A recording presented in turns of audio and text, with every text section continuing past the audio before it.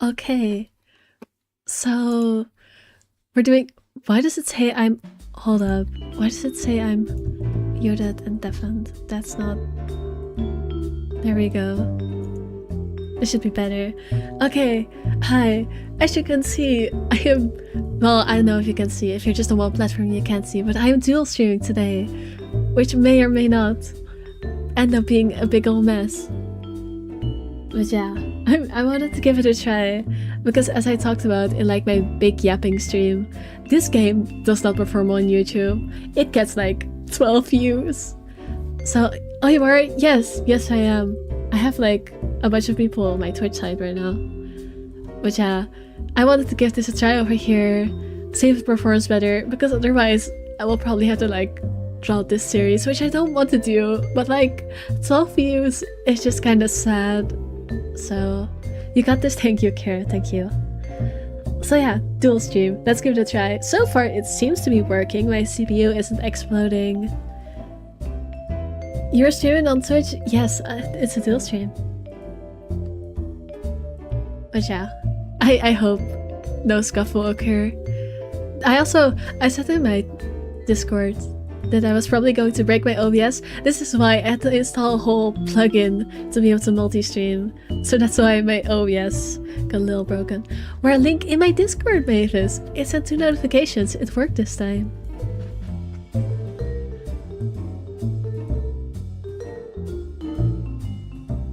You silly. But yes. Actually, I didn't even start up the game yet. I was busy setting things up. Oh, and I also didn't set my blue sky and my Twitter things. Hold up. I was very busy setting things up, so I didn't do everything that. Let me do that real quick. Post on Twitter. Post on blue sky. I don't know if these posts actually do something, but I just post them just in case. Alright, now let me open the game. I actually don't fully remember what happened last time. I think we like... Oh right, we sold the house. And then... we went out with our 2 friends, like to a cafe. And then we saw the creepy lady in like the window, and I don't remember what happened after that. I'm not muted anymore, right? Just to be sure.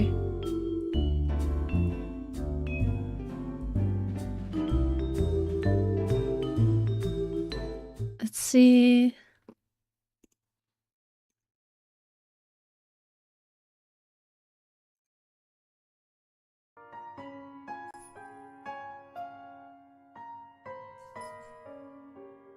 How's the audio, by the way?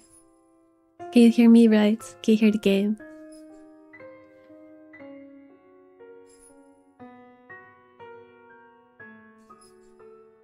It was making me nervous that no one is replying. Please tell me if you can hear me. Please.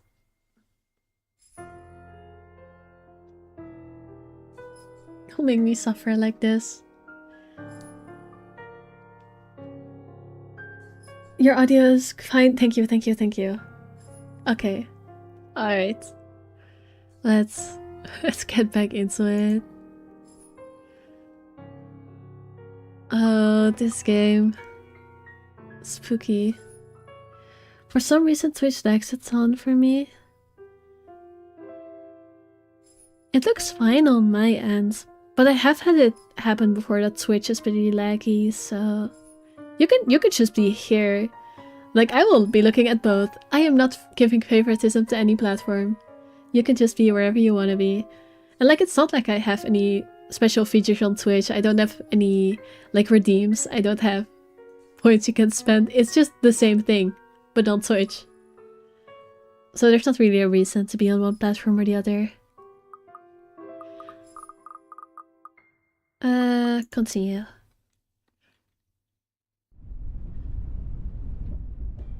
When 9 AM rolls around, I'm already on my way to Ermengarde Mansion. To think that I'd have to go back again. I'd be lying to say if I'm... I'd be lying if I say I'm excited. I have completely forgotten what, like, what's going on. Like, I know I saw the thing in the mirror, but I do not remember what happened after that.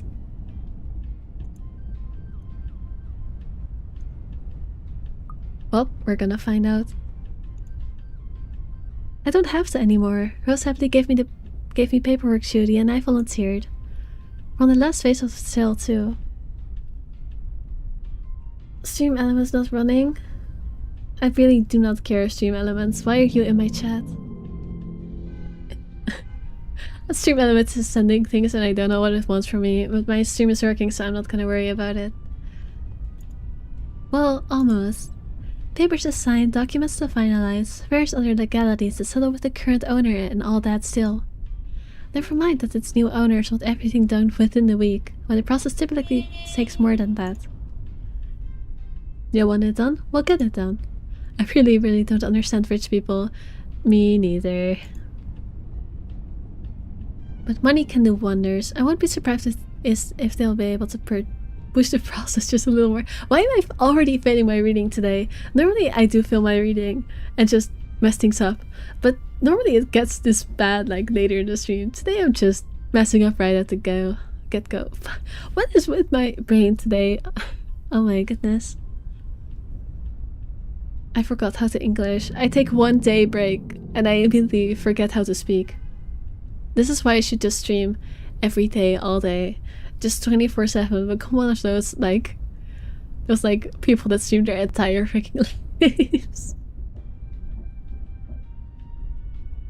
I wouldn't be surprised if they'll be able to push the process just a little more, like what they did to secure the house. The point is, I'm under no obligation to run to the house anymore. Running is an option, of course. I can now move on to another property and forget everything.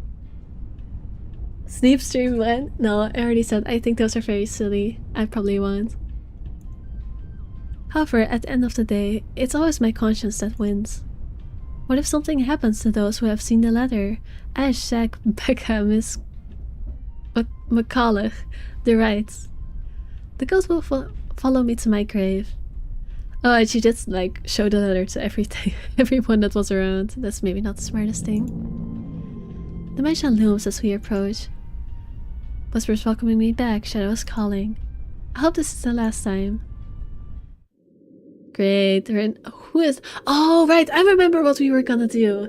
I chose the option where I wanted a priest to come cleanse the house just to clear my conscience. There was also the option of what was it? Having an ethnographer take a look, but I was like, what the hell is that gonna do? And praying worked for me in my first option in this game. So I was like, fuck it, we're bringing a priest. So now we're here getting a priest to cleanse this place and hopefully not die. They're engaged in a quiet conversation when I find them in the mansion-surrounded gardens. But even with familiar company, it's impossible to feel at ease here. No matter who I'm with, the feeling of being watched is there, like the very place itself is aware of its trespassers. Zach, on the other hand, doesn't seem to notice. Or he simply doesn't care, or he's already used to it. I mean, he does make movies, so I'd assume he's used to the feeling of being watched, if he's already in front of a camera most of the time. Or he's just a chill guy. He might just be a chill guy. I could never tell with him. Sometimes he's almost as hard to read as Ash. Almost. At least Zach doesn't ask much patience as dealing with Ash does. And that says plenty about him. Miracle of miracles, how the two have ended up the best of friends. He waves at me as I approach. Just his promise, Zach also brought his friend with him. Father Norman. Somehow I expected him to look older. I mean, he doesn't look young. He just looks like what? Freaking in his 30s or something. That's a normal age for a priest, I feel. Not all priests are freaking ancient, right? But also, I don't go to church, so what the fuck would I know? Oh, don't be surprised. They say people who have found their calling are getting younger these days. Apparently Sorry, it is something Father. special. I didn't mean to say that out loud. Nice No job. offense taken. Though I admit I'm a bit surprised. I didn't think someone would ask this house to be blessed after all these years. You've heard of it, Father? In passing, the occasional rumors and talk by the locals, nothing new. You have no idea? Well, yes, that makes sense. you're not exactly from a Christian country. You don't spend years serving the church here without hearing a random hearsay here and there. You never mentioned what you thought of those, Father. Ah, but he who goes down to the grave does not come up. He shall never return to his house, nor shall his place know him any more. But what I saw... May not be what you think. It depends entirely on what you mean by it. If you're talking about spirit beings, angels, demons, then yes. Are we talking about the spirits of people who have departed? The word makes it clear that once the deceased has left us, they are gone. But of course, I didn't come here to bore you with a lecture. No, it was enlightening, Father. Thank you. Just remember that a God who loves his children would never let them linger once the time comes. But that's assuming that a god loves his children. Oh, sorry, I didn't mean to turn this into religious discourse. That's what my papa often tells me. Your father must be a good man. He raised you well, no doubt. Well then, shall we? Regardless of what it is, I'm sure the mansion's new owners would appreciate such sincere intentions. From a stranger, no less. I can't tell what this character's accent is supposed to be like. It's vaguely British, but it's also not British. I can't place where it's supposed to be from. When I search for this youngest priest ever seems to be 20 to 25, so I'm gonna assume they are usually or older. Yeah, probably. Probably.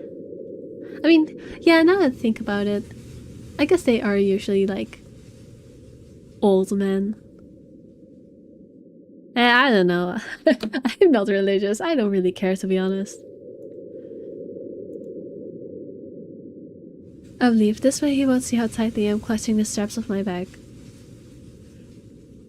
Father Norman's probably trying to put me at ease, but don't worry, the cold restless and foreboding feeling has firmly lodged itself in my stomach, making its presence known with every step we take towards the house. Hey, you okay? Oh, I get the choice already. I mean... No, I don't wanna be dishonest towards Zachary of all characters. He's the only one that doesn't deserve me lying to him, so I'll say it gives me the creeps. Yeah, that made my relationship go up. He appreciates honesty because he's a Chad. It's just there. Sorry, I'm skipping lines, I know. That kind that implores a silent appeal. I'm not sure if he's even doing it consciously. Another breeze blows and I try not to shiver, try not to listen to the voices that may or may not be there. Ugh, this place really gives me the creeps. It doesn't seem more than an ordinary house to me, though. Damn, I should have brought my camera with me. I saw a few areas that'd be good for a shoot. You think the new owners will allow it? I mean, the house isn't sold yet, so you still got time. Shh! What if you catch something? Or someone in one of the pictures? Then it will go viral. It just means they want to be seen, doesn't it? I mean, hey, good point. Don't ask for it! Maybe the ghost just wants some social media clout. It's not like we can stop them if they do. You're really not helping, Zach. All right, sorry. Don't worry. I don't think whatever's inside this house will do anything. I'm here, yeah? I'll take care of them. Or I think I can. You're not that scary, but thanks. I'll be sure to run behind you if I see one. Ridiculous talk. Though the temporary reprieve it lands is more than welcome. He offers me a smile in return, the least he could do. And with a slight motion of his head, he gestures for us to move ahead, while my own fears are left forgotten for the time being. The things inside my bag clatter softly against each other while I rummage for the keys to the mansion. I should have heard the telltale jiggle by now, but didn't I put it in my bag last night? Seconds later, I'm sitting on my heels, and one after another, I'm taking out everything from every pocket, every slip. Did we seriously forget the keys? Bruh. Well, no cleansing for us, I guess. It'll be a pain to put everything back in later, but I'm sure it's just under these. Nothing. Oh man, of all times to forget. Is something the matter? No, I'm sorry, Father. I think I left the key. No use coming up with excuses, and right after they've both taken the time to go this far away from the city. With a heavy sigh, I grab the door handle to pull myself up, a string of apologies ready at the tip of my tongue. Careful, Bella! We've spoken with the current owners. Well, technically, you're not yet the owners, but Oh, is this the interior decorator lady? Is this Makala? There's a brief moment of confusion. Then I'm falling. The momentum of the door swinging open pulls me back first into the mansions. Me back first. Oh, I don't know why that confused me. Back first into the mansion's foyer before I can make sense of what's happening. Ow, ow, ow, my back. Curly really needs to stop falling, like, on her head. People are gonna get really worried. what the? Isabella? Oh wait, no, it's not interior decorator lady. It's our colleague, whose name I forgot. Is it Rose? I think it's Rose. No time to nurse the bruised back or make up excuses, because the next thing I know, Zach's gently pulling me upright by my arm. Rose looks down at me with a mixture of apprehension and something I couldn't quite place. I'd say it's relief, but... Ah, sheesh. Good going, Isabella. Right after you volunteered to work on the papers. And standing behind her. Ma'am Hannah! Mr. Wright! Yeah, as well intentioned as it is, I don't think they will take the fact that I brought a priest to her new place for real. Oh, Isabel! We always meet in the most interesting circumstances. She is so passive-aggressive. A complete understatement, darling. What are they doing in my house? In my house. The art of this game greatly confuses me. Why? What's wrong about it? It's honestly like, this is such, to me, this is such like a standard mobile game visual novel style. Like, this is the kind of shit you'd see in boobs. just boobs. I mean, yeah, I guess they are kind of funny looking. But to me, this is just such a standard, like, you know, like those cheap, like, those visual novels for mobile that you get like stupid mobile ads about, like, come fix your grandma's place or whatever. That's what this art style gives me. Abruptly, he waves his hand at Zach and Father Norman like their presence is a slight against his own. I thought you said you wanted to do paperwork duty. What are you doing here? Like a deer caught in headlights. Unfair, Rose, that's putting me on the spot. At least we no other choice but to answer. The reason why I'm here? Well, spit it out, Lily. We don't have all day.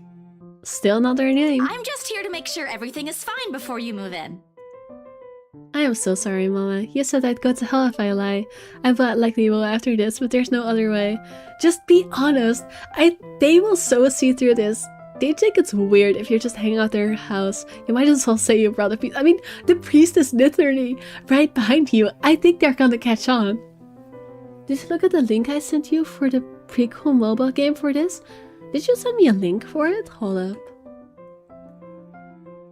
Did you?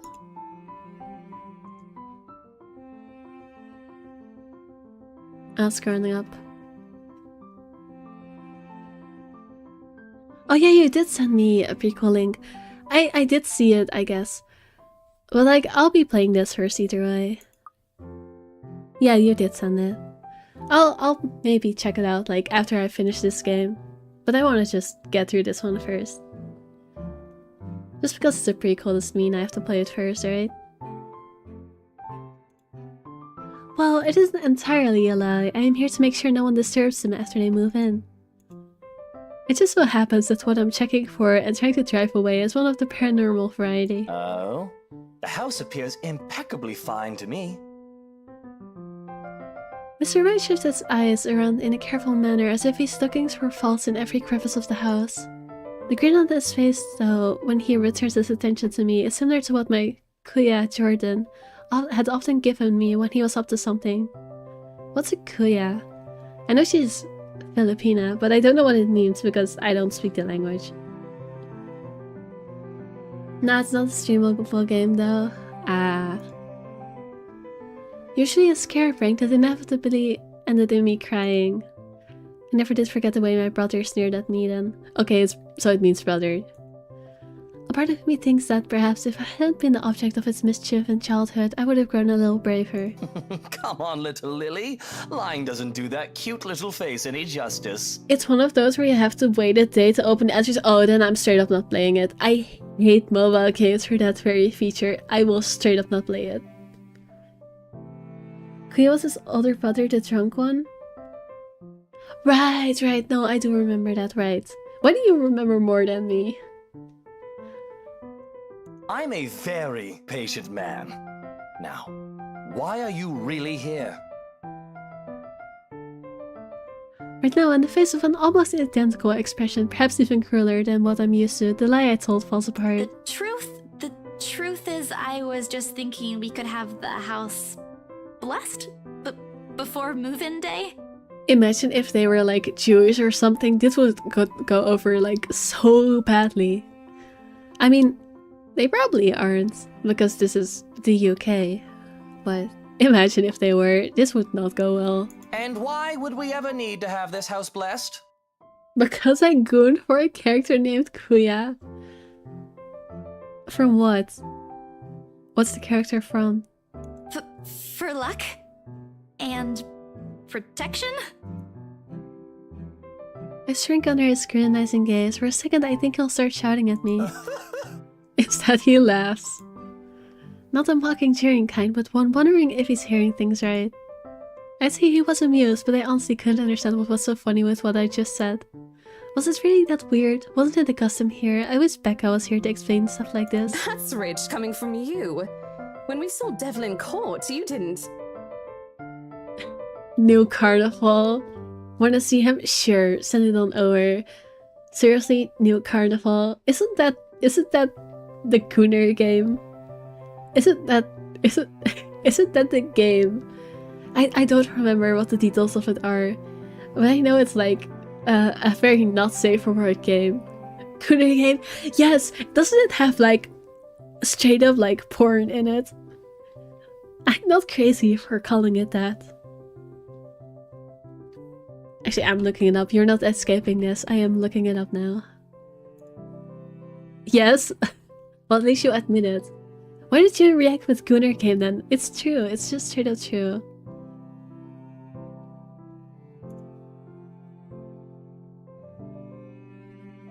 Yes, I'm 18 years old. Just the fact that it's asking me that makes me worry about what this game is.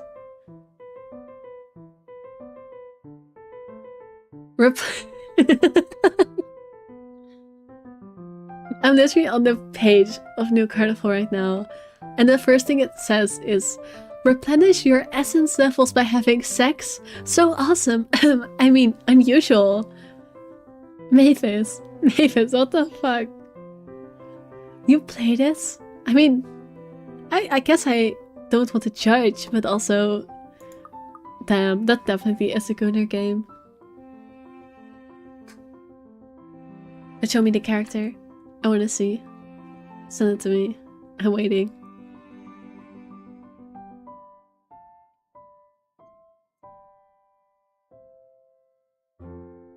It's a good gacha game. Well, I mean, I guess, but also you know how I feel about gacha games, so that's not an excuse, at least not in my eyes.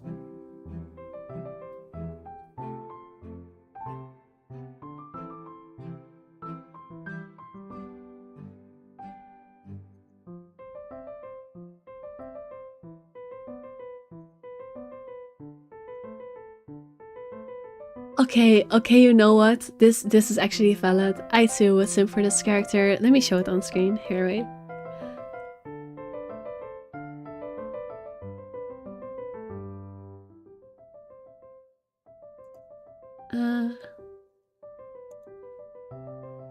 Hold up, I forgot you can just copy paste.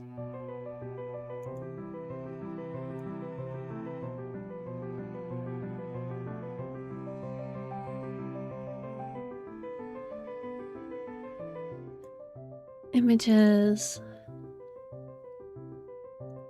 Here we go. This is the character that Mavis sent me, and honestly, you know what? I think it's solid. It may be from a Gooner game, but I can vibe with this. I too would sim for a character that looks like this. He gives me Ace vibes in a weird way. Mavis, stop. You're making me want to actually check out his character, but I don't want to touch a Gunner game, and especially not a Gunner gacha game. Please, Mavis, please. But yeah, no, I do like the character's design. It's the round glasses. The round glasses never miss. They're a cliche, but a good cliche. A cliche that works. Alright, back to the game. No, don't be the moment you open the game. There is a sex scene. Yeah, I'm not touching that shit. I'm not. I am not. Maybe I'll see if he has like a wiki page or something. That will do. You won't say hi. It's a small custom back home. I thought it would be nice to do something that would bring positive energy to the mansion, since this place has been empty for years. And the papers, Isabella? I hope you did those first before this. Of course I did. It's almost done, in fact. But there are some items I still have to double check before finalizing everything. You know I don't sign without a thorough inspection. And well, this is what this is for too. I just thought it would be more efficient to do both at the same time. Here I thought you didn't want to go back. A job is a job, Rose. Gotta do what you gotta do to make a living. She's actually talking her way out of this better than I thought she would. He has so many nice outfits. Check it out sometime. Alright, I will. Oh, well, if that's the case, then go ahead. No need to be so hard on her, Rosie. I personally think it's a nice touch. I was actually thinking of the same thing, but you beat me to it. Darling, Buttercup, please. You know these things don't work. No offense meant to the holy man, of course. That does not explain the nigger, though.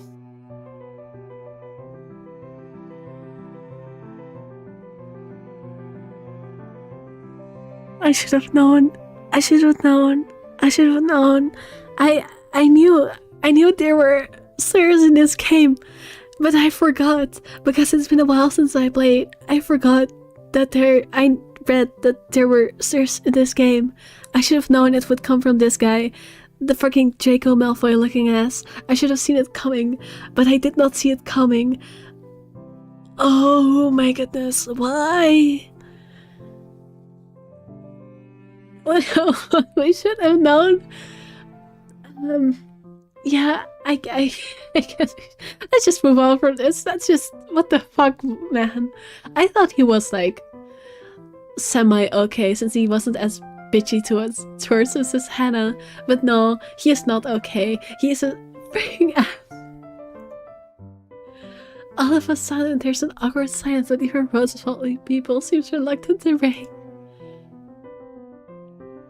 Although a desire to do so is evident in the way her eyes nervously shifts to Mr. Right. Me too, girl.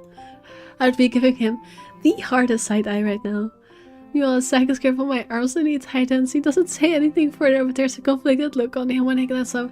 Not towards Zach too, like, he does not deserve this shit. He, like, of course no one deserves this shit, but like, he, especially in this game, out of the entire cast of characters, he deserves no insults. Like, he is like the chillest person. What the hell, man? That's so mean. No, it's more than mean, but like, you know what I mean. It's like, why? Fucking why? That's the face he only makes when he desperately wants to give someone a piece of his mind but chooses not to do so. Was he to avoid confrontation or fanning the flames to an argument? No, give him a piece of your mind. Fuck this Sil. Fuck this guy. Give him a piece of your mind. I don't care that he has the money to sue you. I will just straight up murder him and bury him in this house if you want me to. Forget about the ghosts that hunt his ass. I agree. Just get this guy in the freaking grave. He has always been like this. Even among his own friends, he chooses to take a placating stance despite holding opinions of his own. Not that I won't say anything. I know Mr. Wright's a client, but you can't just say that in front of other people, in front of Zach no less. Exactly. If Ashton were here, I know he wouldn't stand for it. And neither do I. There was a reason my bullies back home never touched my younger brother again after I gave them a taste of their own medicine. He might be inches taller than me, but I'm pretty sure I can still land a hit or two. Let's go! Go for it, girl! Knock his ass out. Get his ass, like, freaking out of here. Fuck you. Fuck you, dude. Maybe. If only I'm not going to get in trouble with BRC for it. But before any punch could be thrown, Mem Hannah cuts in. Lucille Mitchell Wright. Not the full legal name! In a voice too firm, demanding his complete silence. What? Instead of answering, she merely crosses her arms and shoots her husband a sharp, disapproving glare. Okay, she just won so many points for that. Like, I thought she'd agree with him, but no, she's actually the better one, somehow. That seems to have done the trick. He immediately shuts his mouth, but not before muttering a few inaudible words under his breath. Wait, what happened?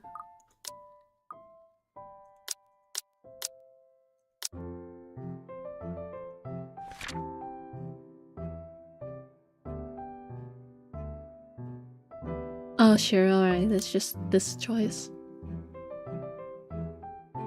Oh, give it a rest, love. Do you have a better idea? Who knows? Positive energy might even give us what we've been waiting for. Or some peace. Let them do their job. What have we been waiting for? I don't think I was ever informed of. Nothing you should worry about right now. Anyway, we've still got a few things we need to discuss with Rosie here. Over lunch? I hope you don't mind, Isabel. We'd love to take you with us, but... Oh, no. Go ahead, ma'am. This'll take time. That's why there's 2 of us working on this. Rose looks like she is about to murder someone, probably me. At least she won't have to stay in a haunted property. She's getting the better end of this deal if anyone's going to ask me. Oh, wonderful. I hope the next time the 3 of us meet, it'll be over a closed deal, Of course, ma'am. Please look forward to it. Rose hurriedly hands me the keys to the house before leaving and mouthing reminders to secure the place and harmless threats for throwing her under the bus. I return it with a reassuring smile of my own, even if she's the one who often forgets she's. And just like that, gone just as quickly as they appeared, fleeting from one scene to the next and leaving me wondering if this is simply what's typical for the rich and famous. I mean, I'd hope not.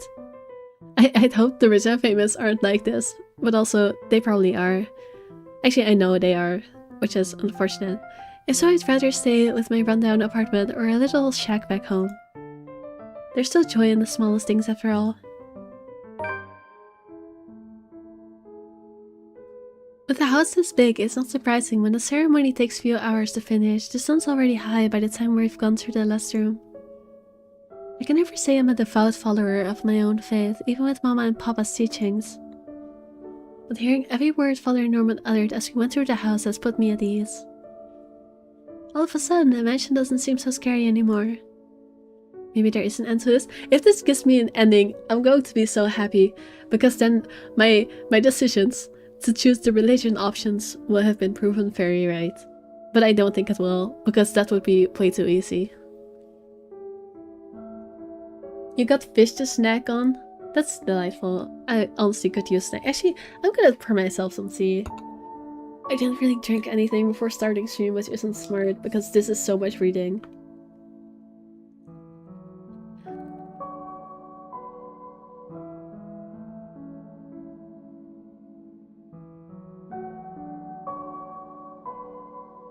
I don't know if you can still hear me pouring or not. I tried to fix my noise cancellation, but I don't know if it worked or not.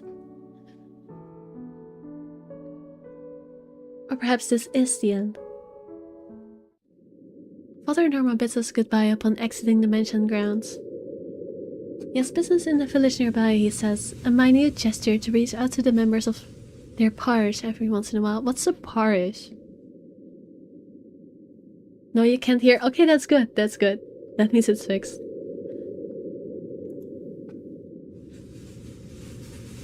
It reminds me of a distant memory of helping hands and a few kind smiles that helped my family pull through when times were tough. But before he leaves... Isabella, a word before I go?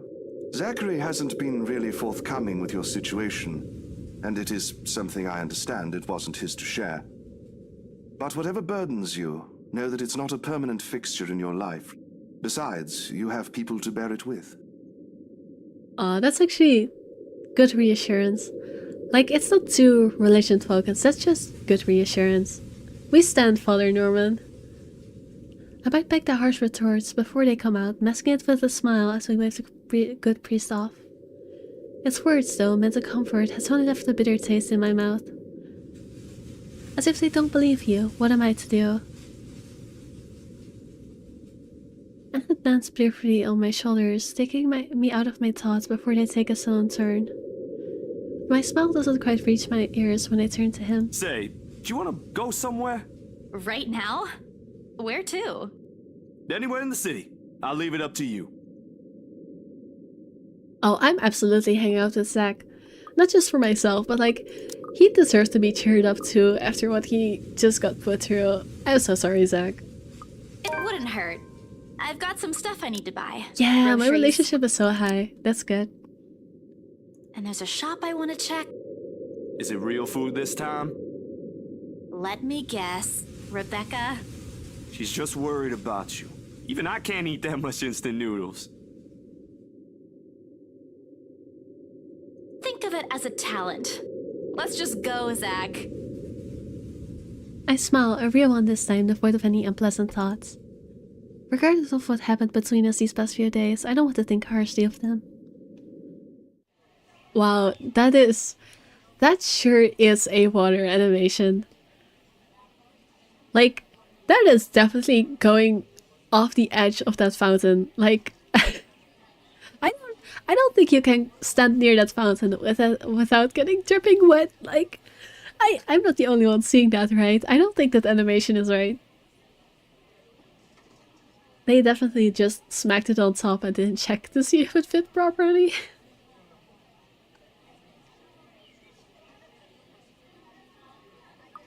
Wait, what? Zach had me wait on a bench nearby upon arrival, prior to going off somewhere. He hasn't returned since, and it's been a good 20 minutes of being left alone entirely to my thoughts. He better not die. Flowers needed? Nah. Alright, there are flowers around it, aren't there? I guess that makes sense. And this weather, the city park gives off a lazier and more languid vibe than usual. Where children are usually seen running around and playing, there are now people leaning back on their picnic blankets, simply enjoying the afternoon sun. Oh, how I wish it was warm enough to actually go picnicking right now, but no, it's winter. The smell of food drifts from nearby carts, and if the wind blows in the right direction, one would catch the whiff of freshly trimmed grass. I'd gladly sleep on this bench if I wasn't waiting for anyone. I mean, you can still sleep. It's not like he cares, he's not here right now. Soon enough, I'd see his hulking figure running towards me, carrying a medium-sized box on one hand and casually waving the other at me. He's panting when he reaches my bench, sweat dripping profusely from his forehead, but there's a grin on his face. Sorry, the line was really long. Really long. You didn't have to run. Sit down first. Okay, but I don't remember where I got this from, but I remember seeing a post that said, you know, friends care when they hurry up because they don't want to waste your time. And I agree with that. Like, him running shows that he cares about our time. And I think that's a W. Nah, I'm good. Didn't want to make you wait for these. I already know what's in the blue box before he opens it. This is precious cinnamon roll. You are so right. You're so right. Precious cinnamon roll indeed. This is so wholesome. Cinnamon rolls, all 6 of them topped with white cream cheese glaze.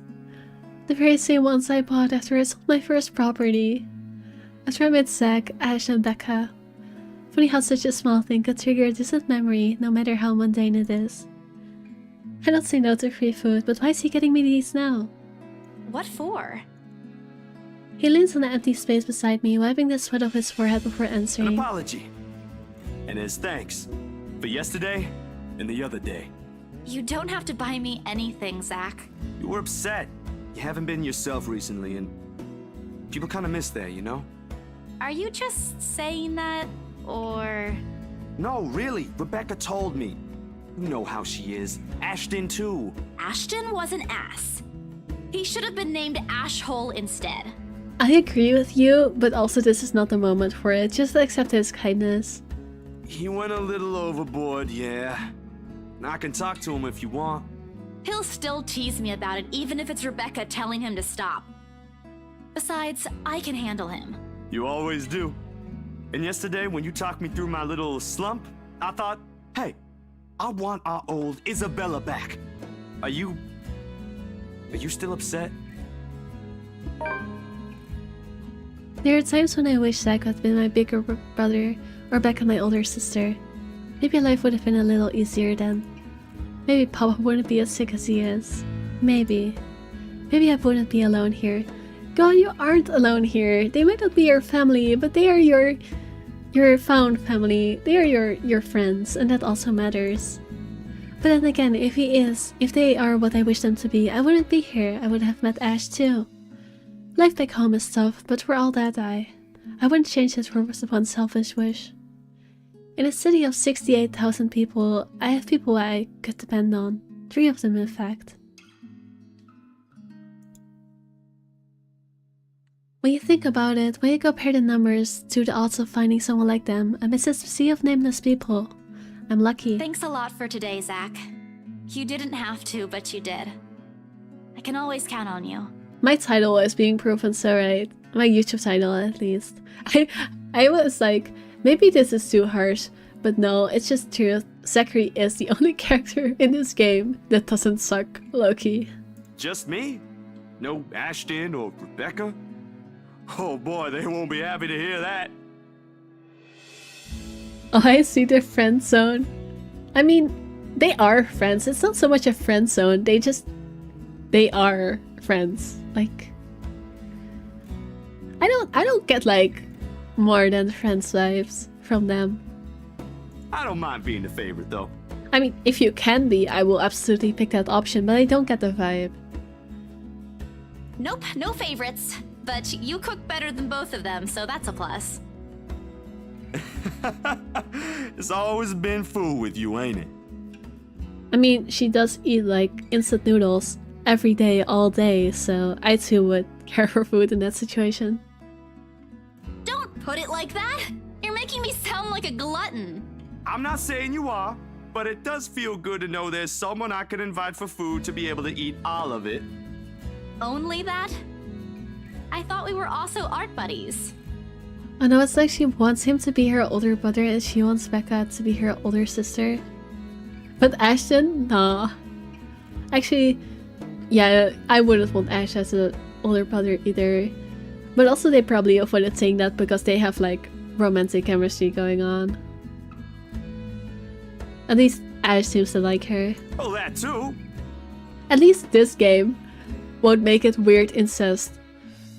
Unlike some other games that I will not name. But the food thing really stands out when you think about it. You do eat a lot for someone your, size. Low blow. I take pride in my height. Imagine being short. So, is it okay now? Do you feel better? Does it still scare you? A little. I'll be okay. I'll figure it out, somehow. It's not as bad as the other day, and Father Norman helped too. I should have brought something to thank him. Oh, we could visit him anytime. He loves hearing from the young ones. He isn't that old, is he? Don't know. He doesn't tell. I think I might have seen his face somewhere before. I just couldn't recall when or where. Ash says he looks like his boss, so the bartender at the local pub if he squints. A priest who is also a bartender. Honestly, I can see it. Like, it doesn't make logical sense, but it makes story sense. Like, I feel like logically, religion-wise, it should be possible, but yet at the same time, it just feels like a trope. So I can see that being a thing. Work has the audacity to make me work during pizza stream. No, it's okay. Go do your work, Winnie. It's fine. Maybe he has a twin? Actually, that could be it too. That makes more sense, actually. Don't take his word for it, of course. He might have accidentally inhaled something from the forensic lab again when he said that. Sniffing that forensic glue. This time the laughter comes from both of us is genuine. Back to the usual. Things may have not been the easiest lately, but it is certainly not the worst that has happened. We do end up sharing the cinnamon buns between us, despite Zach's insistence that it's only for me, but more than the food, there is relief and contentment. If you need anything, just ring, okay? Like when Ash annoys you too much. I'll help you with him, best friend or not. No way. I can take him on. Still an extra muscle wouldn't hurt, yeah? Just let me know, and I'll back you up. I always check in / talk when I have nothing assigned to me. Alright, then you can stick around, I guess. My sister Just knows don't get this caught, one I thing guess. to shut him up when he's being I don't want his to. I usual want to self. see you get fired Ask me what it over my is whenever stream. you want. That would and be I'll very spill it. sad.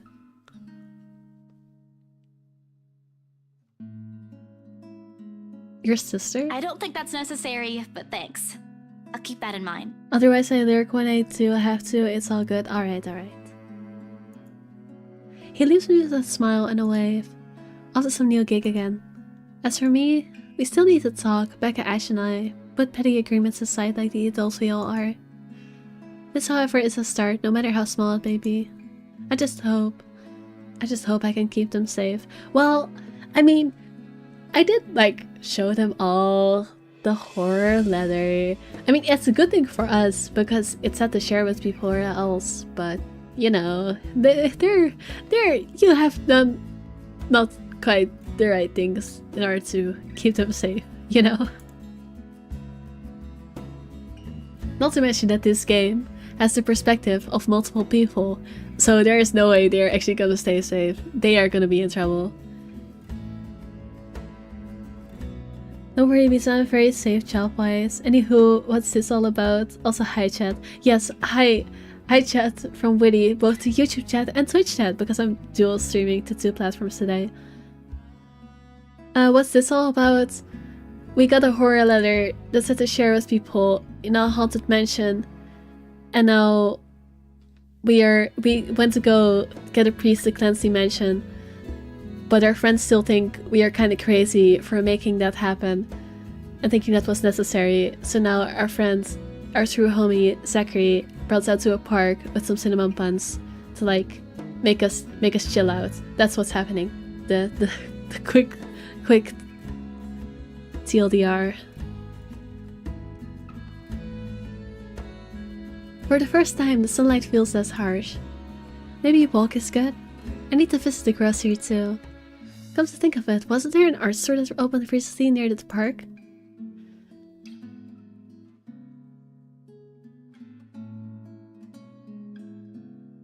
Why is my screen just black? That... Hello? Okay, I guess I needed to click again. I'm sorry, what? The cat's name is...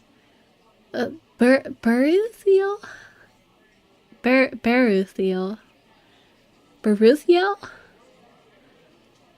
Baruthiel. Sure, why not? Spooky. Oh yeah, there are jump scares in this game. It is quite spooky. Oh, or at least that's what his collar says. It's an odd name to give a cat in my opinion. No, it's perfect. I love me the thought of a cat with a freaking elvish type name. But it speaks grace, much like the one that carries it. It shows in the way he switches his tail and his eyes follow my hand's every movement. I'm so sad they are only showing the collar and not the cat itself. I want to see the cat. I'm not sure what he finds fascinating in me, to be honest. I wasn't the very picture of grace when he found me after all. It was a bad idea, carrying 2 heavy bags of newly bought art materials and groceries without the help or a sure ride home. In hindsight, perhaps I shouldn't have bought all these at the same time. I didn't even make it past the park. And now I'm suffering underneath the glaring afternoon sun, hunched up on a park bench and drenched in sweat. In the company of a cat curiously watching my every movement. I don't know, sounds like a good afternoon to me. But show me the cat. I hope it stays where it is. Why? Why? How dare you? Let the cat be your friend. It's just a black cat, but at home they're considered ill omens. I don't care. I don't care if it's an ill omen. I don't know. I don't care if it will bring me a very bad future. I will pet a kitty, no matter what. You cannot stop me. Don't look at me like that. I can act graceful as well if I want to. Not that I've ever acted graceful in my life, of course. Growing up with rowdy younger brothers and sisters does that. I mean, same. Or maybe it's the opposite. Mama used to call me a little troublemaker before. Well, grazed or not, there's no use moping. A short breather and I'm off home. Besides, it is like the company is bad, even if it's a cat, as long as it doesn't bite or crosses my path. Where's your owner, anyway? He has one, doesn't he? An owner? That's what the collar is for, isn't it? A bandage is wrapped on one of its paws, though. I wonder what happened to it. No, don't injure the cat. Did he run away? Well, if you don't have one, I won't be able to take you in. My apartment doesn't allow pets. No, it has a collar, and if its wound is treated, that means it has an owner. Hi, 909. Hello. I tried to bring one home before. A cat. Not black, of course.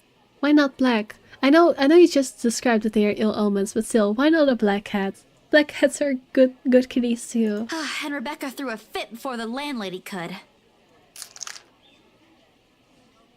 I take a small pack of sweets from one of the bags beside me and pop it open. Oh, as I'm about to put one into my mouth, he meows. My hand stops. Do you want one? Please, wait, what was she gonna give the kitty? Sweets? Don't give the cat sweets. Are you an idiot? Don't give sugar to a cat. If it was like a cracker or something, I'd be like, alright, it's not good for it, but it's like, whatever. Don't give a cat a sweet. What the heck? He doesn't meow again, as if I'm expecting him to, but I take his unblinking gaze as yes. No. I shift a piece of my palm and hold it out to him warily. Girl! He sniffed it once, twice before. Borussia! Okay, I guess it is Boruthiel. Oh, it's the interior decorator lady's cat. Good thing she didn't feed it, because she would get so mad. Like a good properly trained cat pet. I don't know why I'm trying to read it as cat. Properly trained pet. Boruthiel responds as soon as he's called. Recognition comes as soon as my head snaps in the direction of the voice. Actually, she is Irish, so it makes sense that she'd give it like a very fantasy sounding name. She too has a very hard name. Miss McCulloch is hard to miss, what with her height. I'm sorry. Did my cat hurt you? Miss Santos, was it? I'm surprised to see you here. Nice to meet you again, Miss McCullough. Were you harmed in any way? I'm sorry. Boruthiel's not exactly fond of other people. Even run away from the veterinarian right now. Oh no, he was just sniffing my hand earlier. And you were trying to feed it poison. Yeah, the YouTube update that makes it not show like the names but rather the ads is so annoying. It like bugs me. Like, it's so much longer. It just doesn't look right and it's so much harder to use. I don't know why they did that. Like, maybe for moderation is the only reason I can think of. Like, it's easier to moderate when you can see like the exact username. But then at least make it like a feature you can turn on or off. I don't get the use in making it show the ads for everyone.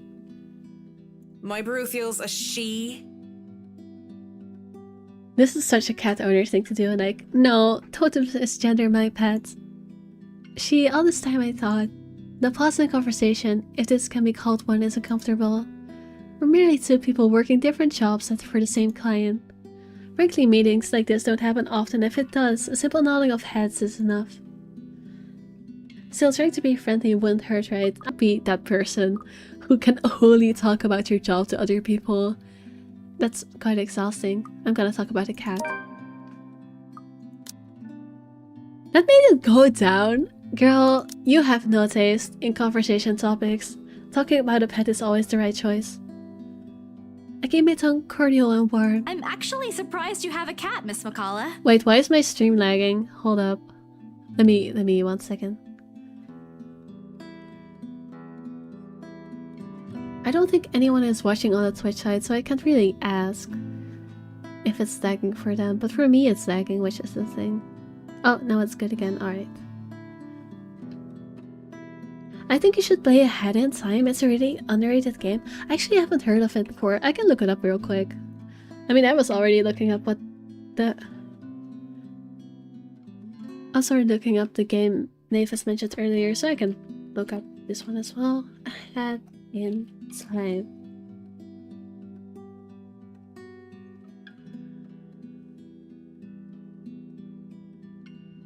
Oh, it's a 3D platformer?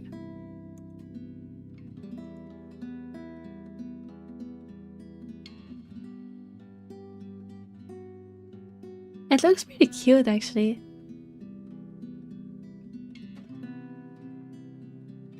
I'll look at this after stream. I'll give it a look. Why do I have a Discord message?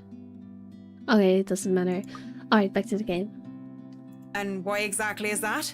There are a lot of people who have pets. Head in Time is definitely a cool game, you know it, Witty.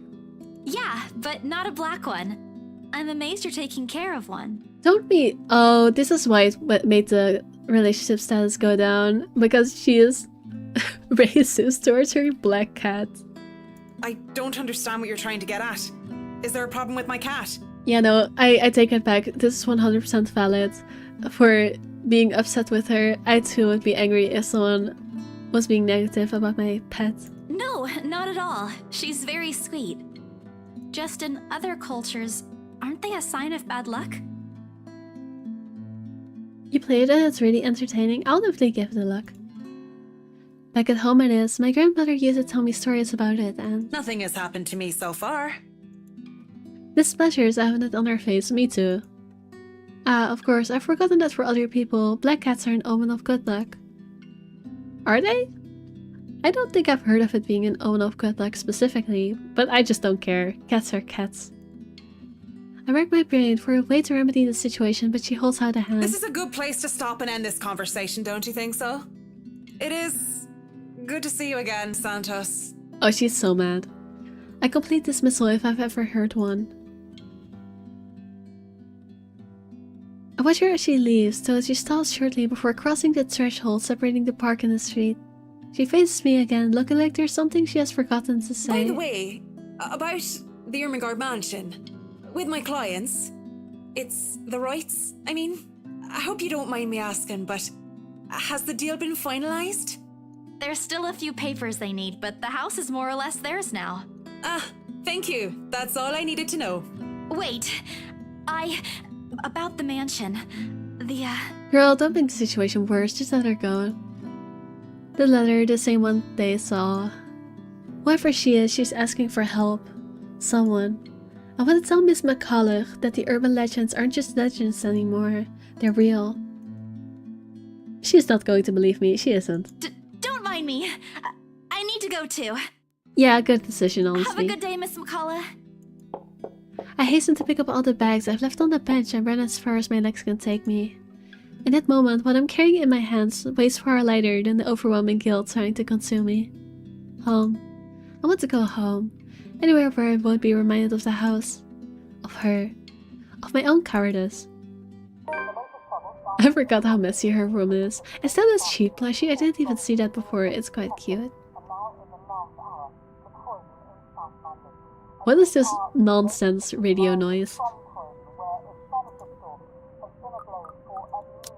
The food is less appetizing tonight, a pity. One would think that someone who had been on a continuous binge of instant noodles would find a home-cooked meal enjoyable. But it isn't. Hunger isn't what is gnawing at me tonight, neither are my sore muscles. The TV runs loudly in the background, but what it says barely registers in my brain. It's hard when the things you're trying to forget keep returning to the forefront of your mind. It distracts you. Eats at you. Devours you. I wish this would stop. I wish I wasn't the only one. I wish I wasn't the one who picked it up. I wish it was somebody else. In other local news, a woman was found dead in her home. Uh-oh. Jinxed it, didn't ya? Luxbourne police officials are currently investigating the crime scene, but has classified the case as homicide. Huh? The victim, identified as Rose Pamela Cooper, 33 years old. Oh, working as a real estate agent. Dude, that's her colleague. I mean, I didn't know she was gonna die because she's not one of the main characters. She isn't listed, like, among the main characters on this game's Steam page, and she also isn't in the profiles. Like, you can see Rose isn't here. So I knew she was gonna have to die at some point. But damn, I guess that time is now. Rose? Discovered lying in a pool of blood in her two-bedroom flat with the words "Help me" repeatedly written on the walls. Oh fuck, we might have killed our colleague. GG, I know it. Well, we are definitely responsible for this because we showed the letter to her. Another victim by the Ensign Butcher. Woman brutally killed. What's the Ensign Butcher? No. No. This isn't. This isn't what I want. This isn't supposed to happen. None of this is supposed to happen. No one's supposed to die. These are just stories, right? Legends. That's what everyone has kept telling me, so I immediately rushed to my study table in search of my phone. My hand, cold from dread, clings slightly to it as soon as it touches the edges. A piece of folded paper, the letter lying unassuming beside it, slips to the floor when I pick up the device. But I paid no mind. There are more important things. Right now, I need to call her. I need to call her. I was with her. I was just with her not too long ago and she was okay. No. It isn't Rose, I'm sure of it. I just talked to her and a sob escapes me and hot tears begin to blur my vision. One after another, they trickle down, weighted by the very same guilt I refuse to admit I've been carrying from the start. The same one I've been hiding from. The same one that has put the people I care about in danger. My hands shake as I navigate to Rose's number on my contacts list. She'll answer, right? That's what she always does. She'll pick it up, tell me to turn down the waterworks and call me a wuss afterwards. She'll answer. Please answer, Rose. Again and again I dial, whispering, praying, pleading. Come on, Rose! Don't do this to me! Please pick up! I know you're there, Rose. You're not dead. Please tell me you're not. This adds to the series of deaths and disappearances that has plagued Luxborn in the recent years. The authorities are currently looking at a possible link with the notorious Anselm Butcher case. The TV runs loudly in the background. A deafening static sounds from my phone's speakers, but in my ears I can only hear the screams, her pleas, her whispers. Please don't jump scare me. We are not safe. Oh, I thought it was actually going for a jump scare. I flinched at nothing. Alright, let me take a sip of my drink because again, this game is so much reading.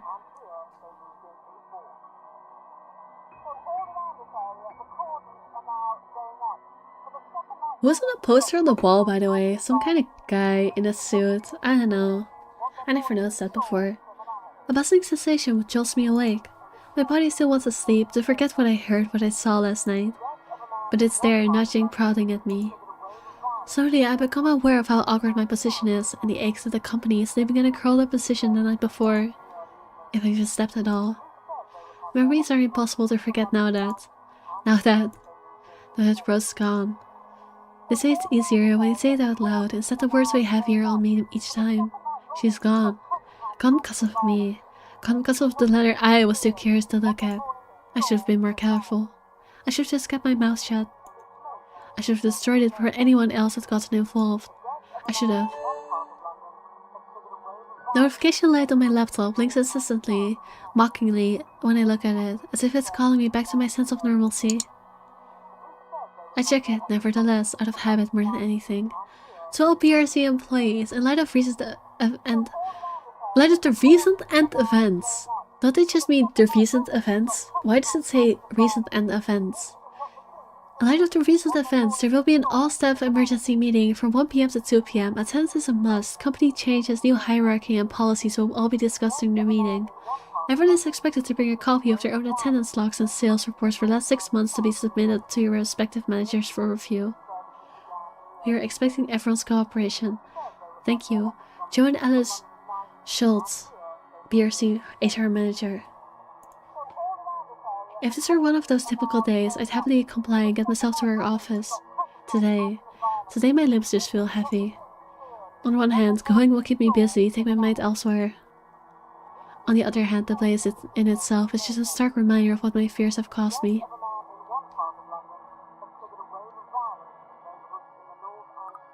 So here's the thing, I don't know if not going will get her suspected. But maybe it will get her to meet up with her friends. No, I'm just gonna go to work. Mopping won't get me anywhere. This is just like one of those things, isn't it? You deal with it with a smile, no matter how bad things get, and hope for the best. Although my whole body feels like that and my limbs are sore, I push myself away from the chair and head for the shower. The letter I dropped on the floor last night flutters open as I pass by, unfolding for no one else but me for me to see. Every word written on it glares back at me. They sneer, they ridicule, like living beings fully aware of what they've done.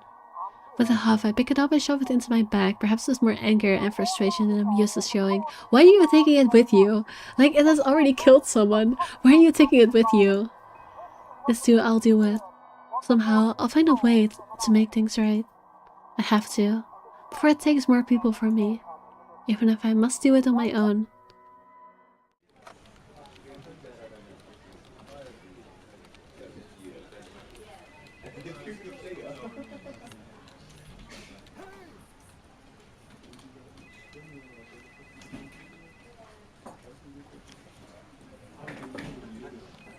Papers rustling, telephones ringing, feet shuffling.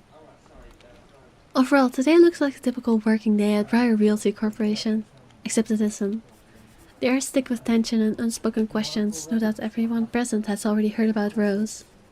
If they missed last night's report, they'd likely see it in the morning paper. In the morning news in the papers or on various news sites on the internet. Everywhere is a bitter reminder. In fact, everyone's giving me a white berth as though the mere mention of Rose would be enough to trigger something in me. It's appreciated, but it only serves to create a bigger hole in the place Rose has left. After lunch, my boss calls me for a meeting. I don't have to look up for my work to know what it's about. He's in a strange, pensive mood today, probably out of respect for a dead colleague.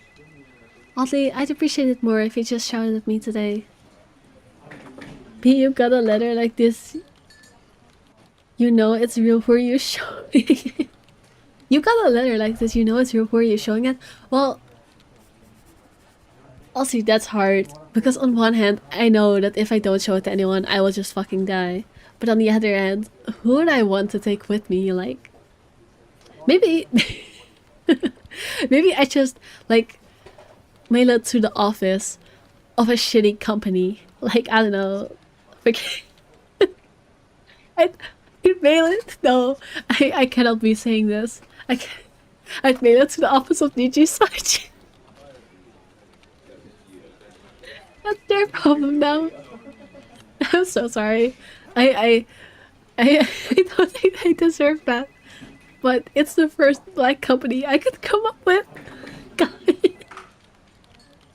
I'm gonna get cancelled for saying this. I'm gonna get cancelled for saying this. Sorry for hitting the mic. It's B's over. It's B over. B's getting cancelled today. My Niji Saji fans. Oh no. Why did I say that? Anything is better. I'm sure you've all heard of what happened to Miss Cooper. She was a valued member of our team and she will be missed. There's no date for a funeral yet, but those who wish to attend, kindly speak with your respective supervisors. By the way, has anyone heard about our still AWOL staff? Is this gonna reach anyone I send it to? I mean, probably, yes. None? HR, you know what to do. Santos, a word? In my office? At the end of it, I've given the entirety of Rose's workload, including finalizing the rights papers, and I've been promised an ample compensation for my efforts. I think he's expecting me to be happy about it. Instead, I immerse myself in my work. I have to anyway if I want to forget. Employee of the month. Be a good employee and go to work. Time flies when you do, and by the time I give notice, it's already late. Everyone's already gone, leaving me in the company of our radio and a member of our janitorial staff. So it's a Witty at 1234 Witty's place, not a real place. American 17987. Yes. I will send, actually no, I will not send it over to you. You do not deserve to die. I mean, they're just Niji Sanji, but you know, it's for the jokes, guys. It's for the jokes. Please don't cancel me. I don't want them to die. Rose likely does. She remembers people easily like that. Wait, what? Oh, she doesn't even know his name. The Luxbourne Police Department continues its search for the following Fair reported enough. missing people. Send it to a room full of world leaders? See, I would. But for that, I do think it's like impossible to get it to them. Because they have like people that check their mail. So that would be hard. But I think you could get it to you Sarge if you tried. Because like for world leaders, they always have to check like to make sure no one is sending like toxic material in their mail, you know? So that wouldn't get through, probably. The radio blares one name after another. Hold on a second. Missing? Aren't they? Still, I have to check. Frantic, I turn back to my desktop. The loud tapping on my fingers against the keys fills the office for the better part of my shift as I look through everything. The background about the place is history from the current owners and list of employees hired under BRC. And I'm right. Of course I am. BRC may have a lot of staff, they may have a lot of agents hired, but I remember those names anywhere. After all, you're also a part of the crew who worked with us preparing the mansion for the open house. Then the letters.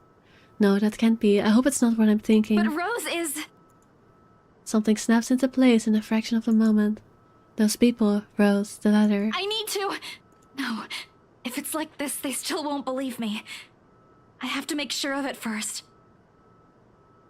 You finished your fish, it was amazing. I'm happy for you. Girl, I'm gonna be so real. If you go back to that mansion right now, by yourself, then you're an idiot. Like, at least let someone know. Don't just go there, I'm gonna confirm it for myself after all your colleagues have died. Like, that's so stupid. Evidence doesn't lie, that's what Ash often says, right? If I have proof, then maybe... I don't want to get my hopes up yet, but maybe there's still a way I can save them. Girl, I hate Ash as much as you do, but call his ass right now. He isn't this really a fucking cop, or well, a detective. Call his fucking ass and take him with you. Do not go by yourself. I'm so for real. Just call Ash. Just tell him, like, I don't care if you believe in the supernatural or not. This is still a murder case. You have to come with me. Like, I'm sure he will understand. Just call his ass, please. Letter, my phone, papers, anything that will be useful. I grabbed all of them and stuffed them into my bag. Lisa would be the one to talk in the middle of a horror film, like, fine, go back to where the killer is, you Thomas. I would absolutely be that person.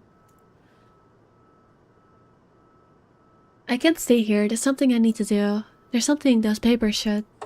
The noise got sharply through the room, stopping my hand short of cramming a pen into my bag. Don't jump scare me, don't jump scare me. Hello? Anyone there? Someone must have left the printer open again. Maybe in a hurry, but if I don't turn it off, another person is certainly going to have to fit tomorrow. Over wasted company resources. Most of the time, it's Rose who does the nagging, but I know a jump scare is coming. I am preparing myself for it. The clicking of my pen in my hand is a welcome distraction as I search for the said object. Each stride my feet takes also echoes throughout the empty workplace. I've lost sight of the janitor minutes ago, with me being the only one left. The tapping of my feet against the wooden floor is something I so learned to appreciate. It doesn't take me long to find it. By the time I turn it off, 5 pages are already strewn about on the ground, the paper tray having also been left ajar. Oh, it's not going to be a jump scare, it's just going to be printing like ominous letters, right?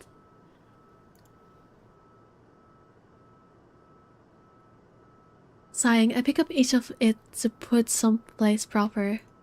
But the page that greets me next makes my blood run cold. I told you it would be ominous letters again. The chill that makes its way up my spine is numbing as that day in the attic. The sheets crinkle up under my tense grip. All I can hear is my breathing as it rasps through my gritted teeth. But before I can even gather myself, take the first step out of there, total darkness suddenly envelops me. Oh, don't like that. No, why?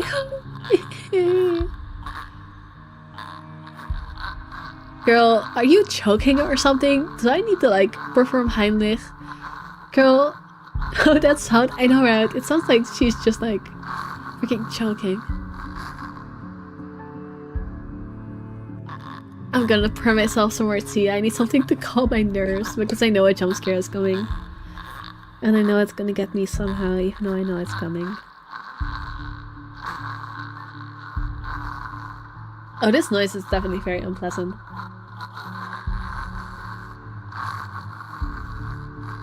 And it's if I'm hearing every horror thought running inside my head right now, something snaps. A soft creaking, grating through the thin veil of stillness that has descended in the room. What the fuck? Grandma having fun with herself? What are you saying, Mavis? That's crazy. That is so not what I was thinking about. I thought she was just like clearing her throat. Why are you going that way? Mavis, that's weird. Every muscle, every bone in my body goes rigid at the sound. Familiar. So familiar now. Yet my own traitorous curiosity still presses me to take a careful peek at the cubicle's wall.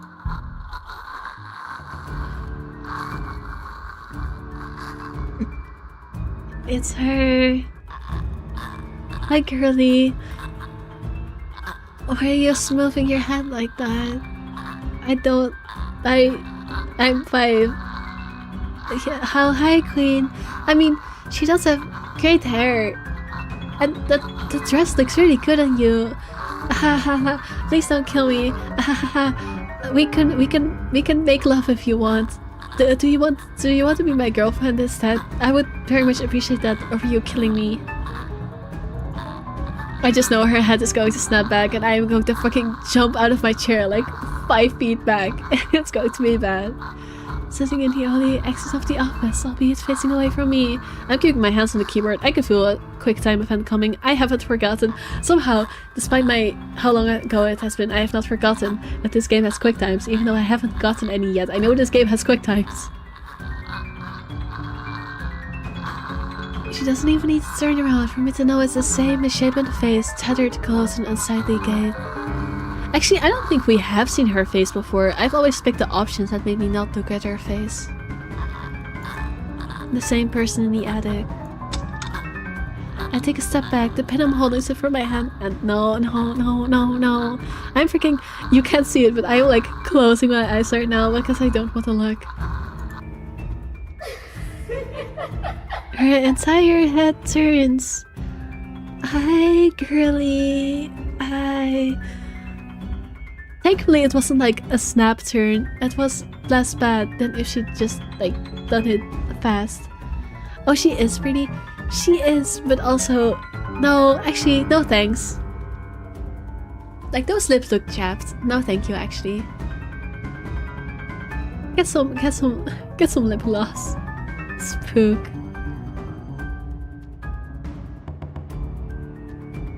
Oh boy. A scream almost escapes my mouth and I duck under the table as quickly as I can. Girl, she was looking right at you. Ducking under the table isn't gonna do shit. Why are you hiding? Fucking run. Like, girl. She literally was looking right at you. You see, she doesn't see you going under the desk. Are you stupid? Y'all need water. I thought we would see someone rotting or some shit. Honestly, I could have seen that as well, but no, this makes sense. Thirsty up in here. I just know she's gonna peek under the desk. I know this is not a safe spot. My heart is pounding hard against my chest. I can hear the bone-chilling sounds of her walk, the weird clicking that follows her, and the telltale squelch of something wet as she walks towards me. Nearer and nearer. The sounds are slowly getting louder. The only thing keeping the whimper from escaping me is my hand as it covers my mouth. Someone, please save me. Girl. I'm telling you, you should have called fucking Ash. I told you, you should have just called someone. Anyone. I close my eyes, muttering a continuous stream of prayers, all while attempting to steady my own breathing. Please don't let her hear me.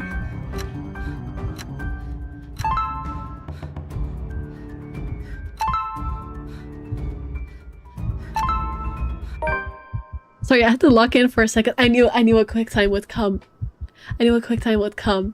Thankfully, this is the kind of quick time I am good at. I am not good at the like mashy quick times, but I'm good at these ones because I've played so many of the like Until Dawn type games, and these have those kinds of mini games as well. But yeah, that went That wasn't that hard, thankfully. QuickTime would come, yeah. The seconds, minutes stretch out before me agonizingly. Is she gone? Slowly, I open my eyes to take a peek. I don't...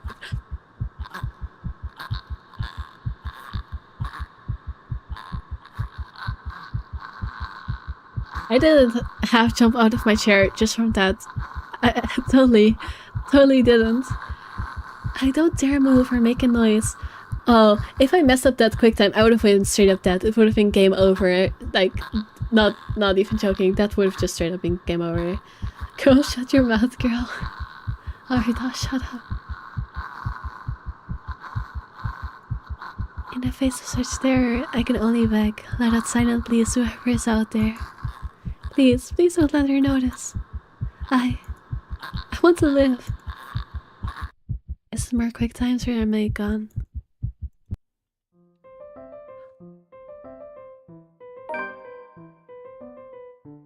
Fascinating. I guess we're going to the next perspective.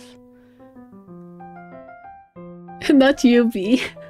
Listen, I mean, realistically, I should probably shut up too, because if I was in her shoes, I would not want to be talking while she's right in front of me. The perspective change? Yeah, I would be so real. I don't think missing or hitting that quick time mattered. I think she is dead either way. That's what I think. Okay, Hannah Rodney Evans. Oh, she's actually not short for once. Unlike Isabella, who is freaking tiny. She's actually kinda tall. She's an heiress. Former finance manager. She's British. What is Anglican? I actually don't know that. What is Anglican? I actually have to Google that. I don't know. What the heck is Anglican?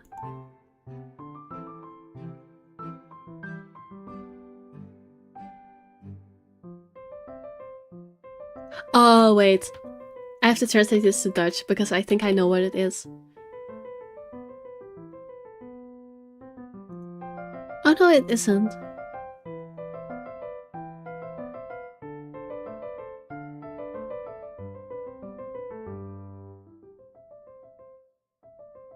Oh, is it just the...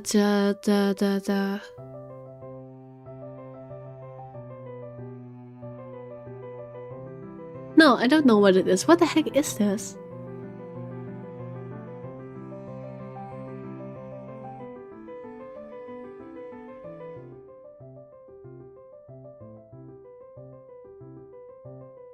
What the fuck is Anglicanism?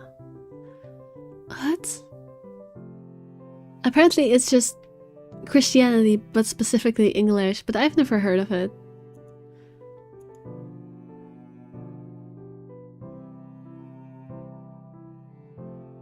B, she is bisexual? B, what? How do you know that?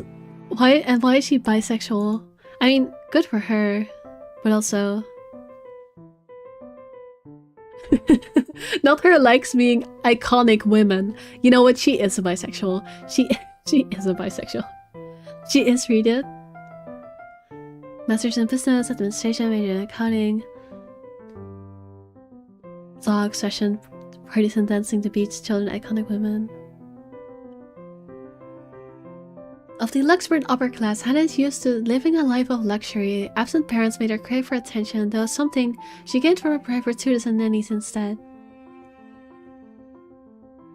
It was never enough, however. She studied hard in order to make her parents proud, going into business so that she could work alongside them. The challenge in her otherwise privileged life was certainly a thrill for her, at the very least. She had many suitors dating different men and women. Okay, she is bisexual. But it was so work that she met Luke. It was Luke, love at first sight for her. Upon her parents' death, Luke proposed to her. That was the move that led to the merging of the Wright Enterprise and Evans Incorporated and her subsequent retirement. The 7-year marriage is strained. Damn, 7 years is strained, but Hannah tries her best to make it work. Honestly, I wanna stand her, but being bisexual is not enough to excuse being married to a man who says the N-word. Like, no, girl, no. Straight, but you try your best, still. still girly pop. That does not excuse what your husband says. Like, no. I want to think of her as an icon, but I will not. Unless she divorces him, I will not excuse her. It's far too easy to get them to pay attention and raptured.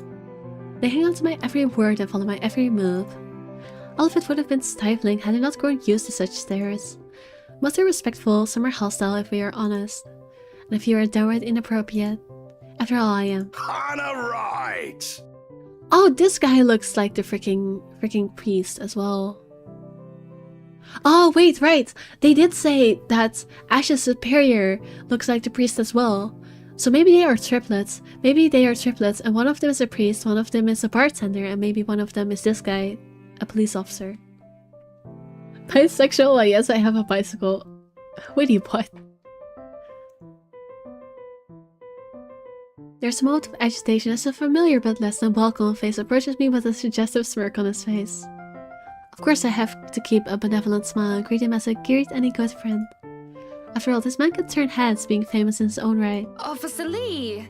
What a pleasant surprise. I didn't think you'd have the time to attend tonight's party.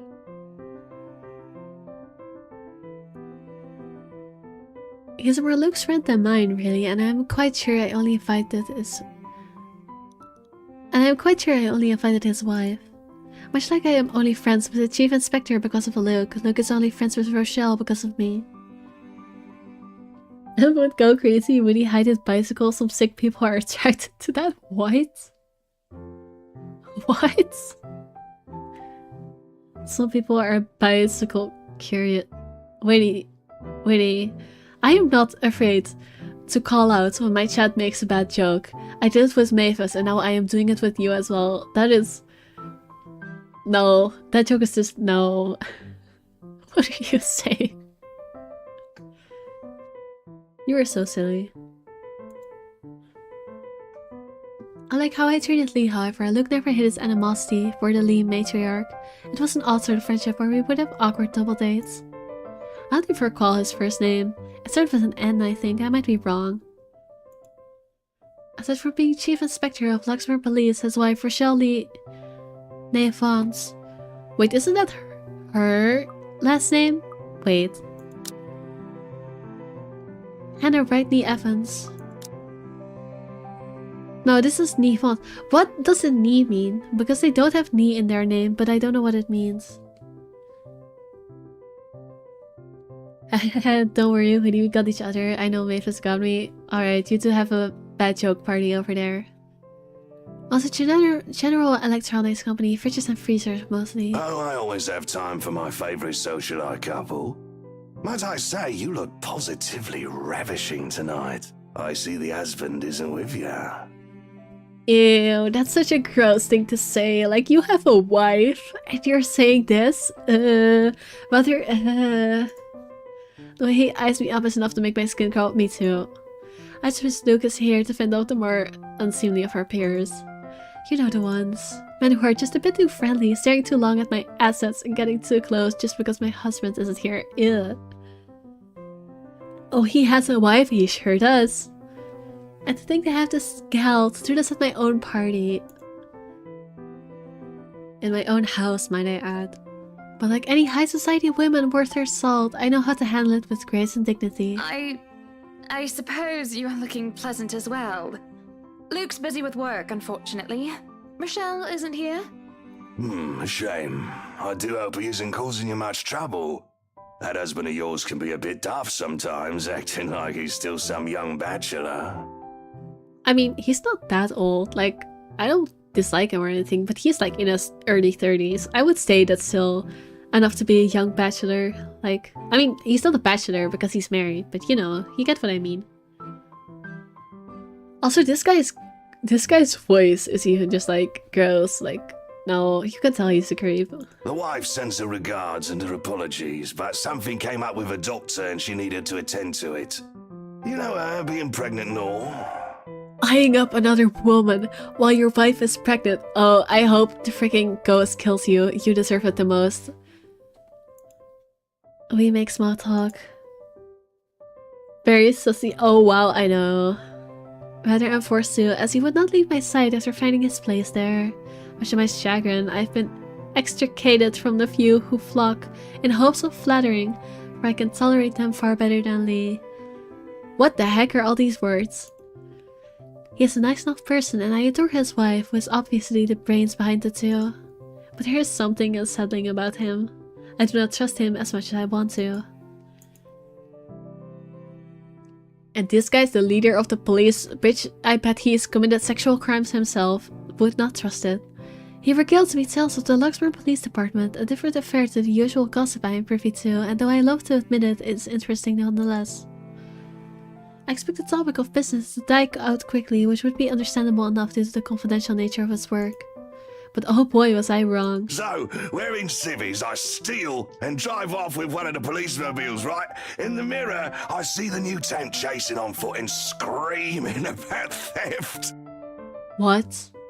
The look on his face was priceless when I parked it in the garage. Pig, I know. He deserves to be called a pig. Oh my. You made him chase you all the way home for a prank. What did Rochelle have to say about that? Rochelle had a strange love and hate affair with Lee. He is a married man who did not grow up past his early 20s, judging the way he acts. Surprisingly enough, they've been married for a good 20 years. A lifetime if you compare it to my marriage of 7 years with Luke. On the other hand, well, Luke is no Lee. I should be happy about that, I suppose. I don't know if it's that much better. Like, sexual harasser or racist is a comparison where there are no victories. It is both equally ass. Oh, but though my darling did have his moments, he sure does. Yeah, the wife pulled my ear and gave me a good talking to, though. Besides, we live in a flat a block away, so it wasn't much of a grand chase. Weren't you living in a house near the countryside? Moved for work, you know. Or you probably don't. No, I don't. But a flat in downtown? I suppose if that's what you like. Oh, it's horrid. Hate that tiny place, no matter how convenient it can be for work. 55 square yards are not enough when you need to get away from the wife. Oh god, he is one of those I hate my wife type boomers too. Oh my god, fuck this guy.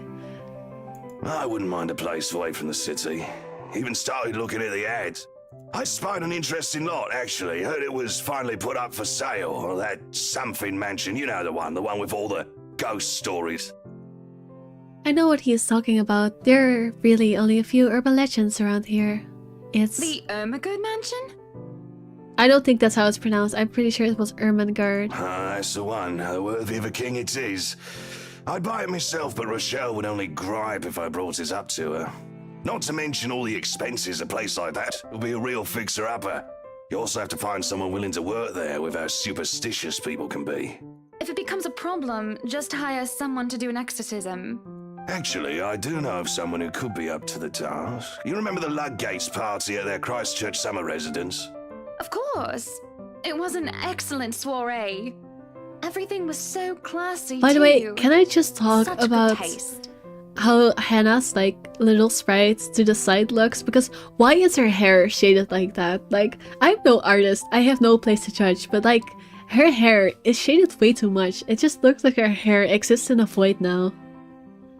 And like Hannah, I'm so sad she has to deal with these assholes. I'll say, Hannah doesn't seem that bad. She's just like kind of bitchy, I guess. And she has an asshole husband. But she's not the worst character in this game for sure. Ah yes, hate my wife humor. Boomer humor confirmed. I know, right? You love your wives. Also, Mavis, just saying it. Says I don't want to be mean, but wives is spelled with a V. So just so you know. Helping you out. Oh, that place was a pigsty until they hired out this interior designer and they turned it into a bloody palace. She worked for the Exodus for their apartment in Soho too, and they recommended her when we were looking up pieces for our beach house in Porto Colom. Why does it look so ugly, does it? I guess I'm just used to seeing it. I think I have a business card, right? No, I must have left it in my other jacket.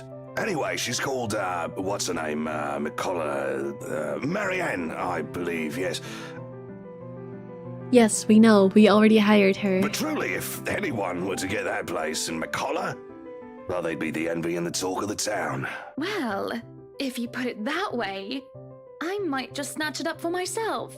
This place was starting to feel a bit small lately anyway. A bit small? Girl, look at the background. How is this small? Sure, a 3-story penthouse might not fit the definition of small for some people. Girl, give me your fucking house then. If you think it's too small, just give me that shit. Change it English. Okay, maybe a lot of people, but it isn't big enough to have grand parties in. As it is, I only invited about 30 people to this one and it already feels cramped in here. Girl, how many people do you know? I am not extroverted enough to relate to this. It certainly would be nice if I didn't have to ride an elevator up and down several floors before I can get anywhere as well. Oh, so you'd rather just take a freaking car for half an hour instead. That does not help, girly pop. I'd rather live in a 3-story freaking penthouse and have to take the elevator than be in a freaking off-somewhere village where you have to take the car for an hour to get anywhere relevant. Like, I don't dislike the countryside, but I do dislike cars. Like, I wish I had her problems real. All Luke's words and not mine. Besides, I have been looking for a good anniversary gift. Luke might like this one. Oh, maybe this is like an earlier story. Wait, actually I can just check. I'm being silly. There's a timeline. Yeah, this is happening... When is this happening? When is this happening?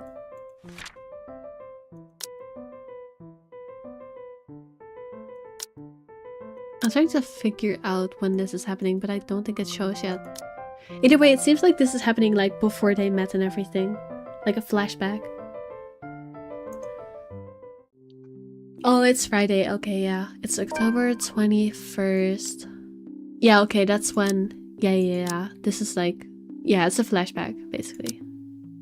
Oh yeah, this was October 17th, so this is like even before we started with the other girl. Who is this redhead? Hello?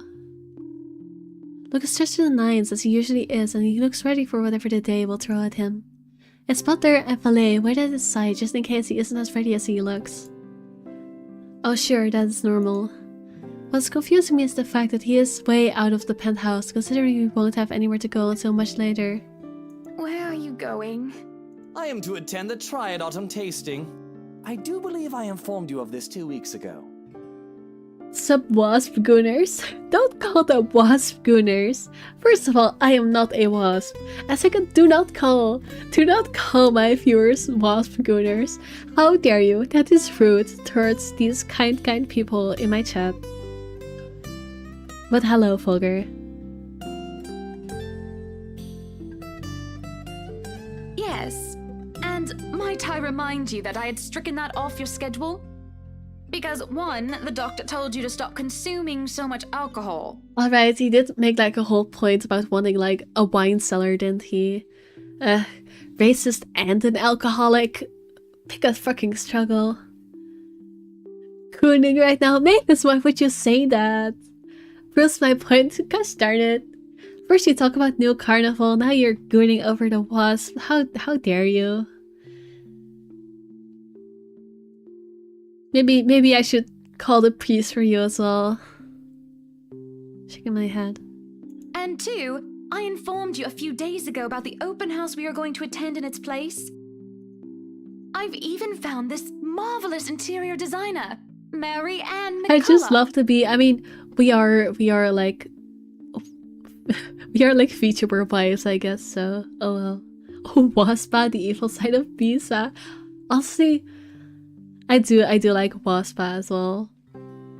Like, I think I forgot what it was. I know in like Mavis' stream there was a joke made about like my evil side as well by like switching my letters with Mavis. But I think Waspa is actually funnier because Misa, that's the one.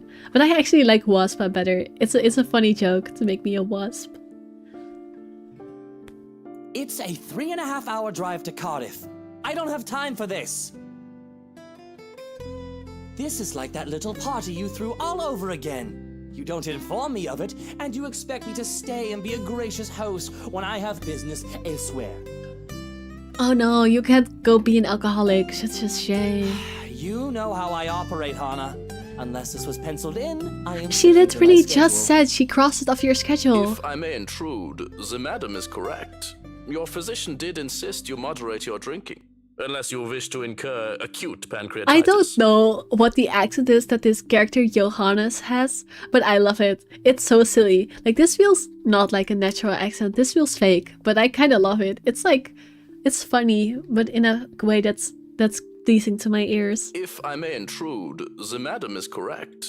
Your physician did insist you moderate your drinking, unless you wish to incur acute pancreatitis. Acute? I like it. I like you, Johannes. You're funny. You're a funny guy. And here I am, stuck with Ricky Davis. No, French, actually, he might be. Bavis is also a good one. Bavis is so silly. I like Bavis. I don't remember who came up with Bavis, but I think it's a good one as well. But I do like Waspa. I think I'm gonna claim Waspa as the official one.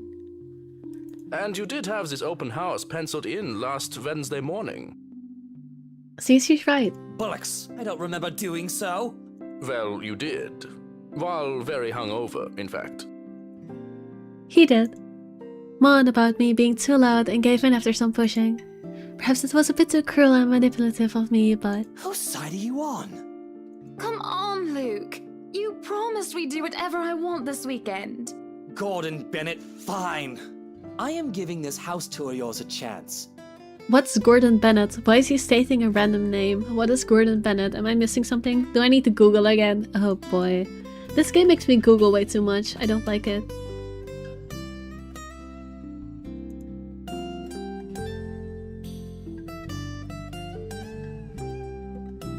It is an English idiom expressing surprise or frustration, like good heavens. But why?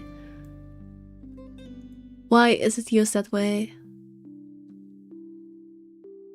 The expression is thought to derive either from controversial reputation of James Gordon Bennett, son of British-born founder and publisher of New York Herald, or minced oath. Perhaps the use of it, I really don't care. It's some World War II shit. Either way, it means good heavens. But if it proves to be a waste of time, I am going to Cardiff, and you are going to take a cab home. Are we clear? It's just a bit of a husband and wife tit for tat, isn't it? All couples have their arguments. Once the honeymoon phase is over, as they seem to call it, reality sets in that you and your partner might not always see eye to eye. Perhaps it's been the years. 7 of them is nothing to scoff at. I just cannot bloody believe I agreed to this. I was really looking forward to the triad tasting. Though sometimes I think it's something a bit more than just simple disagreements, and I have to stop myself from wondering where we went wrong. I think you went wrong in marrying this guy, period. I think he's just garbage. There's always the triad Christmas tasting in Manchester next month, and that'll only be an hour-and-a-half drive. I think they do intend to make him French, but he doesn't actually sound French. It sounds fake. Like, I'm Western European. I know what a French accent sounds like, and this is not it. This sounds fake. Have I been neglectful? Have I offended? Have I acted shamefully? Yes, but Cardiff. Certainly, any problem can be discussed, as long as he doesn't turn me away. Well, there goes my good mood. Are you happy now, Hana? Why must he turn me this way? See, for the other girl, I try to make her friends with everyone. I am not going to do that here. I am going to try and make them divorce because I freaking hate him. I don't want them to be together. She deserves better. Everyone on the YouTube side? I guess so. I mean, no one is talking on my Twitch side, so it's been kinda... I guess everyone is. At least everyone. I don't know if people are lurking actually. I can't see my viewership on the Twitch side. But yeah, the only yappers are on the YouTube side. I'm gonna defend myself. Yes, I am very happy, Luke. Because for once in a very long time, we are doing what I want. I'm ecstatic. Understood? Really, that made the relationship go up. That is not what I intended. Fuck. YouTube W. And this would be perfect if you stop acting like a child who needs their nappy changed. We will be leaving after lunch for the Ermengarde mansion. You are going to park your rear in the car and keep mum. And you are going to behave during the tour. Needless to say, Luke looks a bit shocked at my little outburst. He opened and closed his mouth a few times, starting to reply before he crossed his arms to look like, well, a moping child. Any more rules for this little excursion of yours, Your Highness? No wine. No wine? Why does he look like a freaking adult that just got told, no, we're not going to McDonald's? Like, freaking man-child. Had to keep mum. So I think that means just like keep silent. It's a British expression. These are Brits. Don't worry there. Don't worry about it. We have a man. Yes, we do. Unfortunately. Unacceptable! I am already not allowed to the tasting, and you would deprive me of that simple pleasure? If I see you take one sip today, I will put the stocks under lock and key. Do you understand me? Don't forget the bottles he keeps in his dresser. This French accent is so fake. Don't forget the bottles he keeps in his dresser. Johannes, you are my favorite character now because your accent is so stupid. I want to hear it again. It's beautiful. Don't forget the bottles he keeps in his dresser. Lucky I could fall asleep in my gaming chair right now. You're welcome to. This is kind of a game where I just yap, so I can understand if people would get sleepy from that. But also it has jump scares, so I'm very sorry if you will get scared awake by me getting startled by something. I love his stupid accent so much, me too. He's genuinely my favorite new character now. He's just so silly. Whose side are you on? How many times in one day can you ask that? As many times as I need. I think you, actually traitor. I'm changing his mind. I'm changing my mind. I mean, I don't think they intend him to be French. I think they intend him to be German, but it's still just a very bad accent. But wait, why did I say it in Dutch? How do you call it? His name also makes more sense if he's German. I don't think Johannes is a very French name. It's more German. But either way, it's a bad accent.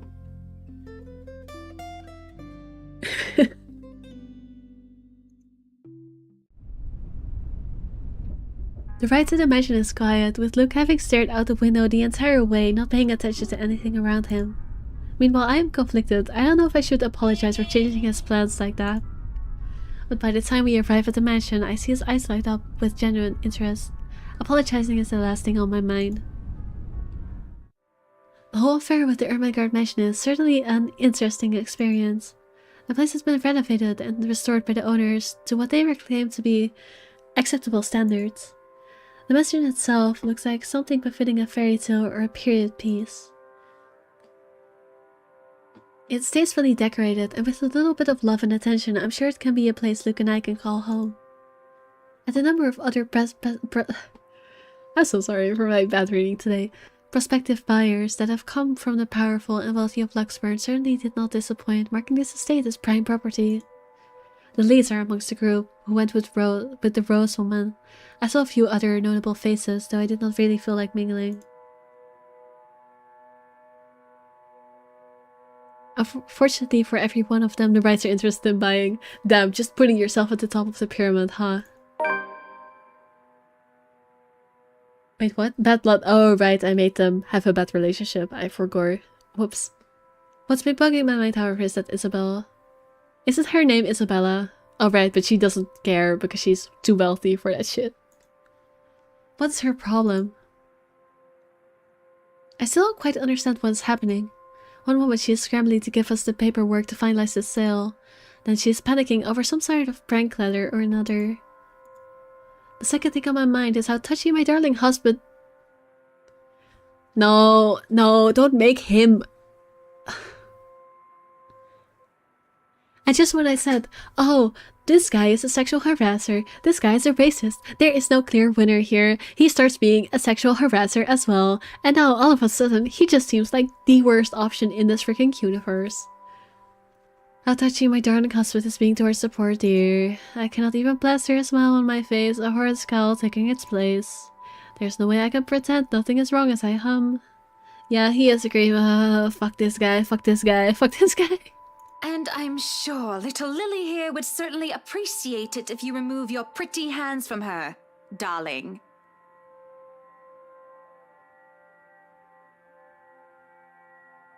He is quick enough to distract his hand, which is all the girl needs to, well, for lack of a better word, escape. I think I need to step out for a while. I'll be back. Isabel... Why does not her name also being Isabel, but not Isabella actually looking? She looks cuter in her, like, normal image than the one, like, the small one at the side. But honestly, everyone looks better in their normal image. The side images are kind of funky looking. Her partner follows, shouting after her without hesitation. There's an awkward air among us if we were left in the wake of whatever that was. The others murmur and gossip with each other, speaking of the poor daft girl and sending the tale to whoever was not audience to the act in the first place. You like the side images more? I think I like the side image more for Ash specifically, but for everyone else I don't. Especially for Ash, yeah, I do agree. Ash is the only one where I was like, yeah, I like the side image more. But for everyone else, the side images just kind of feel off. It doesn't take too long for the woman, Rose, to return and pull us aside into the study for what I rightfully assume is damage control. Rose invites Marianne in too, helping to apologize to her as well. Who is Marianne again? But the woman refuses, saying she is not one of her clients anyway. That leaves myself, Rose, and Luke, the last all too eager to make himself comfortable in a study he has no doubt already claimed as his own. I can't apologize enough about what just happened. Please forgive Isabella. She's been under a lot of pressure lately. She's young and all those rumors about this being haunted just got to her head. And it must be this terrible heat too. Not a drop of rain for days now. Oh, it's fine. The poor girl must feel so embarrassed about what she just did. Oh, that feels so backhanded. Like, saying, oh, she must be so embarrassed. Like, that feels kind of nasty, not gonna lie. Ash, oh, don't worry about Ash. I'm sure we will see him sooner or later. He's just some kind of e-boy. He is some emo-looking ass detective. But I say, let bygones be bygones. After all, she's only a child. She looked, what, 19? I think she's 22. I should look an accusing look at these words. How dare you lay your hands on someone who looks like barely an adult? Honestly, I would too. He is a simp, he is. After all, he tried flirting with the girl. The nerve of him. Not only that Isabel girl, but also Marianne and Rose too. What kind of husband would think that it's even remotely a good idea to make moves on 3 different women while his wife stands there? Fuck this guy. Fuck Luke. He could go to hell. Did he drink while I wasn't looking? Oh my god. I am getting so pissed off. I need to like calm myself. This is just a game. It's not a real person, but still, he irks me so much. She's a bit older than that. But again, I apologize. And if there's any way I can make up for what just happened, just... I know what you can do. Be a darling flower and get us one of those bottles you plan to serve. Luke, you freaking alcoholic. Purple guy, Pop it open. We were planning on serving some champagne. I can get that. That would be lovely. Much obliged. Do you want a glass as well, Ms. Wright? Oh no, I'm fine. I really shouldn't be drinking right now. And Luke shouldn't be either. Right now, I am just too tired for any sort of argument. I don't have the heart to scold him in public as well. I'm certainly not his mother. Honestly, she is too nice to him. She needs to grow a backbone. I just want to get this horror date done with, go home and sleep. Perhaps I'll even have a strong cuppa before I head off to bed. I'm pretty sure cuppa in this case is referring to tea, because you know, British. I don't know, I'm not British, I'm just guessing. Yes, that sounds nice. When Rose comes back with the champagne, I beckon her over. As I've told her partner before, I have every intent of acquiring this house. I might as well, even if I'm having second thoughts about getting it for Luke. The moment we, the Wrights, had expressed interest in this place, we've had eyes set on us. If we don't buy it, that might as well be signaling to the busybodies' gossip about how we may or may not have lost our fortune. Regardless of the fact that it is false, images everything when dealing with these people. There are unspoken rules for people such as ourselves. And besides, I really did like the place. Why, everything here is absolutely wonderful. Oh, Jesus Christ.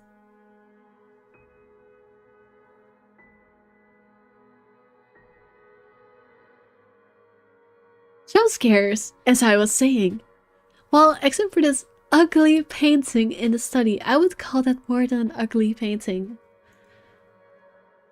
It looks like a bad fake of an Edvard Munch painting. Oh, I don't know what that is. I'm gonna have to Google again. Edvard Munch. You can tell how... Oh, it's the Screaming Man painting. You know the one, the Scream painting. The silly one. I'll see, that's a good reference. Lovely art. I mean, someone would be into that. I'm sure there are people who would love to hang this on their wall, but yeah, maybe not me. Here's the deal. I'm willing to pay 10% higher than your listing price. If anyone tries to outbid us, just add another 5%. I doubt anyone can, of course.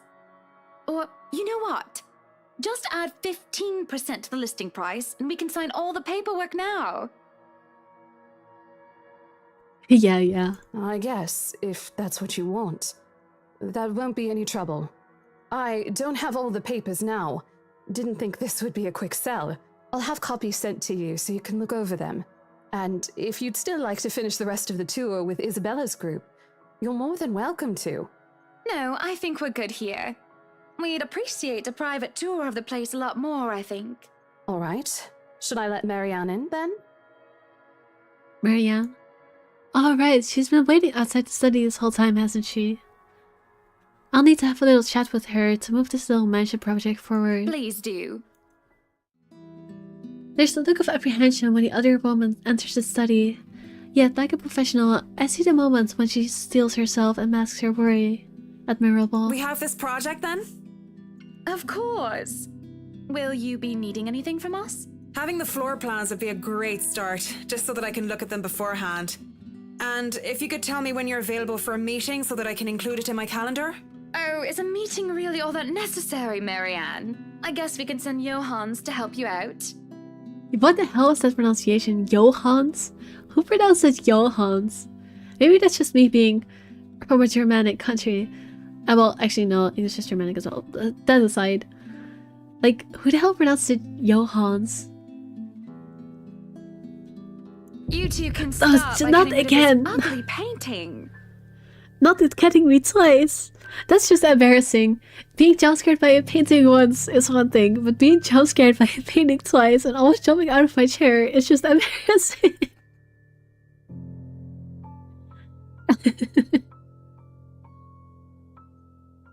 A hush falls upon the room at my request. What painting? Oh. And to lo and behold, the painting is gone. In its place, a mirror stands, which leaves me looking at my own confused expression. This is not a mirror, this is just a black screen, but okay. Poor Bee's heart. I really need a heart rate monitor. It would be wild. Odd. Well, no matter. Back to the topic at hand. Marianne, dear, we are simply far too busy to meet up. We're not that busy. You are all need ever attending parties. Just free up your schedule. And then I started blasting. What?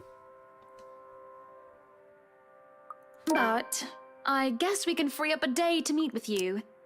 Yeah, that made our relationship go up. Actually, I think she actually looks best in this image somehow. Like, this image does her justice. The other ones do not. I don't really need another Maudlin Monday reading about Maury anyway. The book club can function without me for one day. What time shall we be seeing each other? How does lunch sound? Besides, my house is a higher priority over book club. Why, we can hold the next meeting in this place. Surely the beauty and grandeur of it will inspire spirited and lively debates about whether modern-day writers could match up to the classics. I might as well clear the rest of my week to handle whatever affairs buying this mansion requires of me. Any social activities can be put off until the Ermengarde, or rather, the Wrights Mansion's great debut. I'll have my fill of great parties and gatherings, especially when I organize them myself. That sounds good. Although, with a project of this scope, we might need most of the day to tackle your concerns. A more thorough inspection of the place is also preferable. Breakfast then! It's a date. It's really not. Guys, I think we have another sapphic on our hands. Guys. Alright, Monday, 10 o'clock sharp. We'll see you then. Actually, Marianne suggested that we meet at 9, but who is even awake at that unholy hour? You know what, that's fair. You flirt. I know, right? She saw her husband flirting with all the girls in his vicinity and was like, I could do that too. I could make this girl my own as well. And you know what? Good for her. Hi, Nara. Hi. Hello. What are those doggy gifts? They are cute. Yes, hello. I was lucky enough to wake up this morning before Luke went all the way to Cardiff. Hannah also flirt with everyone you see. I mean, I do agree, but also exclusively flirting with the women is such a power move. Like, fuck you, husband. I can do it better than you. Also, hi, Callum. We say our goodbye, shake hands, and make it clear without outright saying it that we now own this house. By the time we left the mansion grounds, sunset is almost upon us. So, you really want to buy this place then? What got updated?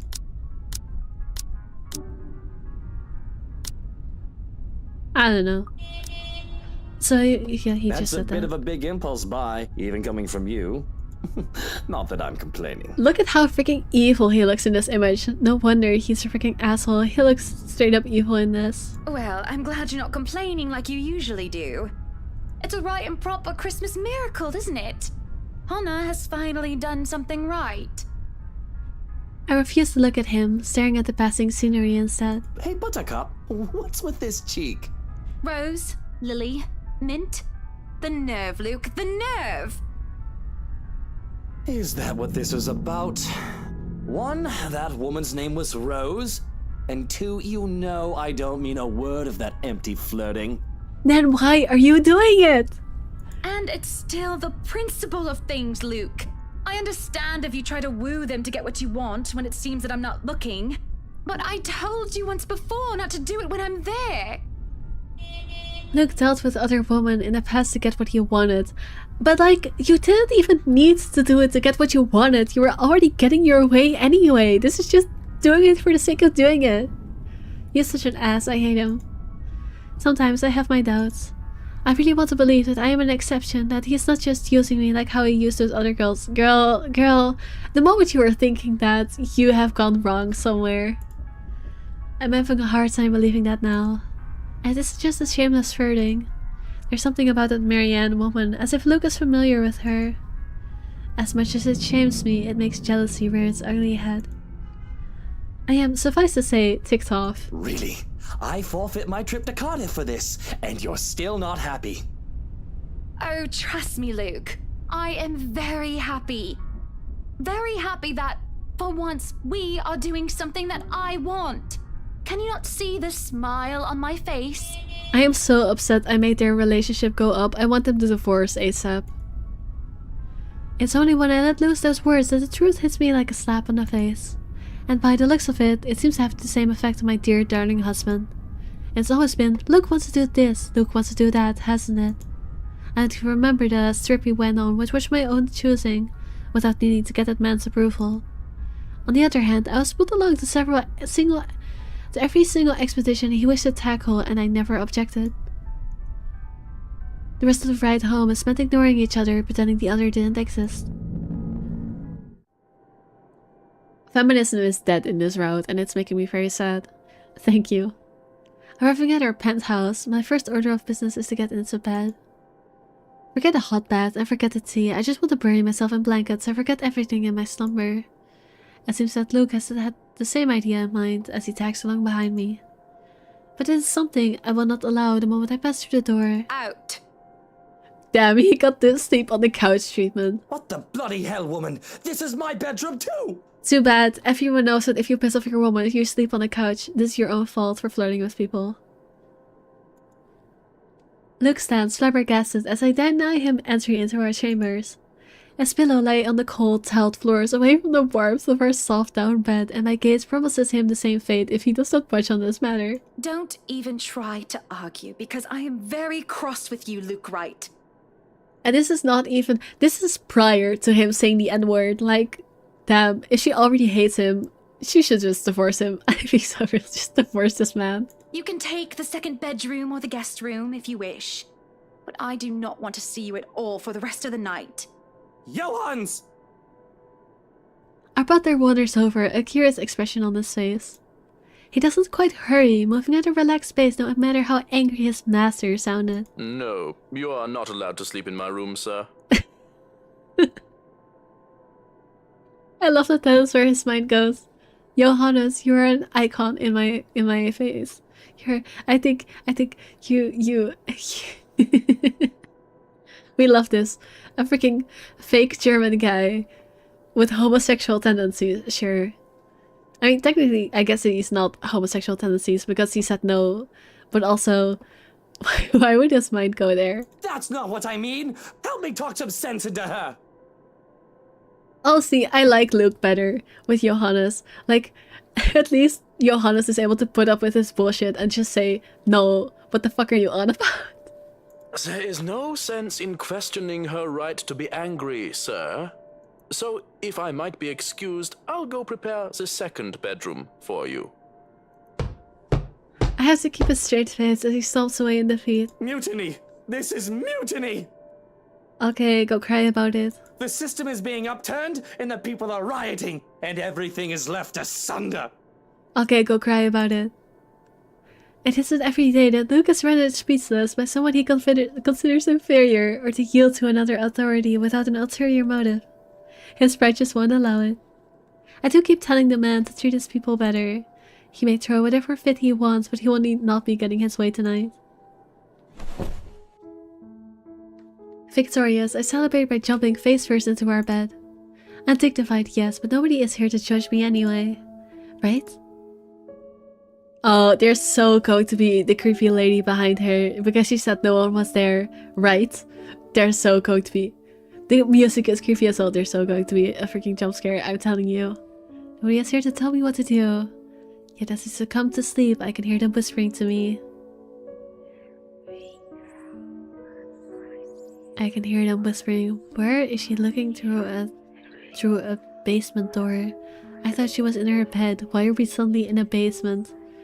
Or well, looking to a basement at least. Doesn't she live in a penthouse? Why does she have a basement? Is this a weird dream? Either way, I can hear them whispering. I'm closing my eyes for the jump scare. Calling for me. They want me. Need me. They drown me, pull me down, and suffocate me in their embrace until I sink to the bottom. A deep abyss awaits, inviting yet foreboding. They're calling to me from in there, aren't they? And I do want to help, I do. But when I try to reach out, something pulls me back like a hook sinking itself into my stomach. I hate that it still got me. I knew it was coming, but it still got me. It was a dream. And I break through the surface with the grass.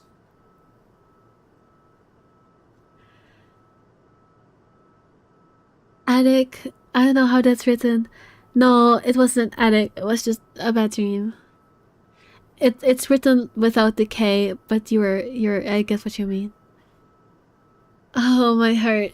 Oh, I knew it was coming, but it still gets me. Alone in bed, without Luke to hug the covers, I am swathed in cloth and sick with sweat. It takes me a while to untangle myself and kick them all off. Both the bed and I are a right mess by the end of it all, but I am more than eager to just get up and go out for some fresh air.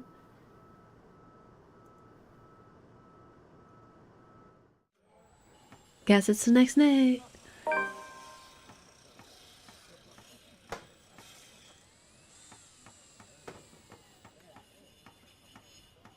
The days past had gone by in a blur. We hadn't talked much, Luke and I, outside of necessity. In fact, we've hardly talked beyond the topic of acquisition of properties.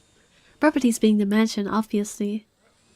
Everything had been so busy that I haven't talked to anyone outside of business, and it is just so stressing. Someone could understand my need for a good chat, preferably over a good meal. There are times when my decent, emotionally healthy, and socially capable person need a good friend. There are times when any decent, emotionally healthy, and socially capable person need a good friend. One who will talk to them without conversation degrading or turning into an argument. Or barring a nearby friend, I have an interior designer under confidentiality agreement to listen to me. Up, higher, come on now! A place is bustling with movers, carrying furnishings here and there, along with several trunks of personal belongings taken from our penthouse. I can hear Luke barking at them in the other room, making sure nothing is handled carelessly or gets stolen. Careful now! Oh, interesting. We skipped over a day, I think, or at least a couple days even. Because we're now... Are we now on this day? No, we're not on this day. We're... What day are we on? Oh, we're on this day. Oh, we skipped over a bunch of days. I know your pictures are framed by cheap plastic, but those are framed by African blackwood and are one-of-a-kind commissioned paintings. Oh boy, we can add shouting at minimum wage employees to the list of his sins. Each one is easily worth a lifetime of what you lot make. It's hard to tune him out. The boss did not do a good job of muffling him at all. Family Guy death pose, I know, right? But then again, it is Luke. I would still hear him prancing, even if we were on the opposite side of the mansion and I'm wearing hair plugs. I'd really like to thank you for inviting me to breakfast, Mrs. Wright. But I already ate, so I should really go back to work. I want her to break up with Luke and go date Marianne instead. I want to go the lesbian route. Not even because I like Yuri, but purely because Luke is an asshole and anyone is better than him, and I just want to see him end up miserable and alone. That's honestly... He is so, I know. Nonsense! You arrived so early, you must not have gotten a proper meal. Our butler has made a surprisingly lovely bubble and squeak. Bubble and squeak? What the hell is bubble? This game needs to stop using fancy words. I feel so uncultured playing this game. I have to Google everything. Bubble and squeak. Bubble and squeak is a traditional British dish made by pan-frying leftover vegetables, primarily mashed potatoes and cabbage, into a crispy golden brown hash.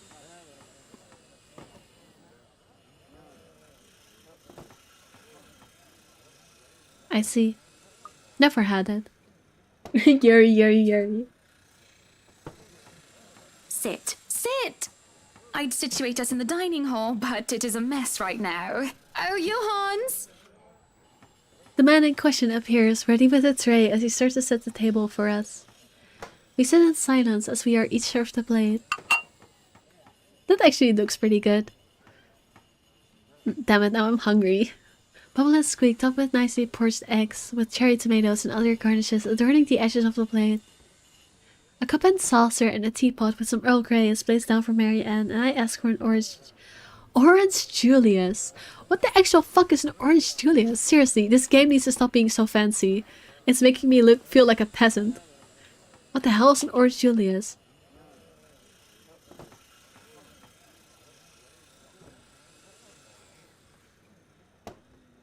It's like a creamsicle soda. Alright, sure. How are you liking the project? Drop that vase and I'll have your head! Such a nice breakfast with Luke shouting insults in the background. Perfect atmosphere. I know it's only an 8 million yen vase, but I swear, Why is it in yen? This game isn't Japanese. I guess he bought it from Japan. Well, it's certainly a fun challenge, incorporating the designs of a Jacobean manor and the functionality of a modern household. I have ideas I would like to suggest, by the way, about what to use the second bedroom for. I have been informed of your goddaughter and thought a kid-friendly room might be in order. Goddaughter? Goddaughter. I mean, I know what a goddaughter is, that's not what I'm asking. I'm just saying, like, we haven't seen any children at all, and I do not trust them to take care of a kid, so I don't know. I think I'm going insane since I see Rockstar Freddy every time I blink. Well, that's definitely concerning. You should probably get some rest. Leave my super calming horror game stream open in the background to lull you to sleep and go get some rest. That does sound pretty concerning. You read my mind. I was actually going to bring that up. Oh, that would just be so lovely, Marianne. That way, Kylie can bring her friends over as well. And a good friend of mine, Rochelle, is expecting a baby. So, why don't we think about putting a crib in there too? I can just imagine little ones running around, filling this place with the pitter-patter of their feet. Gertie has baby fever. We'd have to make sure they don't trip and fall on the stairs, though. Unlike Isabella, the idiot. We won't be able to finish everything up until after the party, but we'll have it ready by then, so that all we need to do is to move in the furnishings. Yes, that's plenty fine. It's not like we're in a hurry to have it. And we wouldn't want the workers to disturb the guests or the other way around, do we? Just make sure it's presentable. You know, in case a guest snoops about. Of course. As for the kitchen you wanted, I've already negotiated for the high-end stoves and the hot and cold drawers, so on and so forth. I've got a friend who is able to customize them so that they'll look like the counters we'll be replacing and fit the rest of the interior. They'll be bringing them in today. Why can't you people do anything right? Don't drag it. You'll scratch the wood. I do love his crash out. It's really entertaining. Also, he is right. Don't scratch the wood. Carry things properly. If you are a moving company, you should know. But also, shut up, Luke. Please stop yelling like freaking Gordon Ramsay. You are not... You are so... You could be saying all this in a way more decent way. Excellent. But no, really, how have you liked it so far? Oh, it has been wonderful, believe me. Everything is going smoothly too. It has been a long time since I've worked on something on this grand a scale. Nowadays, everyone is about condos and flats, living in the city where every room is an identical box. Believe me, this is very refreshing. We lived in a condo before this, Marianne. I didn't mean any insult. It's fine, sweetie. Oh my god, they are so... I want them... I ship. Look at you, all frazzled. I was just pulling your leg. You cannot tell me there is no lesbian tension going on in this scene right now. You cannot tell me this is 100% straight. Like, look at them. What is going on here? Honestly, I would look to barge into this room, see them flirting, and go, what the fuck? Why are you beating me at my own game? Hi, I still don't know how to pronounce your name. Yes, gay indeed. Should I call you... Oh gosh, I don't know how to pronounce anything in your name. Oh no. Banani? Is that how you pronounce it? Hi, Banani. Your text-to-speech said it well. Actually, well, yes, my text-to-speech is set to Dutch, so that would make sense, because banan in Dutch is banana. Yes. Luke wanted that penthouse when we got married, and you can thank him for purchasing this place as well. She looks confused. Of course she has every right to be. She no doubt overheard me push that estate agent into the sale, making quite the aggressive offer. She saw me sign the papers for the mansion as well. I just had to scoff. Don't be fooled. I'm just the treasury. I wouldn't be able to make a purchase this grand without his seal of approval. I see. That's it. That's all you have to say. Yes, it wouldn't be appropriate to comment further. True. At least she has professionalism. It is unprofessional. Unprofessional? Girl, she's not your friend. She is an employee you hired. Don't. It's one thing to vent to her, but don't expect her to, like, be unprofessional just to calm your feelings. I can't help but let out a deep sigh as I stick a fork into the dish. I don't want a professional. I want someone who will either agree with me, even if it's just for the sake of agreeing, or someone who will try to talk some sense into me. then get a friend. Tutorial responses are so boring. There's no discourse in the middle The ground. food is good. Best bubble and squeak. Of course it is. Our kitchen staff only uses the freshest hand-picked ingredients. Only the best for the rights. Mr. Wright is not joining us? No, he's too busy yelling at minimum wage employees. No, he is far too busy bossing people around. Same thing I just said. He even refused to join me for breakfast earlier. Hence, this. I see. My apologies. I really don't know what sort of response I feel bad you for expect to get Marianne. from me. There's the clatter of silverware as I slam my hands on the table. It is frustrating. I am frustrated. At Luke, mostly. But Marianne's neutral, professional answers are certainly irksome as well. Girl, you're being like Luke right now. Except instead of yelling at minimum wage employees, you're expecting your freaking interior decorator to be your therapist. And that too is not chill of you. You're a human with feelings and opinions, aren't you? No, right now she's on the job, Curly Pop. Don't give me this bollocks about being professional when we're having a nice friendly chat over a nice and friendly breakfast. I can only talk about interior designs for so long, and I detest one-sided conversations, Marianne. But I really don't know what to say, Mrs. Wright. I feel I am losing my liking for Hannah. She is being an ass right now. We were talking of no topic in particular, and... Luke. We were talking about Luke. About him not eating breakfast with you? About him treating me as if I were some treasury. I didn't realize I shouted that loud until it is too late. There's a stunned silence that settled before I snuck back into my seat. Hiding my face behind my hands, I could feel my shoulders shake. Girl, you're putting way too much on her right now. She does not know you.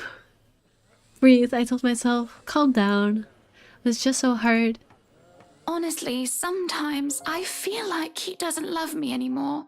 She really is treating this like therapy. She is spoiled, I agree. Girl, she's not your therapist. She's not even your friend. Oh, have I been so blind? Did he ever love me at all? Was our marriage all for the sake of saving his company and his wealth? I mean, she is kind of right. Their marriage is garbage, but this is so not the place and way to do it. Because? Because? Did I say all that out loud again? No, this is bad, unacceptable. It has been rumored before, the real reasons for our engagement, but if anyone were to know of this. Marriage is of necessity. To carry on political and financial power used to be a common thing, but the Evans Wright union is the perfect happily ever after. Was supposed to be. It's true that we first met each other in order to discuss dealings, to make the then failing Wright Enterprise a subsidiary for Evans Incorporated. But I do remember being in love with him, and there were times when he said he loved me back. Even if I'm not sure what the truth is now. Girl, I think you just got manipulated, I'm not gonna lie. Either way, I do not want the Wright name or the Evans name dragged through the mud because of a slip-up. I'm not gonna threaten her, girl. You've already been too demanding of her. I'm not gonna threaten her, I'm just gonna ask. Marianne is a good sort, isn't she? She does seem like a very decent woman. Like, she has done no wrong so far. So far, she has been reasonable and accommodating, even towards Luke's ridiculous requests. Patient and professional, did it only extend to business? Would she be able to understand that things like this are not as simple, not as clean as they are painted to be? Certainly, I can talk to her. Ask for her. I won't speak a word, Mrs. Wright. Not only am I contractually obliged to, it would also go against my principles. This is no one else's business but your own, and it should be kept between the two of you. And whoever you wish to seek counsel from. Yes, we stand Marianne. She's saying the right words right now. She needs to, like, seek someone who can give her actual advice. Please, Marianne. You have to understand these sort of affairs. If anyone were to know this, they could just twist it and we'll be ruined. All I ask for is your silence on the matter. She's already agreeing. If I am to be frank, Mrs. Wright, this isn't new for me. You aren't the first, and you certainly won't be the last to have complicated dealings. Unless what you're doing is illegal, I turn a blind eye. By the way, I am curious what the lines in this relationship chart are for. Like, I'm assuming that reaching the lines gives you some kind of change in like the scenario. Because I thought it would just be like where you started, but it's not because I made Luke go up by accident, so I don't know. Can I trust her? If I wasn't in the same boat, I'd be trying to pry those secrets and gossip with you about them by now. Well, I'm keeping that information confidential as well. It's not like I have any other choice, do I? No, trying to threaten her is definitely not the way to go. Thank you. Because that is in fact illegal. We continue to eat our meal in peace, finishing off the last food and drink. When the door to the parlor opened, Marianne and I are just sitting in silence. Madam, the photographer from Luxury Living is here. The photographer? I give him nothing but a small nod. This was a wonderful meal, Marianne. You're free to return to your duties. I must excuse myself. It was my pleasure. And thank you for the food as well. Making my way downstairs. I don't know why I tried to sing that. I look back and see Marianne giving me a nod. And a small smile. That certainly put me in lighter spirits. An interview with Luxury Living. That's today, isn't it? Oh yes. People had caught wind of our new mansion the moment we left the open house. Look at Busted, he could acquire the property in no time and allowed a photo shoot for an interior design magazine to be scheduled today. Well, there were complications and it took longer than it usually does for us. Hopefully, I won't have any other unfortunate slip-ups with someone who isn't bound by confidentiality. The mansion grounds has been one of the first things that... I don't know why it turned Southern American there for a second. One of the first things to be fixed up aside from the bedroom. Although it is still a work in progress, it had a promising start. I can already see the flower patches. Luke's favorite daffodils stand out easily, having been transplanted from the pots that used to litter the rooftop to our penthouse. Why, if the moving crew thought that Luke was being hard on them, they certainly didn't see the landscaper on its way out. Great, great. Just make it even worse. Why not? I'm gonna take another drink.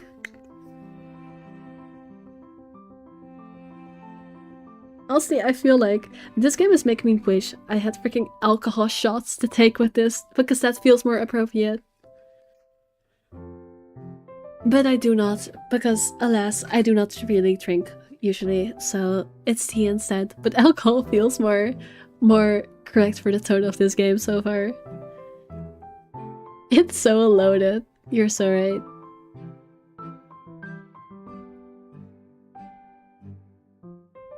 The man looked like he was ready to faint, and Luke seemed ready to kill him by the end of their discussion. Ah, it's Zachary. Please don't be mean to him. No, wait, actually I would. Oh, but no. I like Zachary as a character, but I do not want him near this mansion while the rights are here, because Luke is a freaking racist. No. It is in the gardens that I see him standing near the flowers in quiet admiration. Right, he did say he wanted to take pictures. Oh boy. He is hard to miss. The hulk of a man that clearly did not belong, and the big backpack and suitcase he has with him makes him look much larger.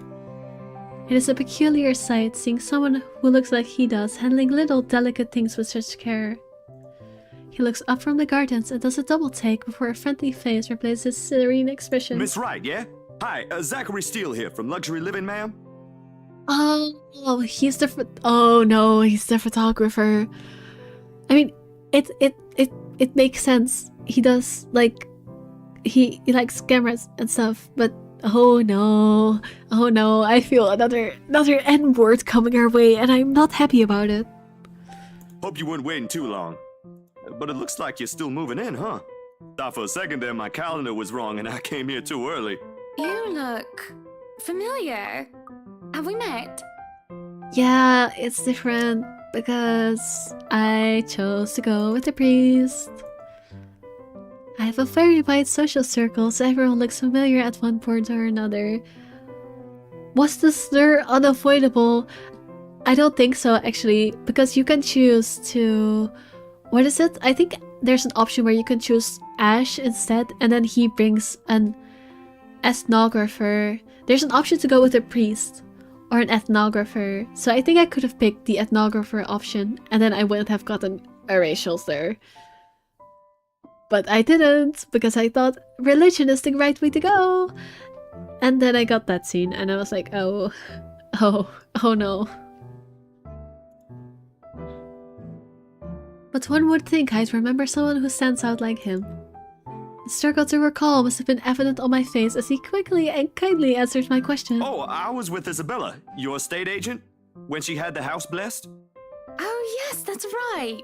Small world, isn't it? Should have known you were Miss Wright.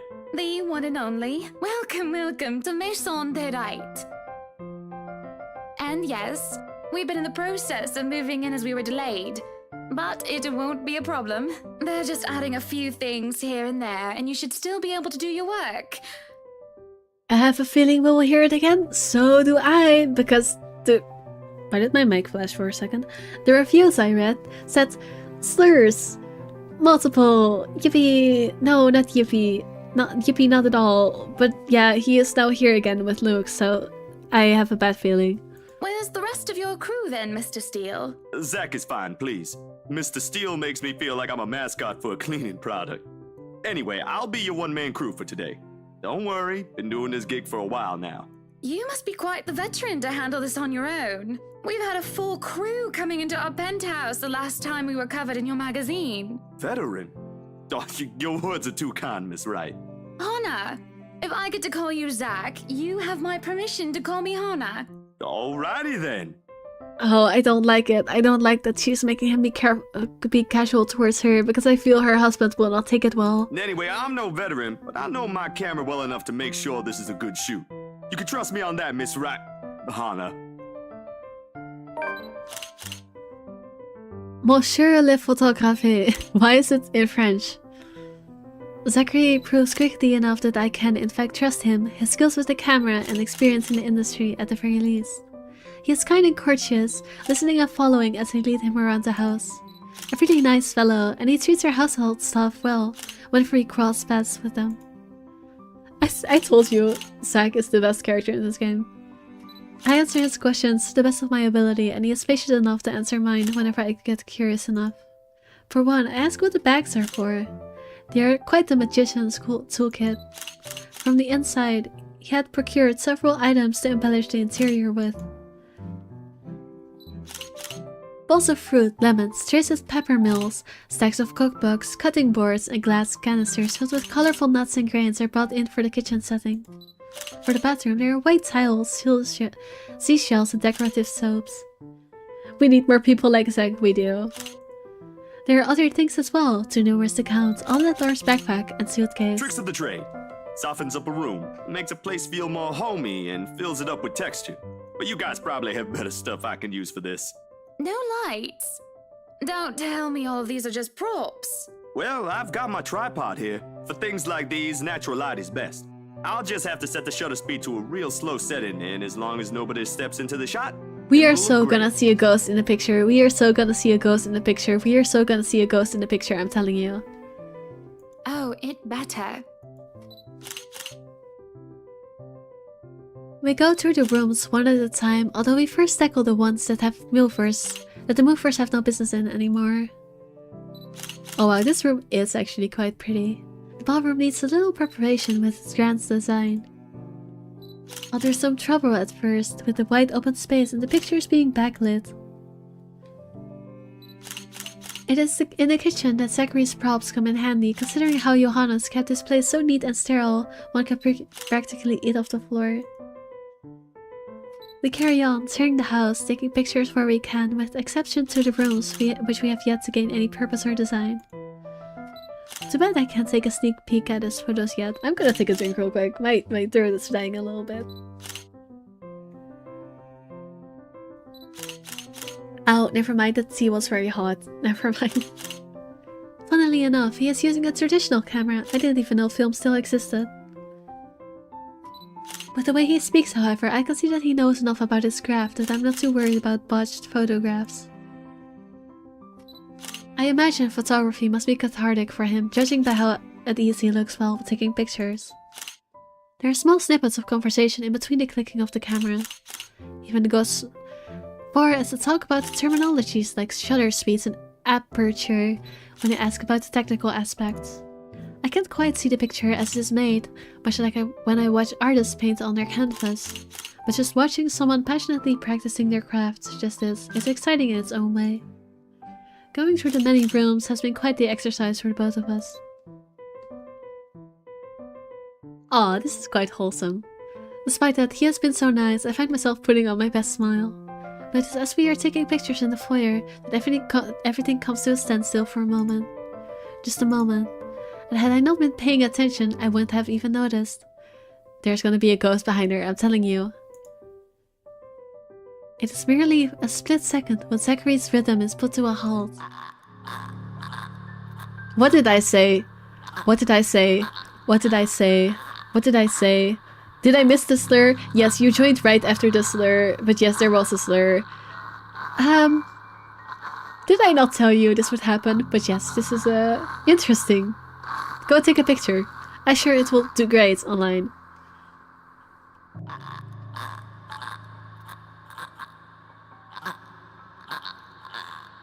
Yet he also doesn't pull the camera away from his face, gaze still firmly fixed through the viewfinder. His hands shake, and there's a light sheen of sweat on his forehead. Zachary?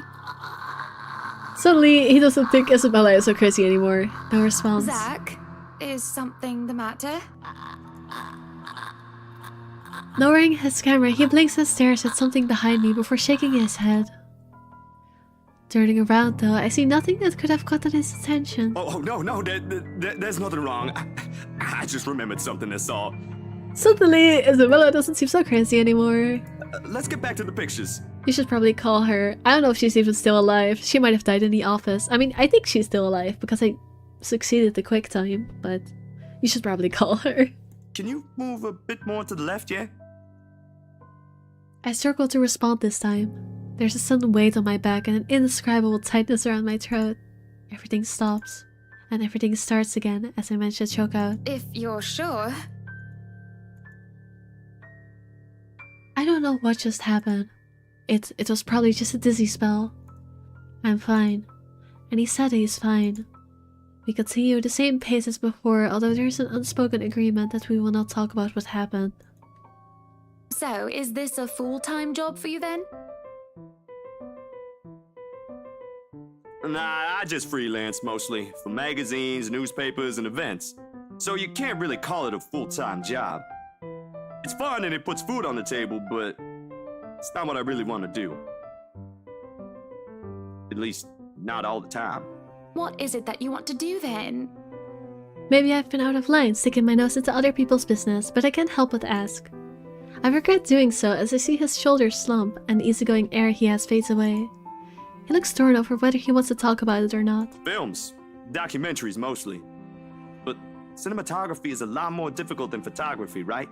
I was working on this thing, actually. What thing? Well, it wasn't really a big thing. People didn't like blue foncé very much. People don't like a film about colors. I suppose they would have liked Blue Bibby a lot more. Very funny. So, Grand Director, do you want to tell me what Blue Foncé is all about? Every time they get along, I get so scared that Luke is gonna come and sit from him and say something nasty. He hesitates, but when I refuse to budge on the matter, he gets in and spills it all out. Oh my fucking god, I do not speak enough French to pronounce all this. Bleu français, la bleu sans... Fuck, I don't speak French, guys. Bleu français, la plus sombre des noirs britanniques. Yes, that's my best attempt. Dark blue, the darkest hours of the Black British. He speaks with passion, of one who has gone through the very matter he is concerned with. There's conviction, knowledge, and experience in his speech. Why, I would have told him that he is an amazing speaker if only I wasn't so engrossed listening. Prejudice and discrimination in schools and in the workplace. Lesser chances for opportunity and higher chances of being treated like a criminal. He spoke of blacks and people of color in general still being treated like second-class citizens, all because of the color of their skin. It's all just positively riveting. Also sad. It comes to a point wherein he soon loses steam. He looks abashed, realizing what he had just done. Sorry, I just got so carried away and... It's fine. It is really so fascinating to watch people talk about their passion after all. You should see how your eyes light up when you speak so fiercely. You do have very beautiful eyes. Girl. Mavis, you were right. You were so right when you said that she is just gonna start flirting with everyone around. Bro, your husband says the N-word. I know. She has no right to be saying any of this. Like, good for her that she supports his passion, but also, girl, if you're really motivated by it, then you should take care of your husband's issue. Like, girl, and that's such a flirt she is. She has no right to say anything about Luke. She is equally bad. Uh-huh. Thanks, I guess. Zach is probably also like, so the wife of a guy who called me a slur is into this, huh? I don't know how to feel about that. I want to say that I understand where he's coming from, but you don't. But I really don't, do I? I was born with a silver spoon in my mouth and I've lived a charmed life. It hasn't been perfect, but the difficulties I've been through pales in comparison to what others experience on a daily basis. I certainly don't know how it would have fared were it any different. Would I still have met Luke, and would he have still loved me if I was any lesser? What was your home like? These things you talk about. It sounds like you've... Well, I don't mean to pry, I mean. Live with my older sister and my grandparents. We had a shop selling all sorts of things below our flat. And well, I was one of the few non-white, non-British students in class. I didn't get pushed around or anything straight up. Even then, I was one of the biggest kids around, but a pencil and notebook would go missing, you know? Oh, that I knew. Children can be so cruel at times. Of course, it may be a slightly different story when you have personal guards, and the stolen item is not a pencil but an expensive heirloom. Girl, what? So what about you? How you liking your new house? It's pretty impressive. It's nice, I suppose. You suppose? Not big enough? What? No, oh, don't be a bully. It's just that... I understand if you don't want to talk about it. I was a little girl, all dolled up and treated like fragile porcelain, with nursemaids waiting to me hand and foot. All the material possessions anyone could ever want, I could ask for on a whim, and would be handed to me just like that. But I barely saw my parents. Just goodbye kisses in the morning before they went off to who knows where they were needed next. I saw them no more often, on the telly or in papers, than I ever did in person. I remember my old house. It was a lot like this one. Big walls and big halls, but nobody in it. Not really. It makes you think how alone you are. A pensive mood overcomes us, and there's a moment where neither of us are sure how to go on from there. Things have gotten a bit too personal, yet it isn't wholly uncomfortable, like as if we've been friends before. Well, that's normal, ain't it? You just moved here. You'll make home out of it yet. He certainly makes it easy to believe that. My childhood house is indeed a lot like this one. Just as large and extravagant. And just as empty. I hope he's right. So, Monsieur le Photographe, you've covered the one and only Ermengarde mansion. What's next on the agenda?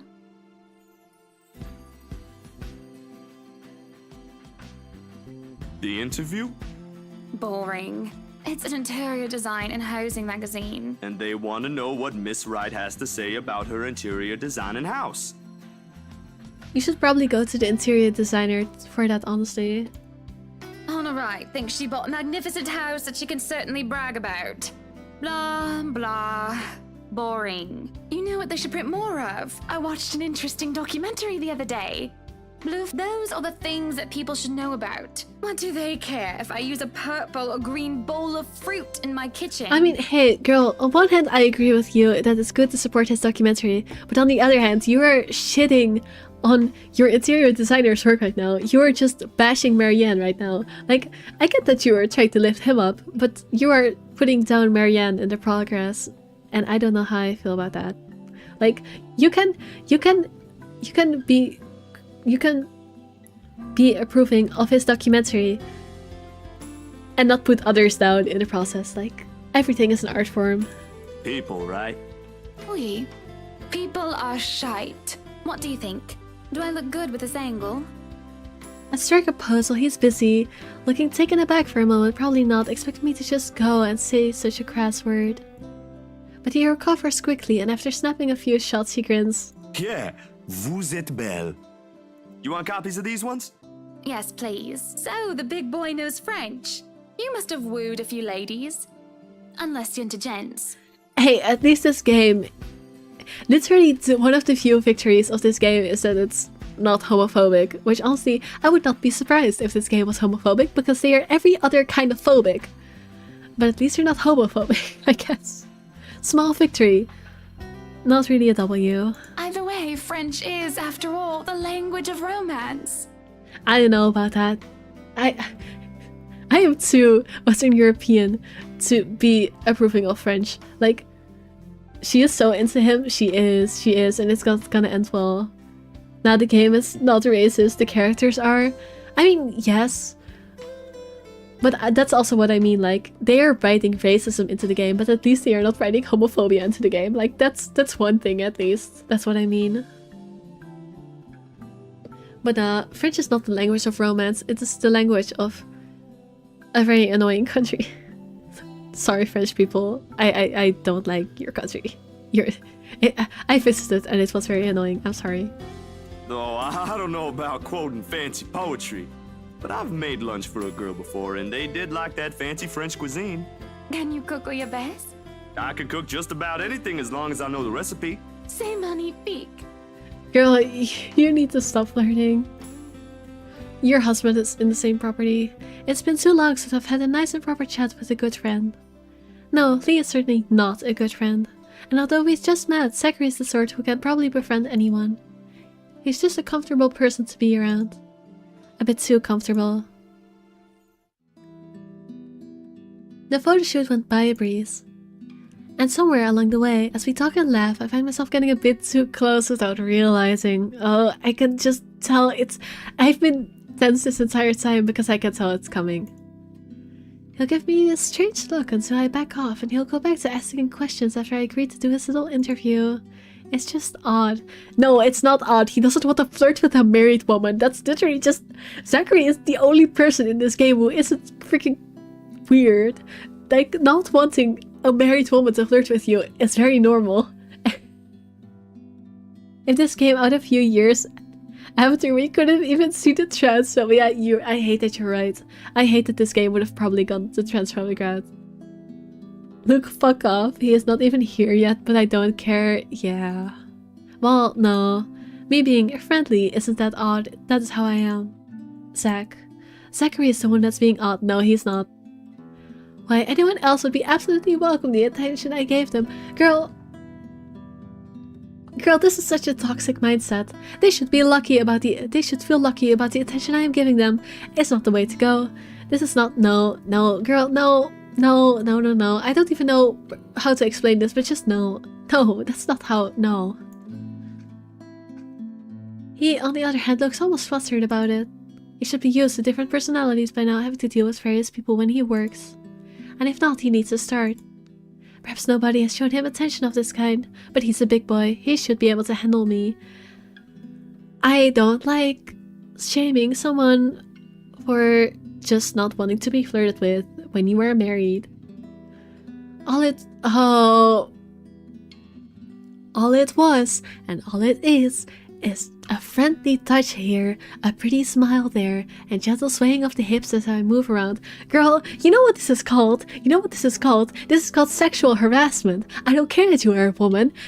You can also sexually harass people, and that's what you are doing right now. It might not be the severest kind, but it sure is sexual harassment. Never mind, I'm not going to bother. This game is going to continue doing this. I'm not going to make a whole thing about it, because I will inevitably have to bring this up again. Zachary grew more and more red every time he noticed. Am I being mean as I find enjoyment in seeing him unravel? Yes, you are. Perhaps. This went on during the interview and beyond that. There's nothing wrong with what we're doing, right? If you are questioning if it is wrong, it probably is. Zachary and I are just having a playful, friendly chat while enjoying the outside view. At least that's how I see it. I'm sorry, but I'm really getting distracted. Could you maybe stop doing that? Stop? Girl, we are not sexually harassing this man. Nuh-uh. Hannah, you really can't be mad, your asshole husband, if you are going to be like this. I know, right? She's doing the exact same thing. You're equally sexually harassing people. I'm going to make her stop. I'll stop if it makes you uncomfortable, sweetie. Thank you. Also, don't call him sweetie. I thought it was fun when she did it with Marianne, but it is not with Zach because he is so uncomfortable. Sorry. No, I should be the one apologizing. Why, you're a shy one, aren't you, big guy? It's not that, but... I know, right? She is married. I would be like... Zach is literally the only sane person in this game, I'm telling you. See, I know, right? He gestured to the ring on my finger and lets the fact of the matter hang heavily between us. Being told implicitly that I am too forward is not a common occurrence. I think I'm more stunned at the fact he pointed it out rather than, well, being rejected. Not that anything is going to happen between us in the first place. It was just going to be some harmless flirting, right? Girl, Zachary, my dear, I'm so sorry, I agree. I'm sorry for me as well. Sorry for playing this game and making you live through this. So, you've never had a girlfriend? That is not what he said. No. Also, I guess he didn't. No boyfriend either. You know, just in case you were gonna ask for that one next. And you haven't even had your first kiss? Girl, this is so none of your business. Not a one, ma'am. Do you want to have your first kiss today? Hannah, he just told you to stop. He just told you to stop.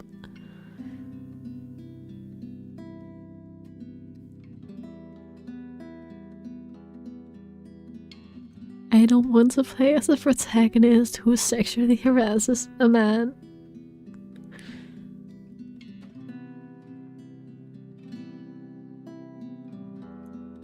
I can't help it. I really can't, and I am going to apologize lots later. Surely by the catty smile on my face it's obvious that I'm just pulling his leg. The laugh I failed to contain certainly gives it away if it still isn't obvious.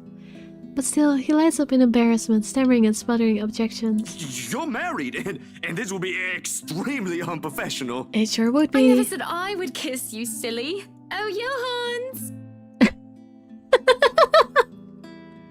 My joke about Johannes being gay apparently has come back and paid off. I can volunteer, forget about the married weirdo Zach. Honestly, real, I too would volunteer. That doesn't sound bad. But no, we're getting German butler up in here. Honestly, I kinda like this twist. I like the Johannes' gay bit. It's funny. No! What? No! Don't call your butler. She's Hannah! That would be for the better. I don't think his husband would appreciate it if I made him kiss another man. I was joking when I told Johannes that he was gay twice. Apparently I was right. Johannes is giving queer. He's not just giving queer, he is now confirmed queer. Well, he is gay. Well, apparently I have an accidentally well-functioning gaydar because I clocked that immediately. Did not know I had a gaydar, but apparently I do. Well then. I do not think you can hear us from here either. But it is hard to think you're not taken, Zachary. Why, whoever becomes your girlfriend will be so lucky to have you. You can cook and take wonderful photographs. Honestly, I want him together with Isabella. They are a cute couple. They are wholesome. Like, they don't have romantic chemistry, but I do like. If he has to be with anyone, I think him and Isabella have the best chemistry so far. Because Hannah's a weirdo, and I don't know, what's the other girl's name? Becca? I don't know, she's just kinda there. Wonderful meals and wonderful memories. I can play guitar too. You can? Oh my. Wonderful serenades as well then. Isabella's a bit annoying. Just find someone better. Honestly, yeah, just go find someone completely not in this cast of characters. I actually agree with that.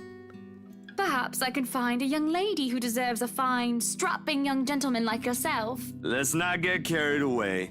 Besides, I gotta be going. It's getting late and I got someplace else to be. A shame. I will be expecting you again soon, I hope. For a copy of my photographs, yes? Of course. I'll even deliver them personally. Just, you know, don't try to make me kiss your butler when I drop by.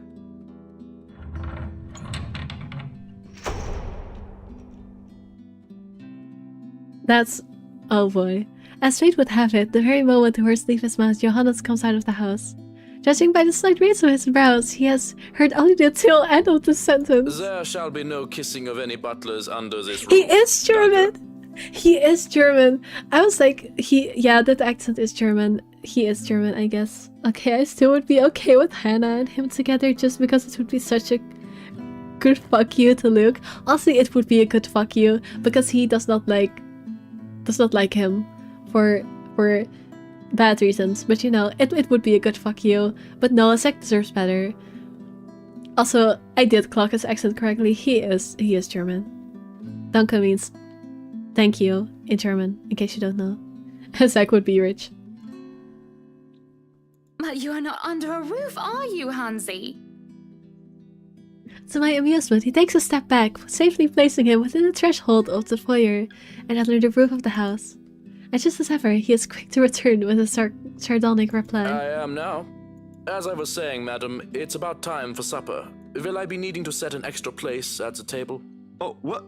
No, I was just leaving, actually. So, you have a good night, Hannah, and you too.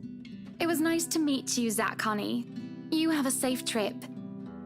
He nods, and the grin on his face as we say our goodbyes is the sweetest that I have ever seen.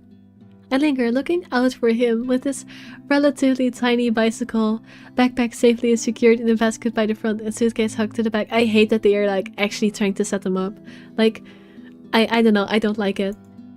I watched as he went down the path back to Ansem village until it was nothing more than a blip in the horizon. I cannot help the small smile on my face as I go inside for supper.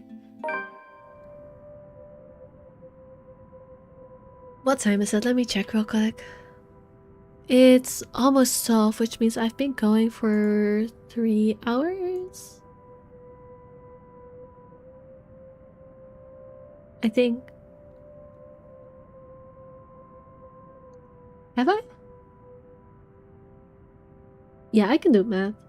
Do I want to go a little more? Do I want to go a little more? A little bit more. Why not? I will drink some tea first though.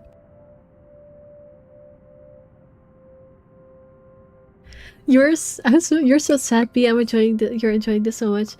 Honestly, I'm having a good time too. Again, I really like streaming this game, but it performs badly. So oh well. You feel like this is going to be the last letter stream? Actually, let me see how it's been doing so far. I'm kind of curious. I can only see the YouTube stats, but I might as well check. Actually, it's not doing that bad.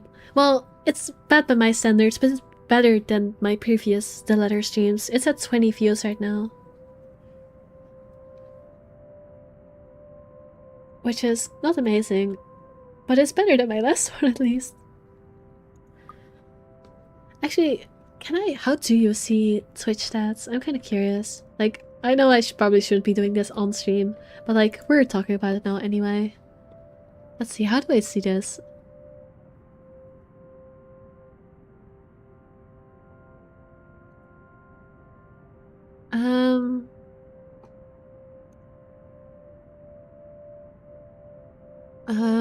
I don't know how to... Is it through here? Overview, analytics? Stream summary, maybe?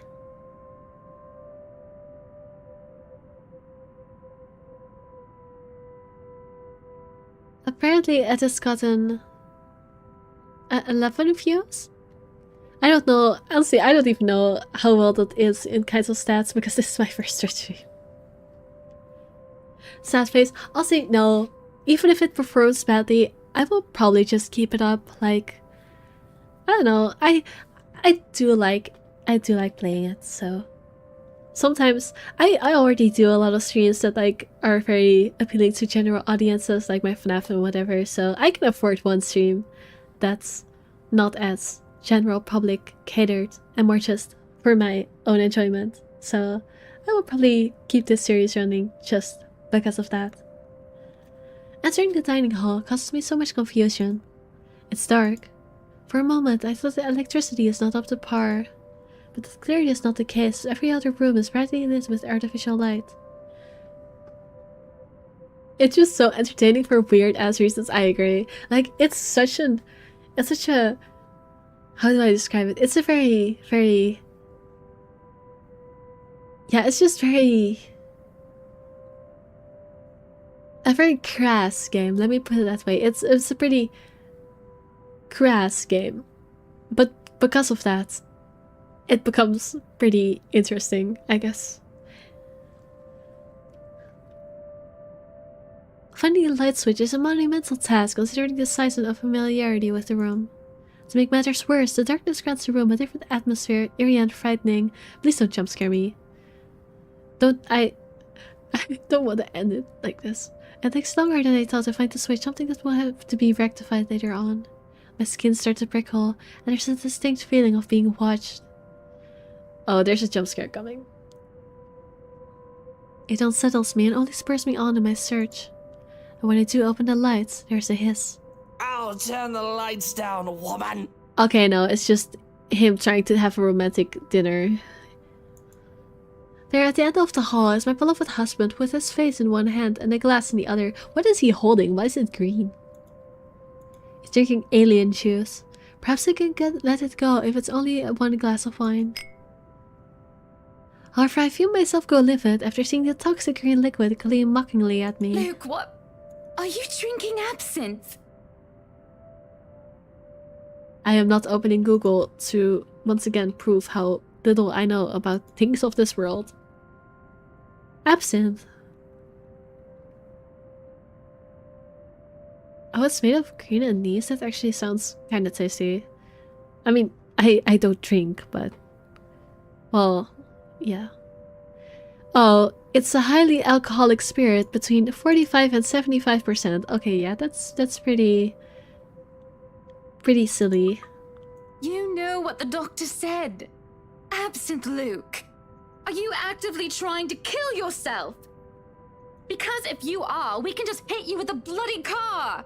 I vote in favor of this. I think hitting him with a car will be the best outcome here. Honeybee, Buttercup, not too loud, please. Besides, it's Lelouch, not too strong.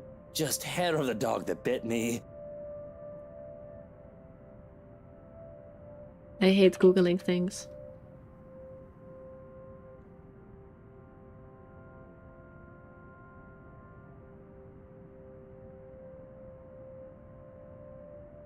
I still don't get what it means. It's some kind of alcohol process, whatever. 75, yeah, it's very alcoholic.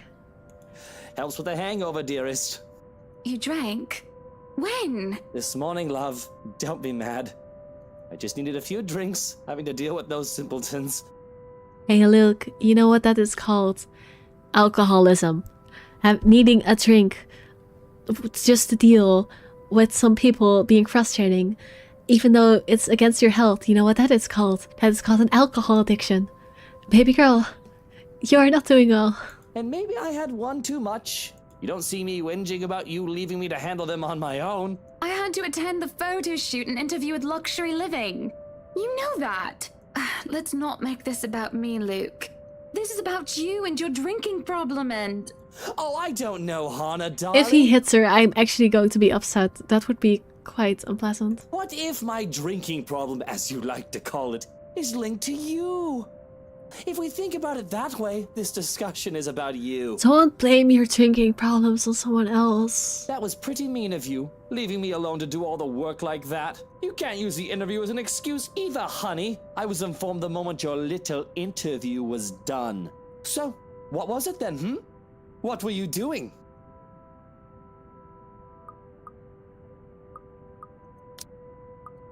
I don't like lying to him, but I feel like if I say Zachary, it will be racist, and I don't want that. But also, fuck him. We're being honest. I was talking with Zachary, the photographer for Yep, luxury he living. disliked that. That's exactly what I want. Please hate me. I want a divorce. I have no reason to tell lies. It's not like I am guilty of anything. But as Stoke's expression turns, he makes me feel like I am to blame for something. He has a way of making me laid bare with just a look. That had really struck me when we first met years ago. That giant Negro?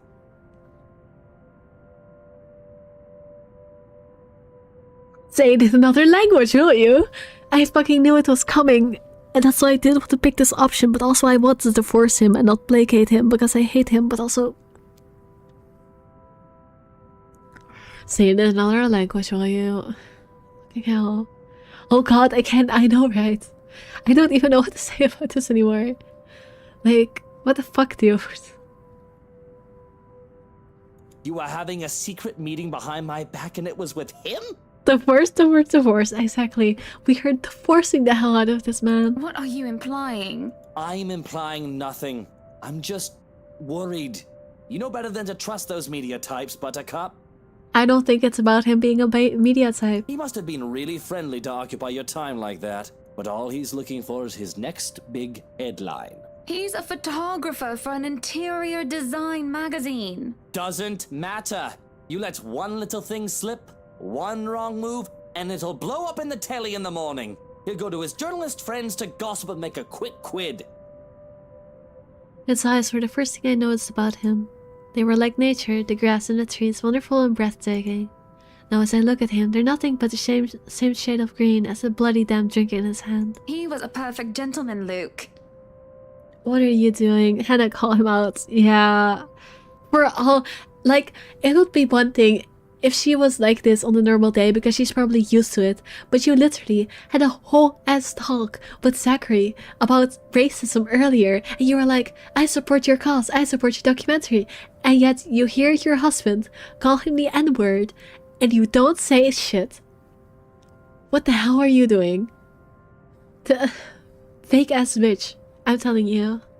I can't say the same for you as of recent. Excuse me again? We're talking about you, Hannah.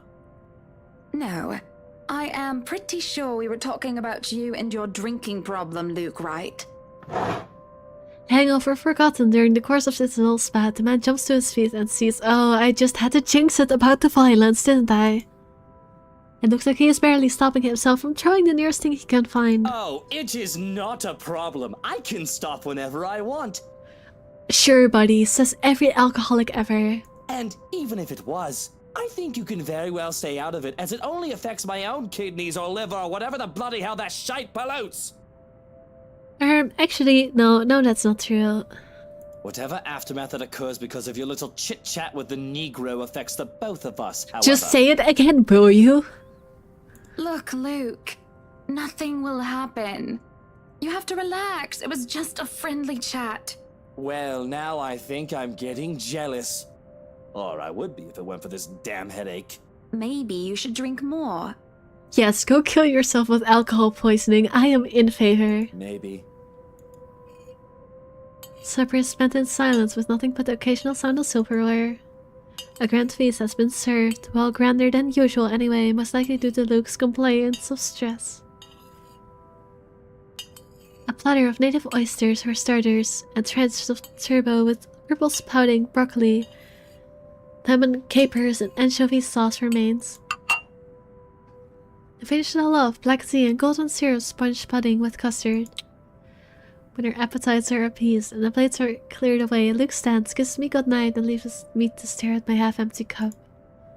Lonely in the lull of the night, I sit in a house too big and too empty, foreign and unwelcoming. Even with its warm tone and homely decor, it feels cold. There's no need for tears, however, I know I can get through this like every other obstacle I faced before. This is a minor setback in what I hope will be a long and happy life. Girl, you're living in a haunted mansion. I don't think your life will be happy or long.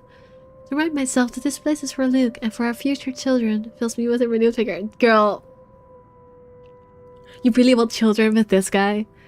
With Mr. Racist and alcoholic? Girl, he's not even gonna make it to the birth of your child at this rate he's drinking. Girl, there is no future for you. Be so for real. Besides, it looks like someone's having a cry already. Oh great, the ghost is here. The wailing is far away and muffled. At the same time, it shakes me to my very core as I hear it. As if the suffering is just standing right beside me. Hearing it sends a chill down my spine and makes my skin prickle with goosebumps. Hannah, you're dumb. Are you dumb? Yes, she is dumb. She is absolutely stupid. I'm about to get jump scared. I was about to grab my cup of tea, but I am going to put that down because I know if I get jump scared right now, I will spill it all over my keyboard.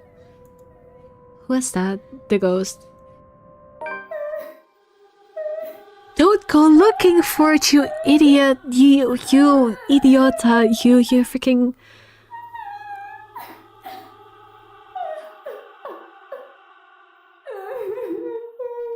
Jij domme kut. Well, at least we found where the basement door from the dream is, and I'm sure she will be in there again. She's so stupid, she had to make me pull out the freaking Dutch insults, I swear. Yeah, go look in the freaking, the wine cellar. Yeah, go look in it. Is anybody down there? Oh, so she's everywhere? Yeah, she's just omnipresent. I'm curious and concerned, but there's no way I'm going down into a dark and humid underground. I'm not as enthusiastic as Luke, who considers himself quite a connoisseur. However, I also cannot bring myself to go to bed with this racket going on. Girl, there is screaming in your wine cellar, and all you are worried about is the noise level. Do you not have a single freaking working cell in your brain? Girl. If it is one of the household help, they will surely need some talking. Alright, I did forget they have like staff that is around here, so it's not that strange to hear someone in the room, but you know. Call the police, I know. After all, this wouldn't be the first time I've gone and found one of the maids sobbing their eyes out over one thing or another. Girl, that's not good. You're their employer. That should not be happening. As professional as their staff are, they are still humans. More often than not, it was either Johannes or I who would calm them down, who would help them figure out how to go on about things.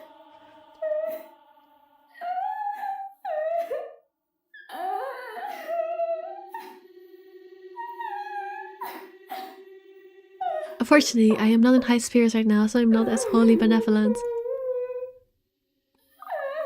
I am not opening that hatch. Do I look like an idiot? They literally predicted it in the dream. I am calling them out. I knocked 3 times. Waiting for any sort of reply yields me no results, and I've already touched the floor hatch far too many times than what I'd like.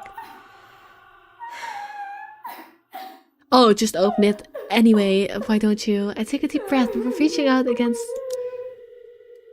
This is how I need to do with it. I take a deep breath before reaching out again to whoever's inside. I've learned from experience that people respond better to kindness than threats.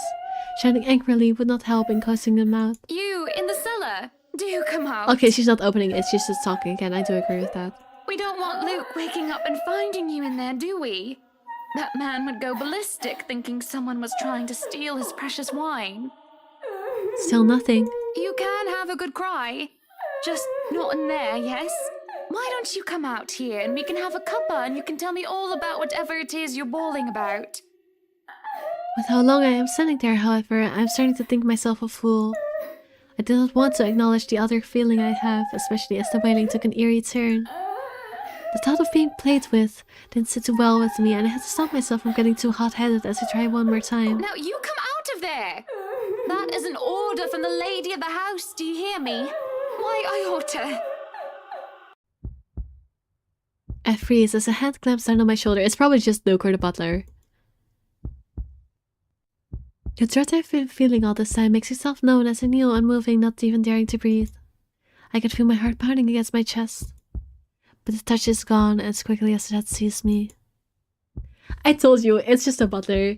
It's only Johannes I see when I look back. Apologies, madam, for touching you like that. You were not responding to my voice, and you looked about ready to wake the whole mansion up. The whole mansion? I was... I'm sorry. I was getting rather loud, wasn't I? But that crying woman in there, we must do something about her. He grows silent for a moment and just looks concerned.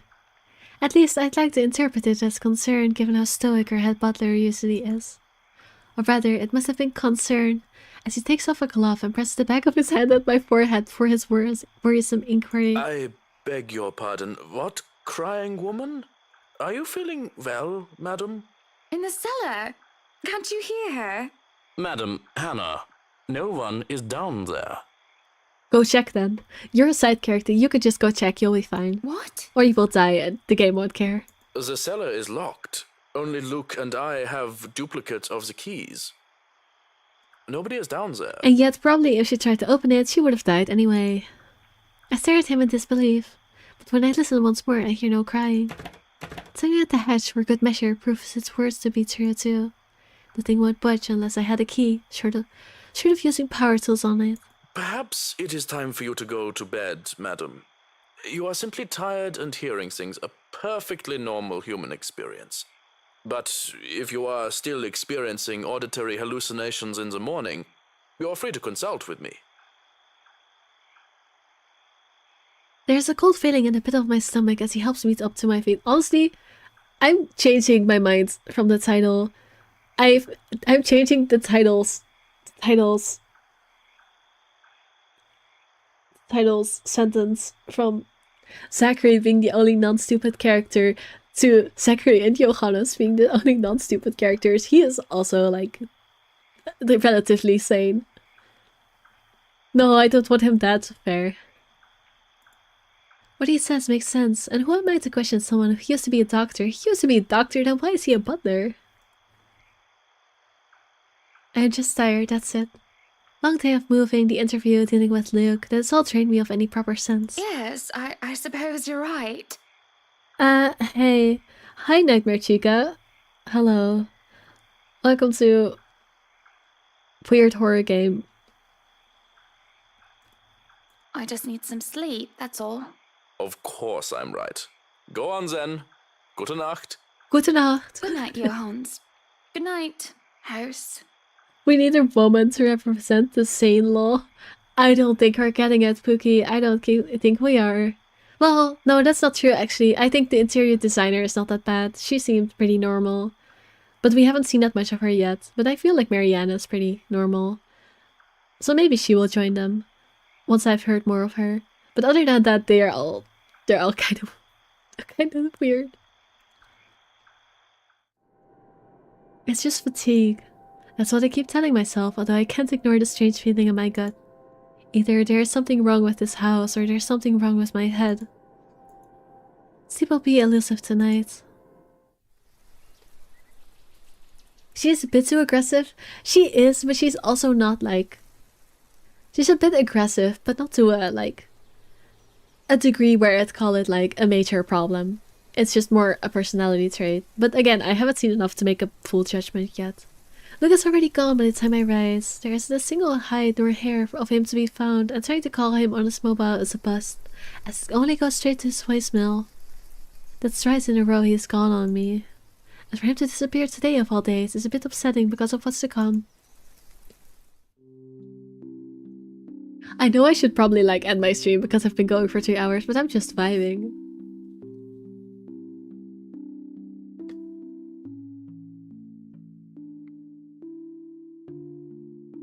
This game, in a weird way, is addicting. The morning is once again filled with a whirlwind of activity. Fortunately, I am much more refreshed this week, while I took a break from my responsibilities. I'm vibing too, I'm glad you are. I'm at the faintest clue where Luke was yesterday. Today's going to be a busy day, although unlike Wednesday, the master of the house isn't here right now, absent once again from his duties. Hell yeah, please be dead. I would love for him to be dead. Hopefully he'll be back in time for the party. This is our house after all. A grand housewarming party for the wonderful Bright Mansion. Every person of importance from Luxburn is invited, and there will be a few guests flying in as well. Of course, there will be some people from the media, along with friends and acquaintances who are made no less important, regardless of their status in society. Marianne and I discuss business and last-minute touches to the house before finalizing everything. Not that there is much to change from our original plans. For any huge additions to the property itself, the mansion is nearly 100% complete. You have certainly exceeded expectations, Marianne. Everything looks so marvelous, and in such a short time, too. I wish we could play as Luke and lose some quick time events. You are so right. I want to just kill that man. Well, I can't take all of the credit. People have certainly been enthusiastic about the idea of working on the Wright mansion. There won't be any more problems unless Mr. Wright has any more objections about the second bedroom. Luke and I had a small tip about making the second bedroom into a children's playroom, which I insist is completely practical, but you know he will be sleeping there, and you know it will ridicule him, so he's not for it. In the end, he had acquiesced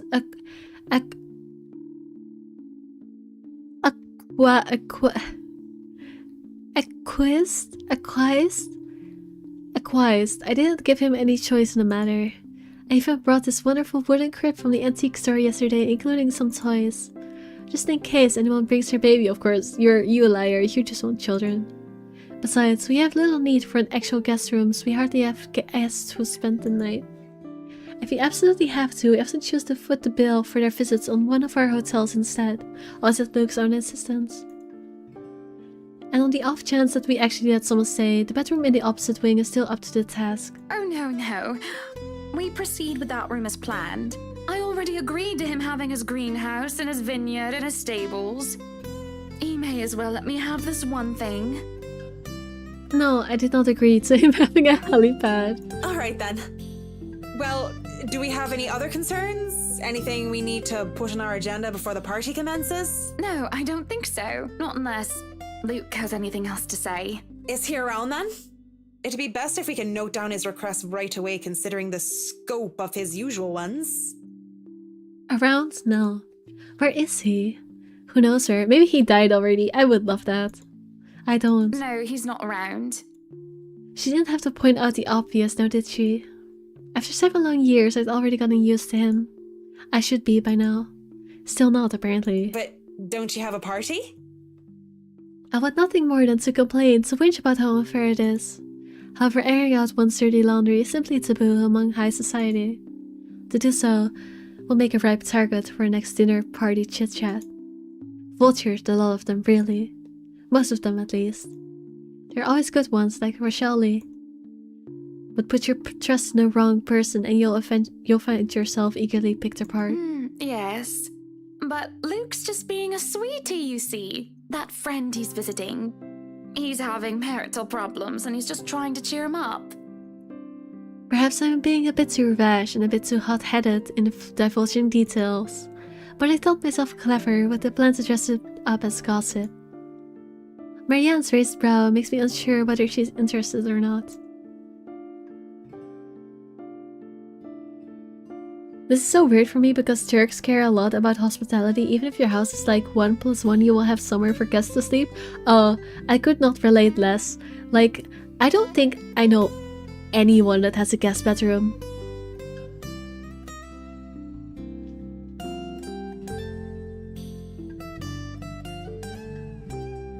They've been married for a long time and they've hit a... how do they say it? A rough patch.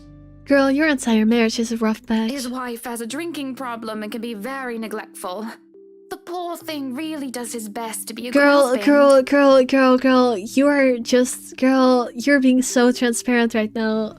You are not hiding shit. This is so clearly about you. This is like one of those stories that goes, well, asking for my friend. How do I get my wiener unstuck? Real super runner. You know, the stories that are clearly not about a friend. This is one of those as well. Just a female version. I'm staying in a very small apartment and I have 3 couches that turn into double beds in my living room. Damn. Yeah, no, I could not relate this. I don't think... I guess I technically have a spare bed in my house, but I don't think it's ever been used. Well, maybe when I... No, actually, maybe when I was like a child. Like 7. That's the only time it has ever been used, so... No, that's not very common here. But it's never enough for her. Sometimes I think it's the years. Maybe it's been so long that they've lost that romantic spark. Girl, you're being so obvious. What do you think? You were asking for my personal opinion on the matter, ma'am? Do you want me to be honest, or...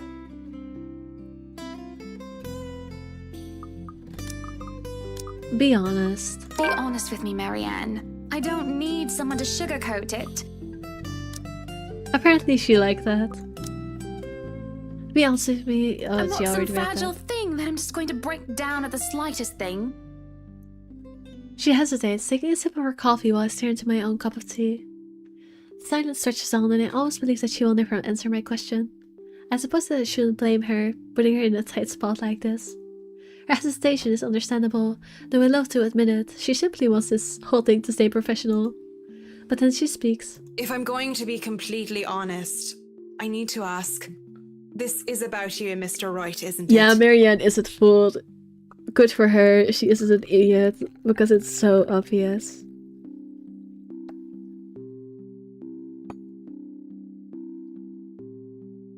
It's my turn to hesitate now.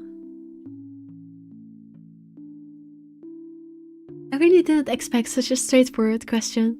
And to get to the heart of the matter, I suppose I'm not as clever as I like to think. No, that wasn't clever at all. Or is it really that bad that an outsider can see your little marital troubles? Little? Surely we aren't that obvious, are we? I don't know, babes. We've put on the act of a perfect couple for years, although it hadn't always been an act. Marianne is just more keen on the efforts person, of course. It's a necessity to her career, and she's been working so closely with us. Yes, that's it. Suppose it is. What would you tell me? Then, I tell you it's none of my business. I tell you that I don't want to meddle. Good for you, Marianne. But if the troubled husband with the neglectful wife asked me for my honest opinion, I'd say that he shouldn't base his happiness and his self-worth on someone else.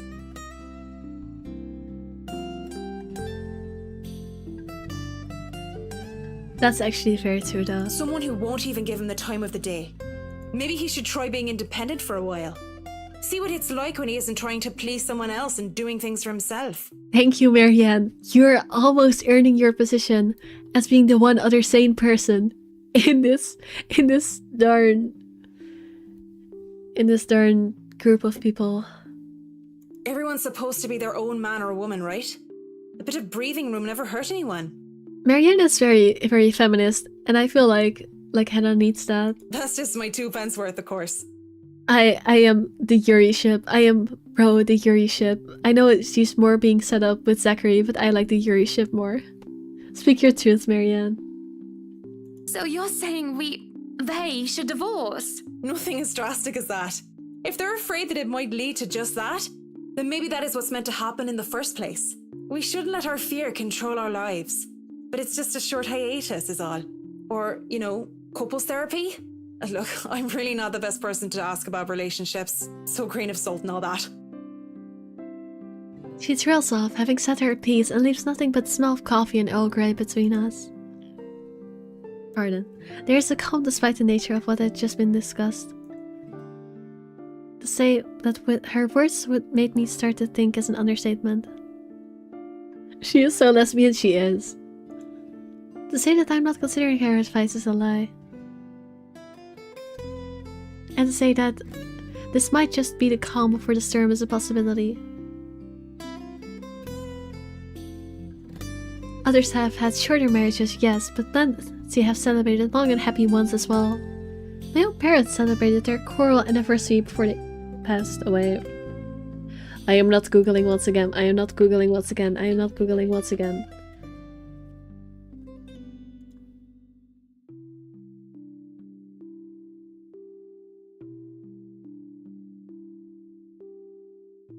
"35th, apparently. But 7 years. 7 years isn't a whole lot in the grand scheme of things. It isn't a whole lot of time to see what and where a relationship can bring us. And at the same time, 7 years. Well, it hasn't been entirely made up of unhappy years, has it? It won't last forever. It's not supposed to anyway. I just dread the thought that it might last for a very long time. I dread the thought that these small spats, these little disagreements will turn into an all-out resentment. The idea that we will grow to hate each other with every fiber of our being scares me. I can't even pinpoint the exact moment when our blissful union turned sour. When did he start to seek other women, lacking any ulterior motives? When did we start to cooperate only to suit our materialistic greed and attention-seeking ways? Money and success, fame and glamour, are those the only reason we will stay together? There's a cough over Marianne clears her throat. I must have been quiet for so long, and I move to apologize when she stands up. We both end up on our feet, unsure how to proceed. Some sort of odd, awkward shuffle occurs when we decide whether to sit down or not. I really should handle what's left of the work. You won't be attending the party? Oh, you really must, Marianne. I'll try to stay and chat. Maybe grab a few bites and a drink, but I can't be around for the entirety of the event. A few My bites. apologies. I do like her accent as well. This game has fun accents. Busy, busy, busy. You must stay a while. I'd love for you to meet some of my friends, and they're ever so excited to meet you. Well, if she's busy, girly pop. He's a busy bee. You need to say hello to the Lees, at least. If it wasn't for them, I'd never even heard of you. We'll see. So, if I can be excused? Certainly. You'll have to excuse me as well. I must attend to the party before any early birds arrive. Because, believe me, they will throw a fuss if things aren't ready, even when they're not supposed to be here until an hour later.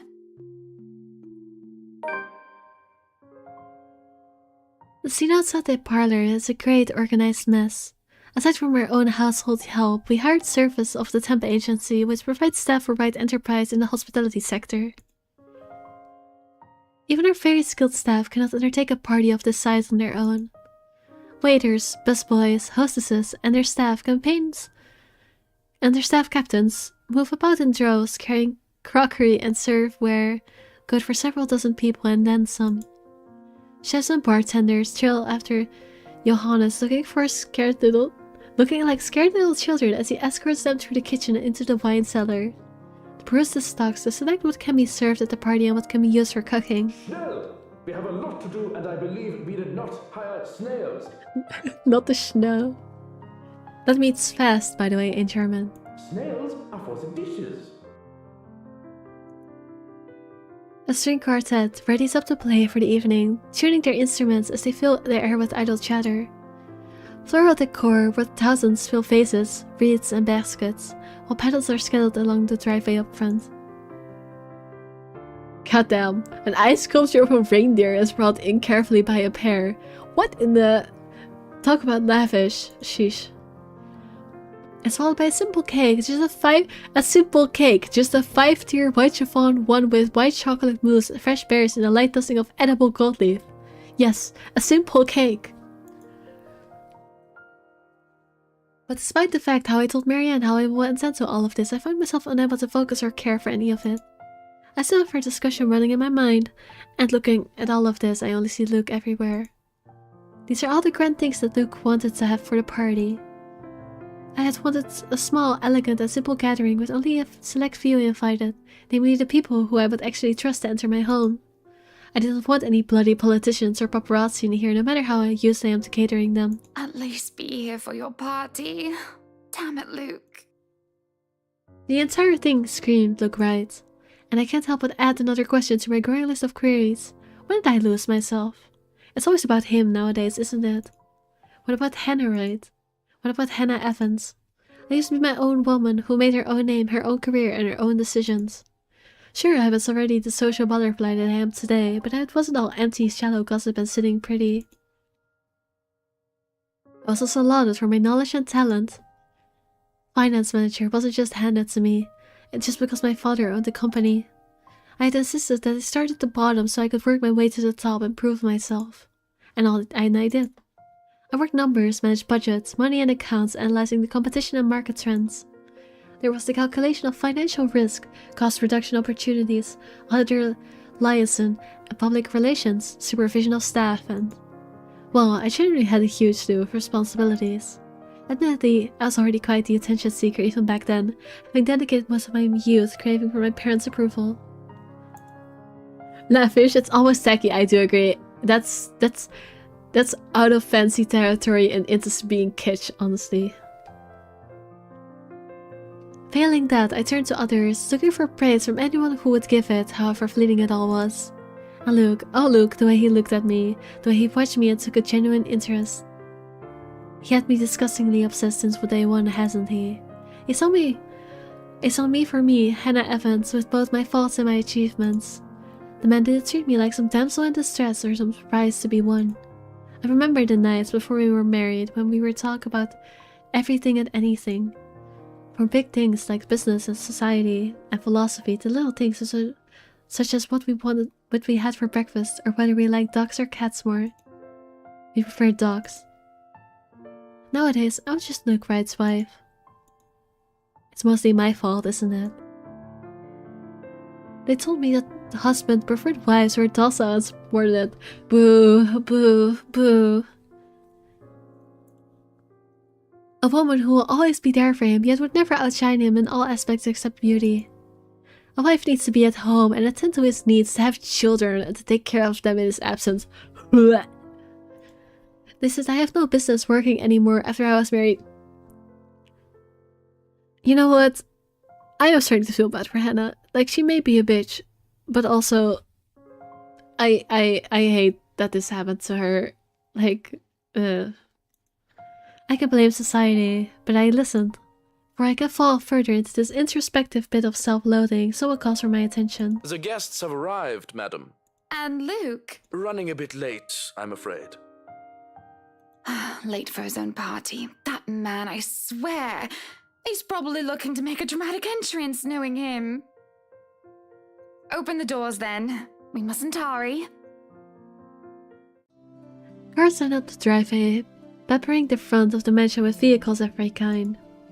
Grand tourists, supercars, and even the odd high-end muscle car or two. Convertibles, grand saloons, and other luxury cars can be seen being parked by valets. A handful of cabs drive off, possibly for those who thought it's too troublesome to bring their own cars. There are at least 2 different media events as well. I think that's why I like her better than Isabella. I don't. Like, Isabella is annoying, but she's very human, whereas Hannah is also like, I know that this is a real situation that happens to people, but like, she is so far in that she loses most of her relatability and just comes off like a prick.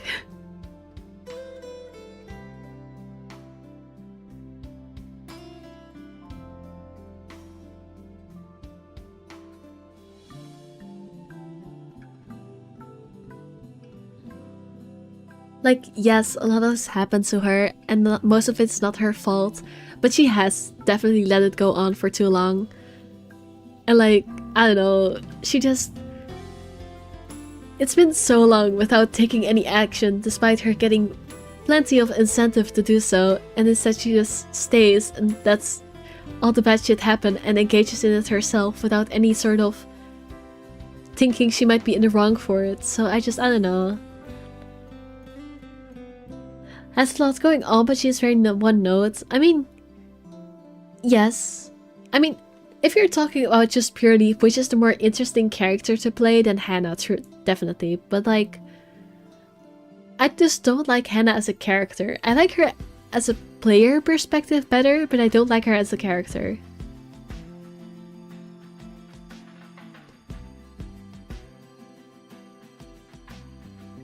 They're all here for what may be considered the biggest event of the year for Luxburn.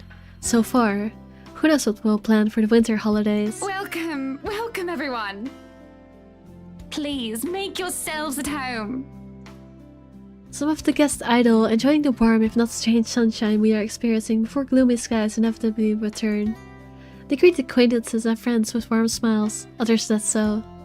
From where I stand, I can see the hierarchy of power that bind these individuals here, whether through convenience or necessity. However, there are also a few who are not here to further cement their current place in high society. Why is Ash here? Also, speaking of racism, I don't think calling Ash Oriental is very, you know, it's not as bad as the N-word, but you know, they are both not very. That young man with this Oriental air, the looks he receives from women and men alike. Be careful with Shirley, alright?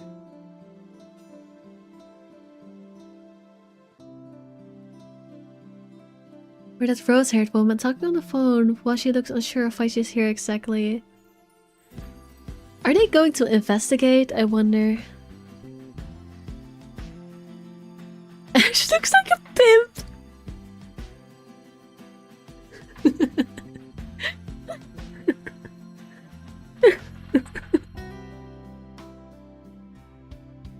That's crazy. She's better written, yeah. But I would rather be friends with Isabella, yeah, I agree. Ash looks like a pimp. Honestly, no, he looks too emo for a pimp. But he does definitely have... Like, I can see the pimp influence, but no, he's too emo for a pimp. Freaking pimp. Yes, I'm at the party already, Mom. Yes, I'll say hi to her if I can. I see Zachary, the photographer, as well. He talks to a few others of the media. He talks to a few of the other media crew with an air of familiarity. I was just here a few days ago, yeah. You know, I am right, he does. He is on his way. He is on his way, yeah, I guess you could say it that way. Yeah, and the inside is huge, but the staff are pretty helpful if you get lost. Right, the chief inspector. People who I can never be too sure about. People who stand on the border between being suspicious and being trustworthy. Thank you for the invite, Anna. Husband still missing, I see. I should be saying the same of your darling Rochelle, Lee. The doctors again. She told me she'll just be in the gardens. Bet she's lying and that she's somewhere around mingling, gossiping with the other ladies. No offense, but that seems to be all you ladies do at these parties. Sure, be sexist, why don't you? And aren't you gossiping right now? Yes, well, what about Luke? Should we file a missing persons report now, or do you want to wait 24 hours? He's around. You know, I can tell if someone's bluffing. Don't tell me, let me guess. He's finally drunken himself to death and not wanting a scandal, you've hidden his body. I wish. I was wanting to give this housewarming gift to him personally, too. It's a plate that holds a wine glass so he can stop killing himself with liquid lunches. Nice one. Looks like it's too late for that. You know, she said earlier, like, are we really that obvious? But if everyone around can tell that he has an alcoholism problem, then yeah, they probably can't tell. Officer Lee, I prefer gossiping rather than harassing women. I agree. You have no place to talk. Nothing like that. Besides, this is a hardly polite conversation.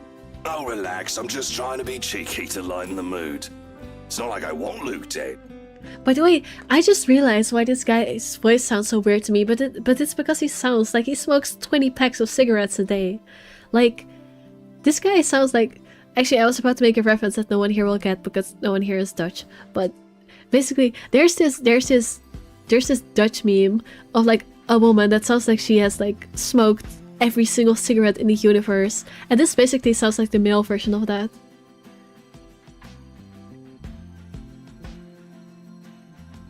The man doesn't serve dodgy plonk like the others when I visit, and he pays his respects well enough. I could use a glass of wine or 3, actually. Rochelle's been in a horrid mood. Threw her stilettos at me the other day and almost took an eye out. Well, yeah, she's pregnant. What do you expect from a pregnant lady? Not sure if this is how it usually goes, but I blame the pregnancy. Yeah, that's actually fair. Like, if this was about, like, a period, I would be like, don't be like that. But yeah, pregnancy does notably make people quite groggy. I wouldn't know, would I? Still no plans for a baby? I guess that's for the best. If it's this bad now, I can't even imagine how bad it'll be when that little baby bump becomes huge. Agreed. They should not have a kid. Their relationship is terrible already. Have I mentioned how I don't trust him no matter how hard I try to do so? At least he brought a gift, I suppose. Why don't you just go inside and have some wine, Lee? Think I will, thanks. Greetings such as these carry on as the guests continue to trickle in. Whether we have a short conversations or merely shake hands and nod heads, I make sure to attend and welcome each one of them. As the first hour passes by, the rest of the stragglers and I adjourn to the ballroom. Any datecomers will have the attention of the porter instead. I'll have other duties to attend to now. A room full of faceless people. Hosting parties is always the same old song and dance, no matter how big or small it is. You make sure the guests are well fed, have good company, and have them generally enjoying themselves. So my opening remarks are done. When the band has started to play and the guests have started eating, I find myself wandering around aimlessly unless I am pulled aside. Why are you saying gyat? Why are you saying gyat? Is it because of what? Why are you saying gyat? Explain yourself. Name is Masaki. The middle woman. I mean, yeah, I guess. And whether or not, wait, what? For a while, I stayed with a small group and entertained them before excusing myself, and whether or not anymore watching me, I end up watching them. When they don't listen, I do. A local banker is having trouble with his daughter. He wished to marry her off, but she wants nothing more but to make music. One of our hotel managers worried about the stolen belongings of one of his patrons, evading insecurity which should be brought up to higher authority soon. Our mayor, well, his cat died. And then there's that rose-haired woman again. It's hard not to notice her with her distinctive locks. She also lacks the grace that the other ladies have, though that doesn't make her any less beautiful. Her stance and the air she exudes is that they're strong and they make her stand out despite her casual attire. Many men have already given her their attention, though each invitation to dance has been turned down. I approach, intrigued, although it is no great mystery what occupies her attention, with the glances she keeps sending towards the boy with the oriental hair. The girl, can you stop saying oriental? like, I know it's not as bad as what your husband is saying, but it's still not making me think greatly of you. She remains unaware though, even as I stand beside her, pretending that I am here for a drink. You would catch his eye a lot better if you wore nicer clothes, don't you think? Didn't realize the housewarming was going to be this fancy. I would have gone with a nice dress if I knew. Oh, you're fine, dearie. It's only really the parvenus, those who climb, that come to these parties all dolled up. Quite the black-haired beauty, isn't he? The boy comes over, but I do nothing to speak any softer. He merely passes by, and it is a wonder he doesn't hear what I say. Who, Ash? You know, you really shouldn't have turned down those offers. It's quite weird, yeah. It's like, hi Gyro, CPL, hi Orange Catman. I am calling you out because fuck you. He said hiding from Avish, but no, I'm sorry. You're not getting that favor from me today.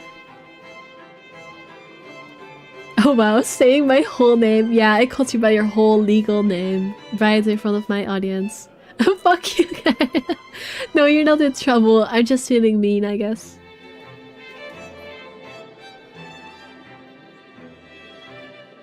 You're good.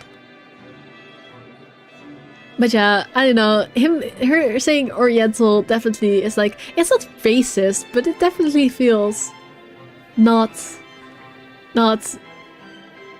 very well educated, not very, you know, not of modern times, let me put it that way.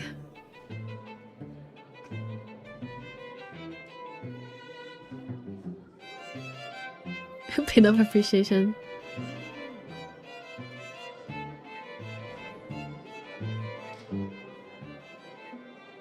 Oh, you actually pinned it. If I wasn't married, I'd happily go dancing with those young men. Of course you would, Hannah. But you said a name. Ash. That's the exquisite lad you've been looking at all this time. Privileged white folk cap? Yeah, exactly. I don't know him, and I'm the one hosting this party. That must mean you know each other. Is he your boyfriend then? Because that would explain those rejections. You did pin it. In all my life, I've never seen a face go red so fast. The shade of her hair did not help as well. We have to pin whatever our Glorious says. That's the most pink I've seen on a person, really. What? No, that's ridiculous. He isn't my boyfriend. Oh my goodness. Do they have like... Well, it's not a love triangle because the girls don't like each other. Even though people call it a love triangle. But you know, she likes Ash and Ash likes Isabella, blah blah blah. Such a violent reaction. A simple no would have sufficed. Many here would be happy to hear it. And I haven't been looking at him. That's right. You've been staring. Quite heatedly, in fact. Although I'm not sure if you look like you want to kiss him or kill him. It is a fake triangle, yeah. It's more the latter currently. Just don't go murdering him on my property. I don't want to walk into a room and suddenly find a body there. Oh, don't worry. I'm sure that will happen eventually. I wait for as I feel the burning sensation. The burning of someone's stares is chilling, and though I am used to enduring the gaze of others, this one makes the hairs on the back of my neck stand up. Oh hi! Hello, Pookie. I see you also want a piece of that love triangle. We can make it a love square instead. Creepy murder lady likes Becca. Becca likes Ash, and Ash likes Isabella. Sure, make it a triangle. Why not? Mavis. No, we're not pinning that. Gyro, you have to unpin that. I am ordering you to unpin that. You have to unpin it. I am making you. You can pin the other. You can pin the first one, but we're not pinning 6, 7. Fuck you.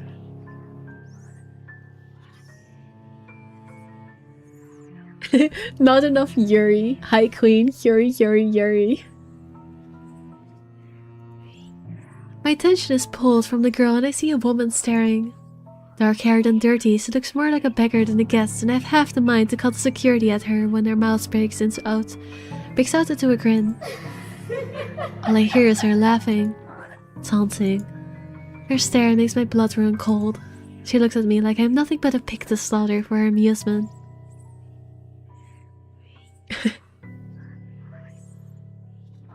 That's a bit rude. It makes my hands shake and I nearly drop my drink. But then in a blink she's gone and the buzz of the party returns. I'll keep that in mind, but... Are you alright? Yes, sorry. I just thought I saw something strange. It must be the trick of the light. Calling her a beggar. What is rude? Calling her a beggar, says Mavis. Anyway, on a right, as you must already know. Rebecca Gales. Gales.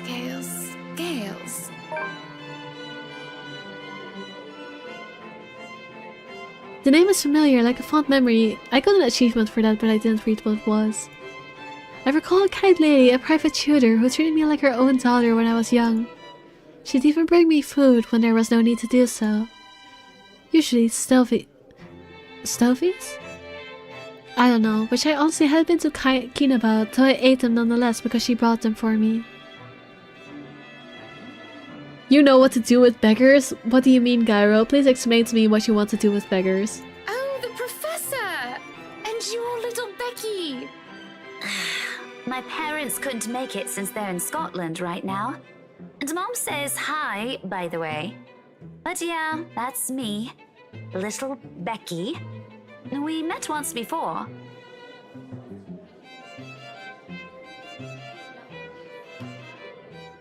Yes, oh, I remember you! You were the cutest little thing with glasses! Oh, blow them up because Isaac. Haha, you're so funny. Haha. Isaac, yes, it's always Isaac. There's no other thing than Isaac in your mind. And when we met, you were having boy troubles with this lad called something with an A. Oh boy, not her calling her out. What was it again? Aaron, Alan, Adele, Albert, Alexander, Andrew? The more I list off names, the more red and the more quiet Becky gets. She starts to look a bit miserable as her body language shows discomfort and stiffness. Perhaps I had triggered her horrid childhood memory. Surely I hadn't been mean when she visited with her mother. I don't quite remember all of it. My hubby is in my mind. Your hubby. Aha, playing Isaac right now. Are you actually playing Isaac right now, Mavis? Ashton! Ash! That man is that boy! The same one. Oh, she had the cutest crush on Ash prequel game. She did? Damn. Damn. Oh, goodness me, after all these years! I can see why, though. He's quite dashing. You don't really need to announce it to everyone within earshot, you know? Keep it down. I'm so sorry, but it really is cute. I hate people like this. Don't announce other people's secrets. Good for you, Mavis. And that's a bit sad.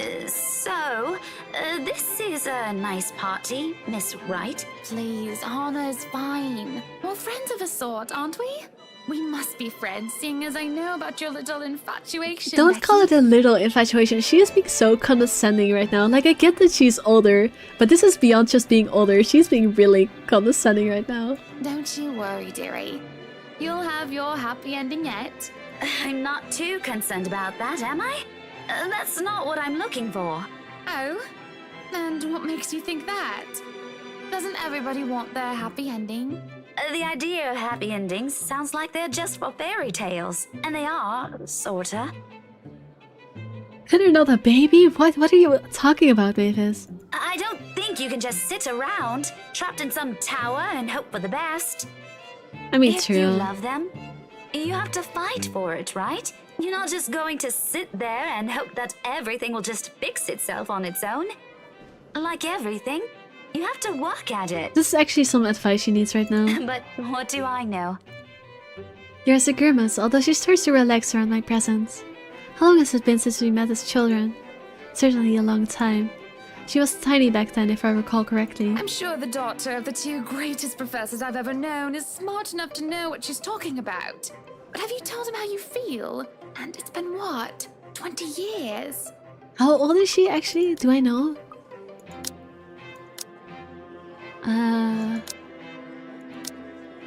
No, I don't have these answers yet, so I don't know. 17, actually. But no, not yet. He can be a bit dense. I was hoping that maybe he'd notice on his own and... Well, that won't do. What if you two become husband and wife? He's not to be dense when he's sworn himself to another person. Why, you might just as well consider leaving before the day's even begun. If that happens, I'll have to give him a good ear bashing, won't I? Whoever anyone ends up with, it's not going to be a perfect relationship anyway. There's going to be things you'll love and things you'll hate about the other person. We're just humans. It's funny. Here I am, trying to give you advice when you did the very same thing back then. Wait, what? Shaking my head, Naves is watching League. Why is she watching League, and how do you know? Why is she watching League? What are you talking about?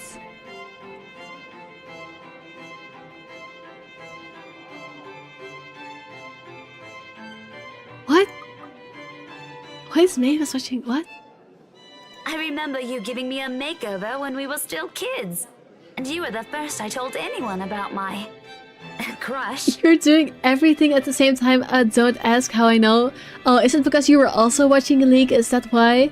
Just spill it, Garo. Just tell me. I said hi to Zachary. Ah, that's why. That explains. Garo is watching League. I know, right? I knew it. I knew it. If he's there as well, you just called yourself out. You fool. You absolute dunce. But yeah, I know Zephyr's plays. Yeah, plays League, so I was watching stuff, yeah. I do remember now that she mentions it. Did I give her that yellow summer dress or the pink blouse and petticoat? She must have kept some of what I said in mind. Fool El Cairo. It feels ridiculous remembering all of that years later, talking about boys and how they go crazy for pretty girls as if it's some gospel every woman should adhere to. It was so easy to say such things then, with me not knowing any better. But looking at her now, she must have kept some of what I said in mind. Perhaps I did say something good at the time, enough for her to take it to heart. But all that didn't matter in the moment as I mull over what she just said in my head. What Becky told me is very different from what Mary Ann told me. Is it? I mean, no, they are not different. They are taking different directions, but they ultimately come down to the same thing, and it's that you should not just sit back and watch. You should do something, and I agree with that. It's the same basic intention, just taken in different directions. There's no time to ponder over that, however, as a hush descends upon the once lively crowd. The music of strings and chatter slows to a grinding halt as the doors from the foyer opens. The last of the latecomers should have arrived moments ago, and anyone else this late would simply be too embarrassed to show their face. So this can only be one person, or rather one man. There's only one man who is audacious enough to arrive at his own party so late. Good evening, ladies and gents. Enjoying the party? I love that they freaking drew his sprite with different colored drinks. Like, that's how you know he's a major alcoholic, that he gets not one, but multiple drink sprites. I hope I'm not too late in welcoming you all to the right mansion.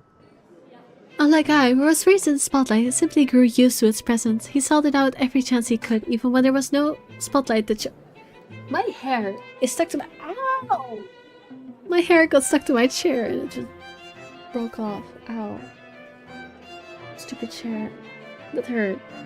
Anyways, even when there was no spotlight that shone. And I'll never put it against him when he smiles like that. He does so quite brilliantly under the scrutiny when he channels his own showmanship. You can tell by the way people's eyes light up as he speaks. How they listen, enraptured, even if all he's doing is a simple greeting. A little wave of his hands here, a little smile there, and a bit of swagger. I always tell him that, if he's not to be a business one, he'd do well as an entertainer. I love the sight of him, especially when he looks at me and he beckons me over to humbly share his place. A single second is wasted as I excuse myself from Becky's side and make my way to Luke's. Welcome one and all to our humble abode. Tonight, if you have yet to find yourself in your roles, you are our ladies and lords of the court of your king and queen. If you would excuse my presumptuousness. Oh, he's so embarrassed. He's so freaking annoying. Cannot stand his ass. So, enjoy the feast that has been laid out for your senses as we only allowed the best to be served. Enjoy the rest of your night, everyone! There's a round of applause, cheers, and even some hoots. Guests approach out left and right to shake Luke's hand and greet him personally, praises on their lips. Is it because of this that I do not see her? I do not see her until she's dangerously close, with fury in her eyes. She's already spitting venom. Oh? Oh? Oh, I think this is Rochelle. Oh? You techie man, I agree. But oh boy, I think shit's about to go down. But that does little to deter her rage, and the man has no choice but to let her go, lest an unborn child is hurt. Although it might be too late for that, as I see an emptied glass of wine in her hand, girl, drinking while pregnant, nuh-uh. How much has she imbibed in? Are you feeling ill, Rochelle? Yep, it is Rochelle, I knew it. Perhaps you need to sit down. I think drama is about to go down. I think he may have done something very, very nasty. And I think it might be actually time we hit this man with a car. Just get him out of here. No! Shut it, you monster! I ain't talking to you! I'm talking to this scumbag over here! You bloody bastard standing there with your smiley smile! I love her accent. Poor baby, I know, right? Don't drink alcohol with pregnant people. It's not good. It's really bad.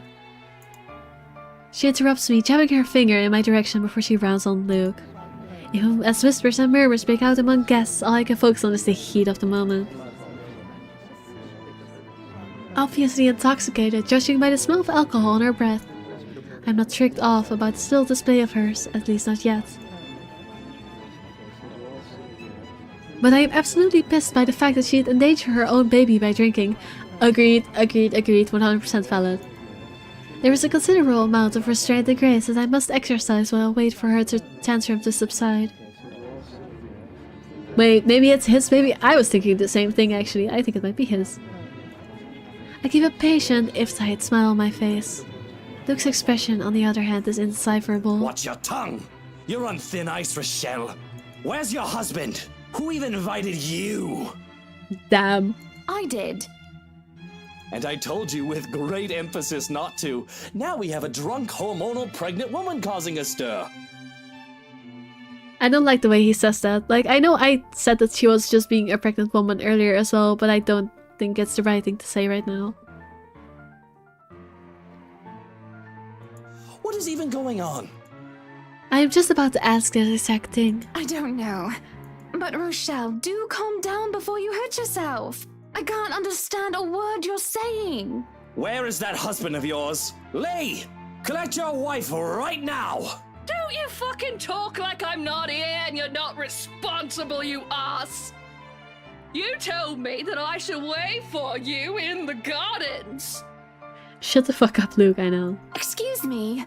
What is this nonsense you're going on about? Crazy talk. That's all it is. Just completely and utterly mad. Has anyone seen the chief inspector? I am pregnant with your little bastard. You promised Mavis, me you're to take right. responsibility. Mavis, you're right. I thought it as well, but I was like, surely they wouldn't. How would that even make sense? Sure, he flirts with everyone, but getting a lady pregnant and his friend nonetheless. I was like, nah, probably not. That would be too wild. Mavis, you're right. I knew it. You did knew it. You knew. Oh my goodness. Get this man out of here. Just fucking throw him off an airplane in front of a truck in a freaking incinerator. Get this man out of here, off this planet. Absolute waste of fucking oxygen. I hate him. God damn it, Luke. I finally got you to talk to me after months of silence, and you do this to me. What? What do you mean you're pregnant with? Luke, is this true? Lies and slander, woman! Security! Johannes, take her out of here before she makes an even bigger fool of herself! Johannes, don't take her out of here. Don't manhandle a pregnant woman. What? How about I delete? I want to unpin it. Oh well, I don't know. No, you do not do this to me. I was so ready to leave my stupid oaf of a husband. I told you to leave that damn wife of yours. And here she thought they did not get along. Apparently, they did. Also, weren't Rochelle and Hannah supposed to be friends? She's literally being told by her, what I assume to be her best friend right now, that she not only fucked her husband, but told him to leave her. Like, what the hell?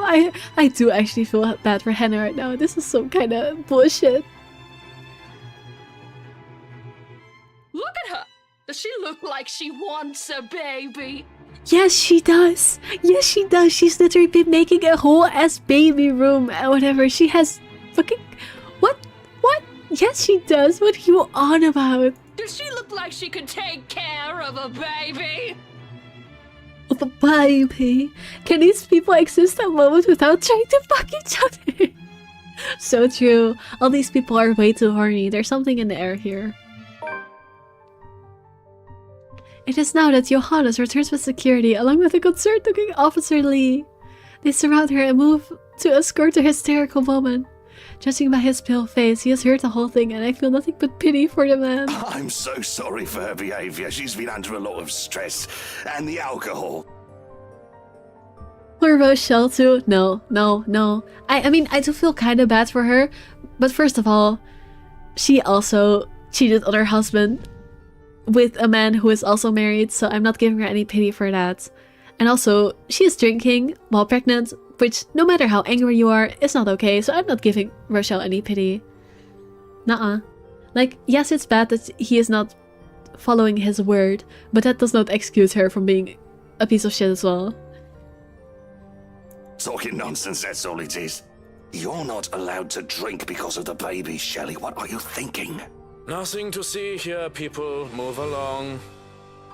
Is there really nothing here but the ramblings of a drunk? I don't think so. Yes, that's right. There's no hate at what Rochelle says is the truth. What she says doesn't match up. I know Luke. It's such a scandalous meeting or to be arranged, he wouldn't do it in such an exposed area, especially not near his precious flowers. And he definitely won't promise responsibility over a child unless it can't be helped. Besides, Luke will never. He will never go so far as to sleep with another woman, right? I don't know about that. Like, I could see her point about, like, not doing it here. But also, he would absolutely sleep with another woman, like... Okay, fine, who am I kidding? If I am to be completely honest with myself, he might cheat. With a bit of temptation and a bit of alcohol, he just might. And doesn't that just make my blood boil to think of even the slightest possibility of infidelity? He isn't too far off when he told me how Luke still acted like some young hotshot bachelor. It starts to make me think. Oh, this is about whether we follow Marianne's advice. Or Rebecca's advice. But, I am all for the divorce. Fuck this marriage. Maybe Marianne had a point. Oh, look at my relationship being in the fucking dumps, as it should be.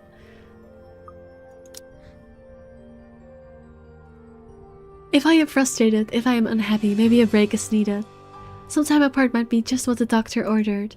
Time apart to clear our heads and think for ourselves, or for myself to be exact. Because looking at this mess before me just brings out nothing but distress. Hell yeah. I feel a bit nauseous actually now that I think about it. Luke's too busy making a scene to notice, and a concerned Becky pulls me to the side. She looks as disturbed as I am by this sudden turn of events. Probably not a big fan of drama. Definitely not used to it at any rate. Not surprising, as her parents were lovely yet simple people. Hey, I figured you could use the save. You looked like you weren't doing too hot back there. Do we need to call a doctor or something?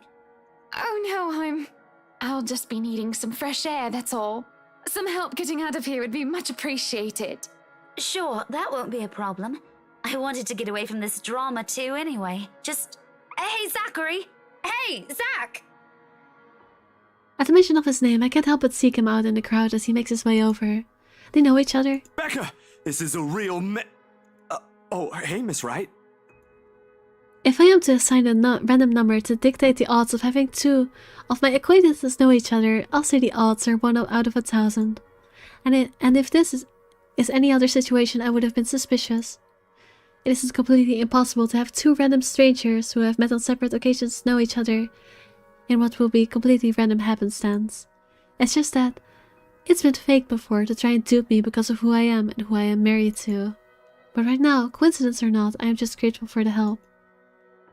As long as this doesn't turn into a kidnapping anyway. Hello, Zachary. I told you to call me Hannah. Did I not? Yeah, you did. So this is what you called me for. We gonna get Hannah out of here? I can see that they're friends. Not terribly close ones, but friends nonetheless. That'd be great. They make quick work of getting us through the crowd. The people part because of Zachary's broad build, even if they want to approach me. If that isn't enough, Becky's pointed glares keep them at bay. Well, this looks inviting, doesn't it? Totally not ominous like something bad is about to happen.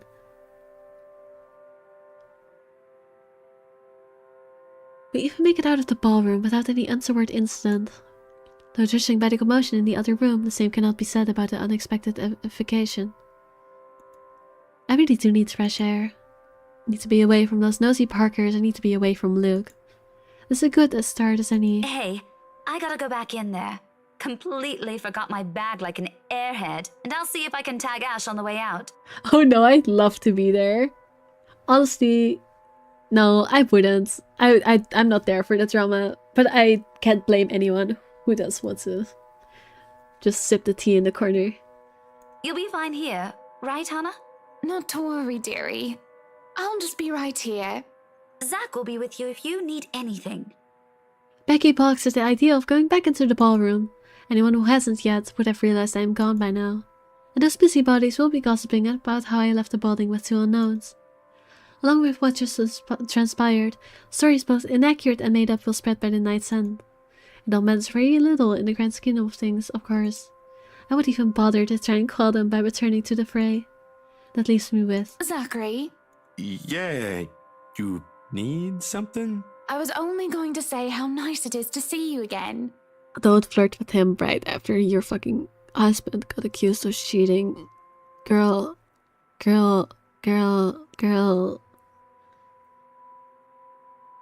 It feels like a great place to make lasting memories, this dark room, I know, right? Oh, okay.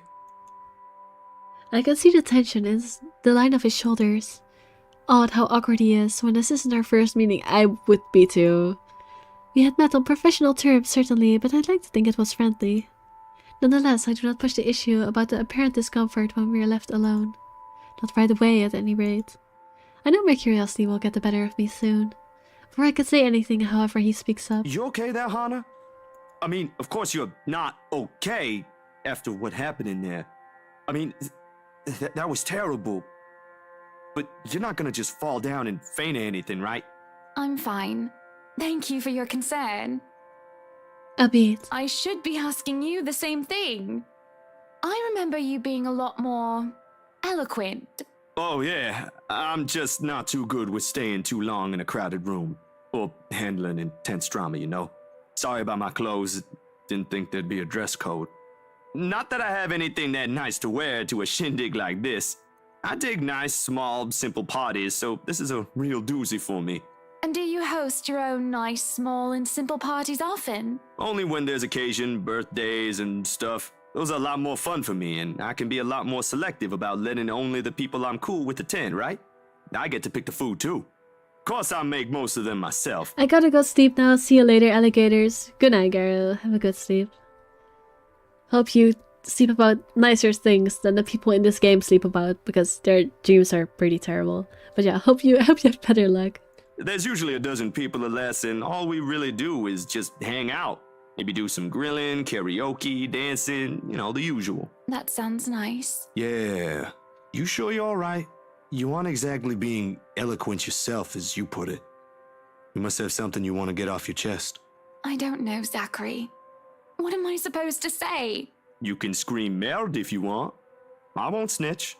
You want to know what I think? How I feel? I think my friend may have slept with my husband. At least, I'm pretty sure she isn't pregnant with his baby, which isn't much now, is it? My husband is a selfish, pretentious, bloody sack of shite, and you know what? I don't give a flying fuck anymore! My God! Well, that ain't good. Not giving a crap won't make the problem go away. I'm going to ask him for a break, Zachary.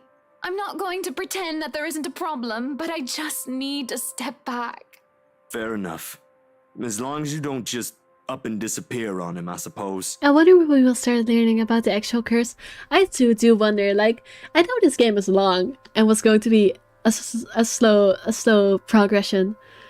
But we have now progressed to the second perspective, and we still have learned nothing about the curse aside from it is a black-haired woman who is bloody and says help me. Like, we haven't learned anything. Yes. Now can we please stop? Tell me more about your small, simple parties. Karaoke and dancing. How does that even go together? Simple, really. We hope Ash doesn't take the mic, put on a bit of fun music, and just dance. We're Ash getting shade. Not that I can, but there ain't nothing complex about it. You can't be that bad. I'm pretty good with the twist. Or that's what they tell me, at least. I think they're just being nice. I'm sure it just looks awkward. I'm not gonna make him dance. That's so silly. I will say at least you can cook. At least you can cook, allegedly. What did that change? It didn't change anything in my reputations. I don't know. You still bring no proof. This party ain't exactly a potluck, is it? True, true. Perhaps you can invite me to one of your simple parties. I will bring the cake. Yeah, why not? But with a cake that big, like at your housewarming party, we'll be eating frosting for weeks. Maybe make it a little simpler and it's a deal. Simple would be nice. Alright, I think I'm gonna pause here for now because I've been playing for a while. Like, a while. Like, 4.5 hours. Which is longer than I intended to. But oh well, I suppose. Where's my... Oh yes, there we go. Alright. You know what? This game does not get great views, but it wasn't terrible either. It was alright, so... I'll probably... Nar, go on, until your next stream.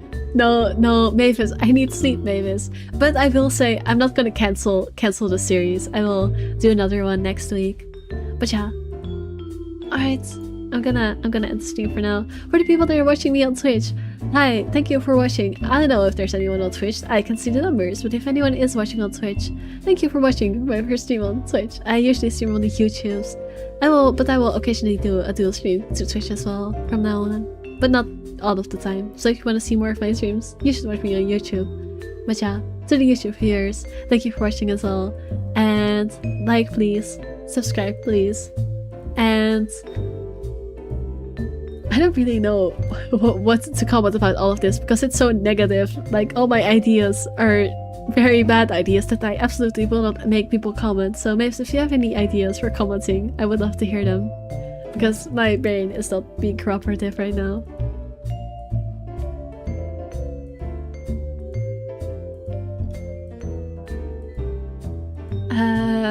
I guess.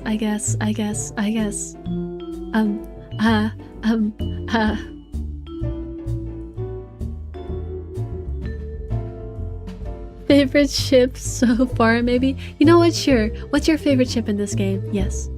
What's your favorite ship? Alright, bye bye people. Bye bye.